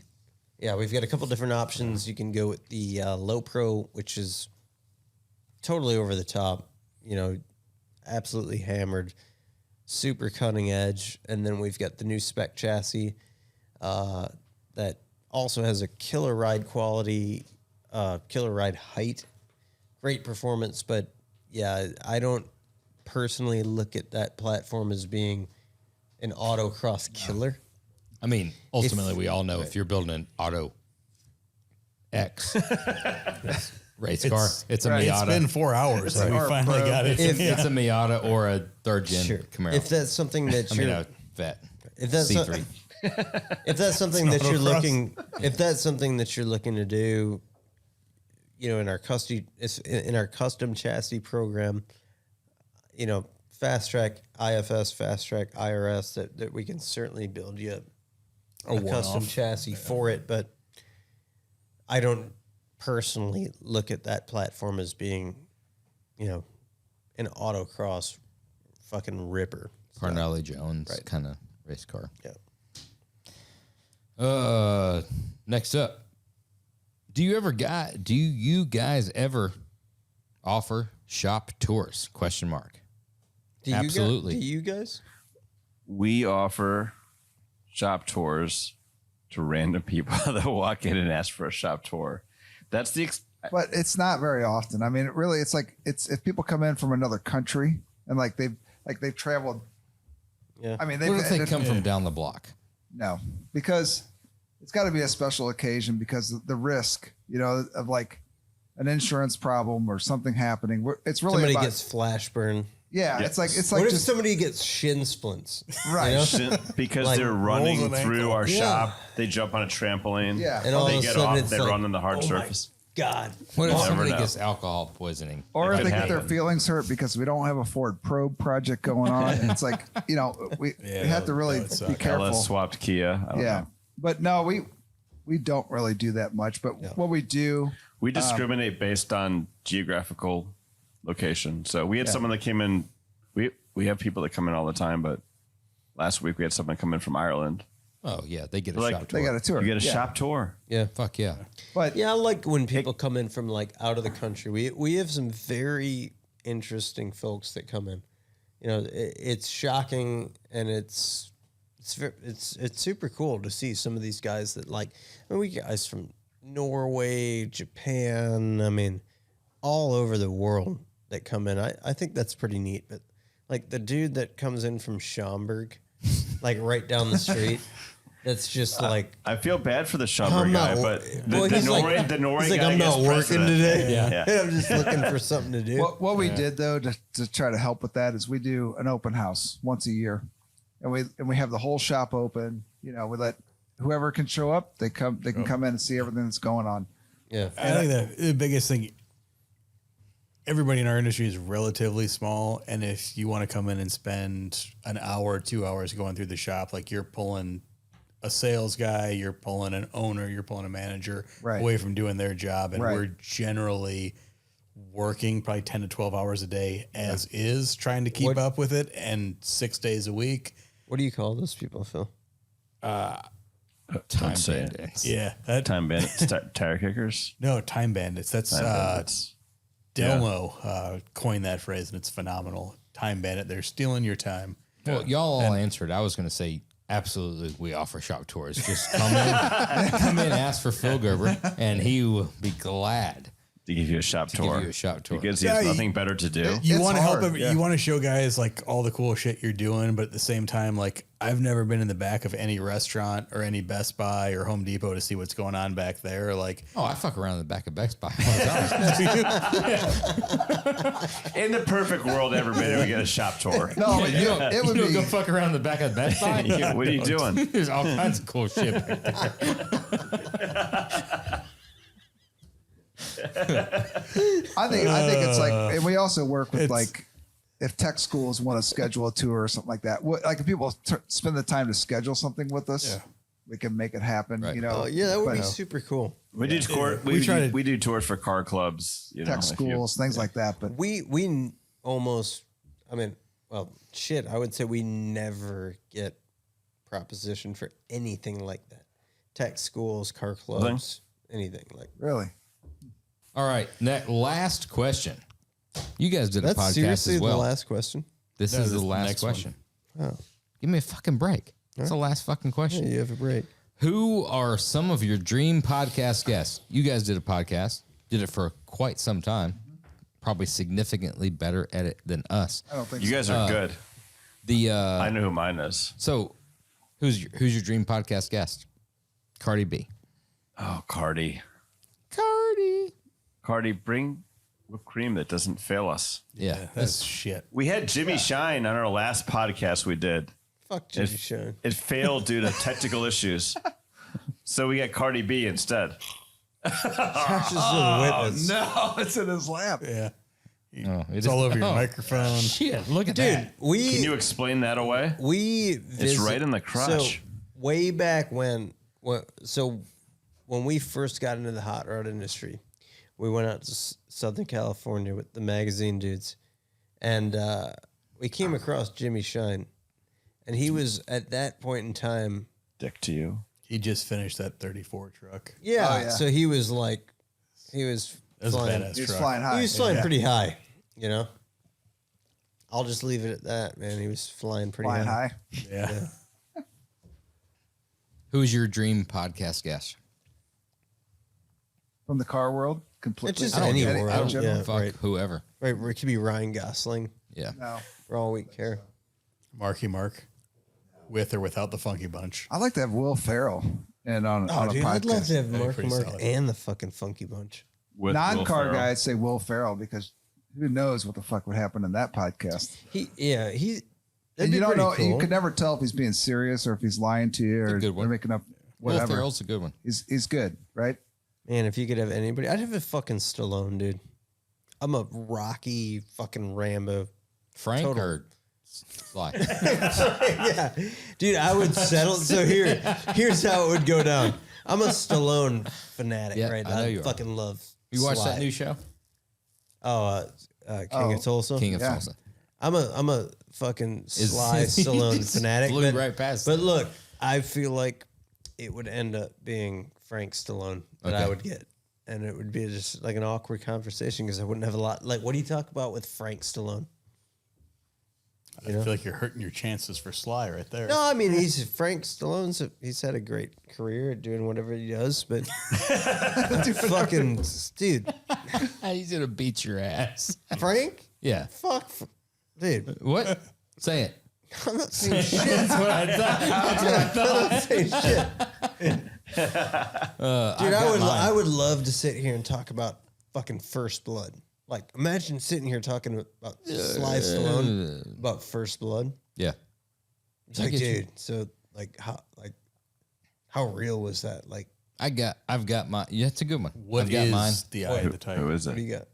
Oh, mine's Mark Wahlberg all day long. Really? No, that's your wife's. Yeah, it's 100% your wife's. That's You're your getting- wife. It's your wife's and my wife's. It's So you're both of our you're gonna take wives. pointers from him. But if I talk to him, I think I could act out some fantasies of my wife's. Yeah, you're that like night. you could just go on like the I fuck would you talked to say? him. Oh, my wife, and his wife. They want to. You can keep them happy for they a want to do. long They want to do all Things. kinds Bad of stuff to illegal, him. dirty things to Mark Wahlberg. to Mark mostly Wahlberg. cuddling.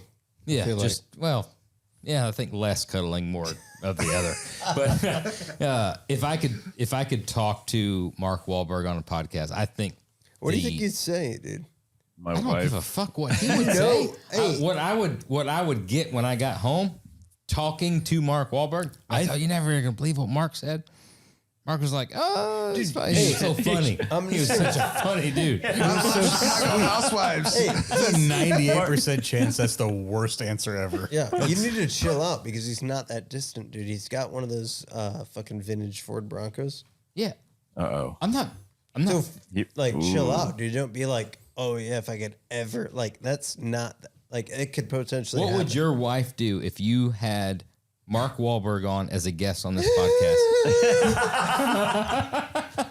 Say it again. It'd be like weird, like How small would you look next to Mark Wahlberg? Not your T-shirt, you in general. Oh, he's short. He's like 5'2". No, like 5'3". size, arms. Oh, 5'3"? arms? Yeah, he's on fucking like celebrity steroids. That's bigger than normal steroids. And Androstenediol Dial or something like that. Yeah, it's some Mark McGuire shit. Dude. That's 100%. That's fine. No big deal. You remember seeing him in that what was that movie, Brothers? What was it? Step. No. Four Brothers. Four with, Brothers. With Tyson. Oh Yeah. Jesus Christ! Would he kick the shit out of you? Yeah, that's fine. God That's damn. no problem. He kicked the shit out of you too. Oh, 100%. Okay, that's fine. He kicked the shit out of both of us. I'm not fucking with him in that movie. Phil, what's your guest? I got nothing. Nobody. It's hard to compete with the low That's level fine. that you brought to the That's table. not a problem. Low level. We'll fill it right here at Phil, this point. hey, at this Phil, point in wait, time, in whoa. the, Shit, hang hold on. What about Phil if we go? just disrespected the shit out of Mark Wahlberg. oh, Mark Wahlberg's gonna What kick the what shit about if out we of go you. backwards? I want to interview Frank Stallone and Mark Wahlberg because my wife wants. That's fine. What Hey, about- you heard it. Badasses. You heard it here. Right now, Phil disrespects Mark Wahlberg and Frank and Sly Stallone. No, That's I'm fine. with Sty. right now is when you. That's when they edit in Marshall Mathers. That's when. Hey, if I had one shot, Yeah, that's exactly just right. one opportunity to interview anybody that I ever wanted Oh, What- you, in guys, one podcast. you guys may not know, Phil's a fucking absolute Will you rap for us? freak Really? of a fan. No, It's he like a won't couple rap. verses? He won't rap, but if you stop any rap lyric at any point in time, he will tell you. finish it. spit the rest of So it. what if we go back and like, you can include people that are dead? Like, would that bring some Biggie rappers back to life? Smalls. No, Pac's still alive. Pac. Okay, so that's your guy. That's your He's guy. living in Argentina Pac, with Biggie. Hitler. Yeah. Would you interview him? That's your guy. I wasn't a huge Pac fan. Oh man. Yeah, Phil's more like a East Coast kind of guy. It's more Biggie. No, not Biggie. No? Bone Thugs? Dre. Bone Thugs, Dre, Snoop. Yeah. Big Snoop Nelly would be a fan. good guy. I would put him up there. Snoop-a-loop. Yeah. I wanna know. Snoop's only like 45 years old. You want to think he's like 60, but he's Is he only 45? No, he's 50. I No, think. he's got only to be 50. older than 50. He's not as old as you think he is. You think he ever fucked Martha Stewart? Absolutely. 100%, Oh yeah, dude. yeah.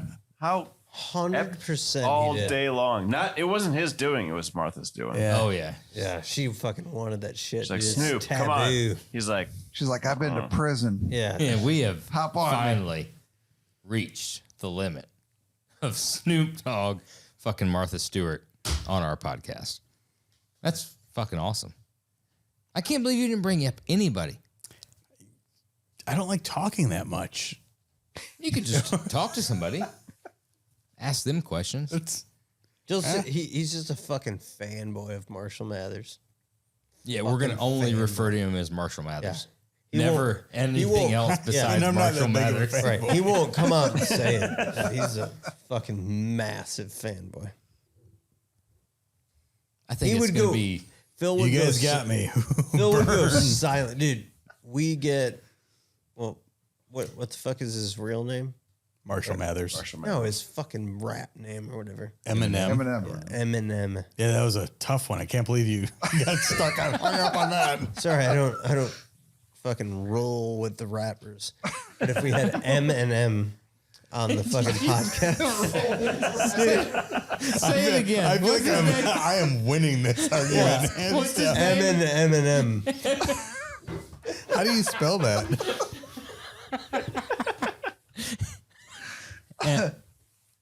Emin. I remember. You're gonna fault me for that? No, I'm not. I'm asking. I'm trying to get. He would be.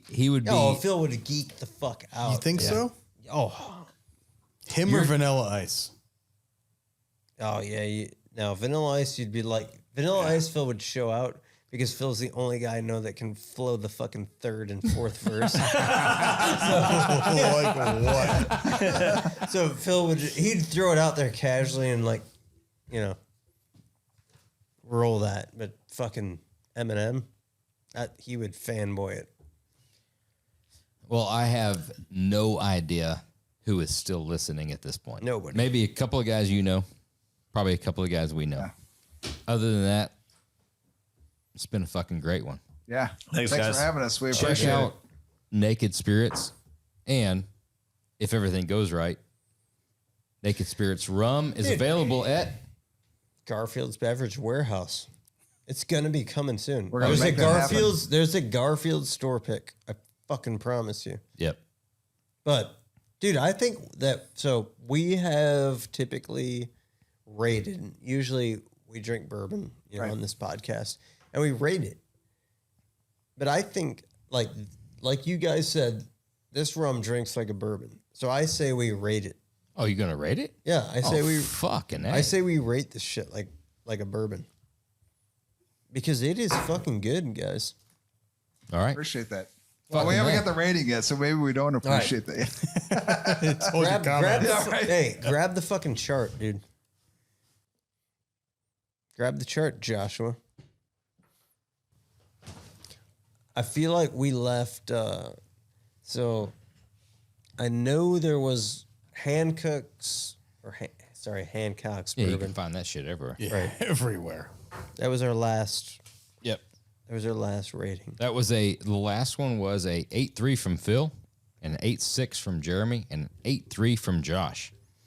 Just to give a little heads up from reference, we've got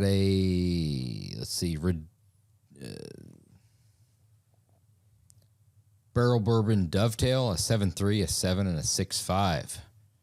We've got a Oak and Eden Finish French Oak, 7.5, 7.9, and 7.5. Rock Hill Farms, 8.5, 8.6, 8.5, for an average of 8.53. You did the math on that, huh? I did it prior to. Okay. Yeah. Blood Oath, number 2, 2016, 7.25, 7.2, and a 7.0 for an average of 7.15. You got any requests? You want me to know? No, I think that's a good stopping point because Blood Oath. Okay. So Blood Oath is a very sought after bourbon, right? A great fucking marketing campaign with it. They've got some great bottling, some awesome boxes, and it's a decent bourbon. And that came in at what? 7.2, Josh? What'd you say? Let's see. Let's go back to that. What was the average on that? Hold on. Sorry. Average was 7.15. Okay. That was the Blood Oath number 2, 2016. Dude, I'm gonna tell you right now, if from a blind taste test, if I was drinking this, neat. Are we going the port barrel finish or the coffee finish? No, I'm going the port barrel finish because the coffee finish is its own animal. It's a different drink. It's like a delicacy. It's a dessert. I'm gonna hit that at a 7.9. Oh, Yeah, because I fucking like it. It's solid. You know what? You just for context. Yeah. You know what else you gave a 7.9? What's that? That would be Elijah Craig, 18-year. I don't love Elijah Craig 11. No, I'm not. This is not from a shade. from a bourbon standpoint. You know what else? Let's see. Oak and Eden, finished French oak, 7.9. Let's see. I think that's appropriate. I.W. Harper Cab Cask, Yeah, 7.9. that would be appropriate. Yeah. Old Elk Straight Blended, 7.4. Yes, I stand by my review. I'm not throwing shade whatsoever. I'm just giving some context for everybody else that's listening. Phil, what do you give? Yeah, I could be in that same region. I'm a big fan of the coffee one though. I don't even know how you rate that compared to the bourbon stuff because I could just feel like you could sip that all day long. Yeah, you can. Yeah, That rating's That's just like to leave us some bottles.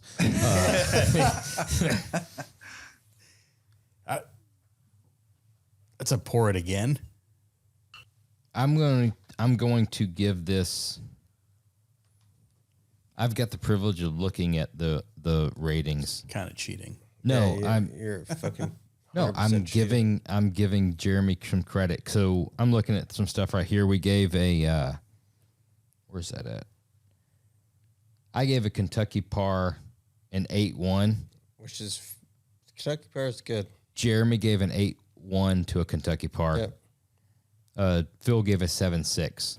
I'll stand with that. So- that's a solid review. Honestly, where you're at a 7.9, you're looking at Elijah Craig there. You're looking at Oak and Eden there. You realize you gave it, and I'm with you. I gave an 8.5, and you gave an 8.6. Phil gave an 8.5 to a Rock Hill Farms. Your Rock Hill Farms is good. Yeah, I know. I'm putting that into perspective for everybody else Sure. that's listening. I.W. Harper Cab Cast at a 7.9. Honestly, that shit is a 7.9. Dude, that All right. Thanks, guys. It honestly is. Appreciate that. It absolutely is. And this is, it's a fucking good drinker. yeah, the cool I think I'm part. going to become an alcoholic on the coffee bourbon though. Or the The coffee's just dangerous. The cool dangerous, part yeah. about this shit is one, you need to get yourself a fucking bottle, whoever's listening. But Yes. people that come over, you're like, just shut the fuck up. I'm fixing to pour you something. Right. That you don't know anything about what you're talking about. I know what I'm talking about, and they're gonna pour them something that they've never fucking had before. The rarity, the taste, everything about what goes on. Because let's be honest. Like, I think it's us 5, and then like there's Sean. There's one other guy that's listening right now.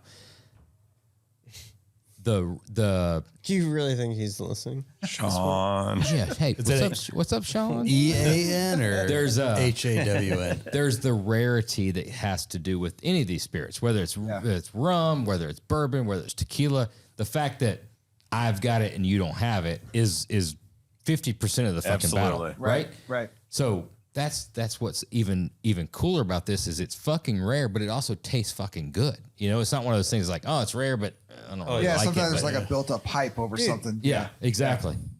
Yeah, you look at Copper Fiddle, for example. That's so Horrible reference. Well, no, I'm just saying we have a local distillery, Copper Fiddle. Yeah, it's not any good. It has a brick and mortar location. It is the worst tasting shit. It there goes that Copper Fiddle sponsorship. Yeah, fuck. Like, I'm not worried about it. Like, it literally tastes. It's like They should have continued to make hand sanitizer. it's like Yeah, no, it's They are. It literally They absolutely are. Yes, it tastes like you're drinking the hand sanitizer. Yeah. Right? They have. It's right there in the main like right on the main street in downtown Lake Zurich. They have like it's a great location, and they have a huge still, and but it's you cannot drink it. It's horrible. Yeah. And this like it's very fucking good. And like when you compare that to like when you look at microbrews and stuff, you go out all these local microbrews. Most of them they're fucking terrible, right? I can't drink any of them. This is very fucking good, which is very rare, honestly, guys. Like, I mean, I'm not a rum guy. I like rum. I've got into the what's the fucking Polar? the Polar rum. Yeah.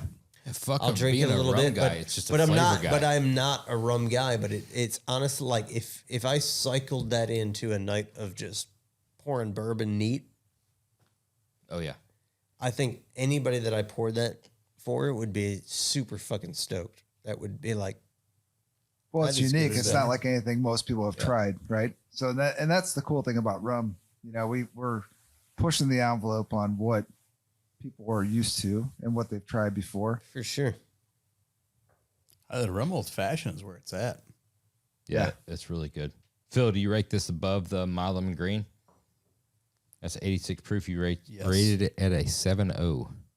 Go way above that. All right. I'm not good at the numbering thing. I just Oh kinda yeah, you wing gotta it. have some reference, some frame of reference there. Barrel Bourbon Dovetail, you rated it at a 7.3. Elijah Craig, 18-year, 8.3. Kentucky Par, you rated it as a 7.6. Let's see. 8-0. Oh, Holy I like shit. Phil's trying to jump up above us. You guys were 7-9. I just like a solid pay you number. later for that one. I feel like it's Yeah, that's fine. That's fine. I see how it's going now. That's right up there. 7-9. That is the exact same review he gave at IW Harper Cab Cask for everybody listening at home, following along and playing the game, if you the board game we've got. Yeah. put merit in that Yeah, number. you know then the board name. For comparison, like if you would have brought our local distillery, Copper Fiddle, for example. You just going hard, aren't you? No, I'm One. I'm giving you an example of like what you would have thought, right? Like I would have given like, I'm rating Copper Fiddle right now. It's a 6.2, It's a super healthy rating. maybe a 5.9, maybe a 5.9. That doesn't break 4. I'm giving it a rating of poo. But No, like, you know that shit sucks. oh, it's fucking horrible. Yeah, so it doesn't get a number rating. Okay. So maybe that's a bad example. Yeah. But I'm just, yeah. Right. Butthole. Is it above or below butthole? Below. All right, I guess. End of discussion. Oh, you guys have done a hell of a job. honestly. appreciate that. Appreciate Thank it, you fellas. guys. Yeah. Yeah, thanks again. Super good stuff. Thanks again to the guys from Classic Car Studio, and thanks for listening to Oil and Whiskey with the Roadster Shop, an Ironclad original. If you like the show, be sure to leave us a rating and a review. We'll see you again next week.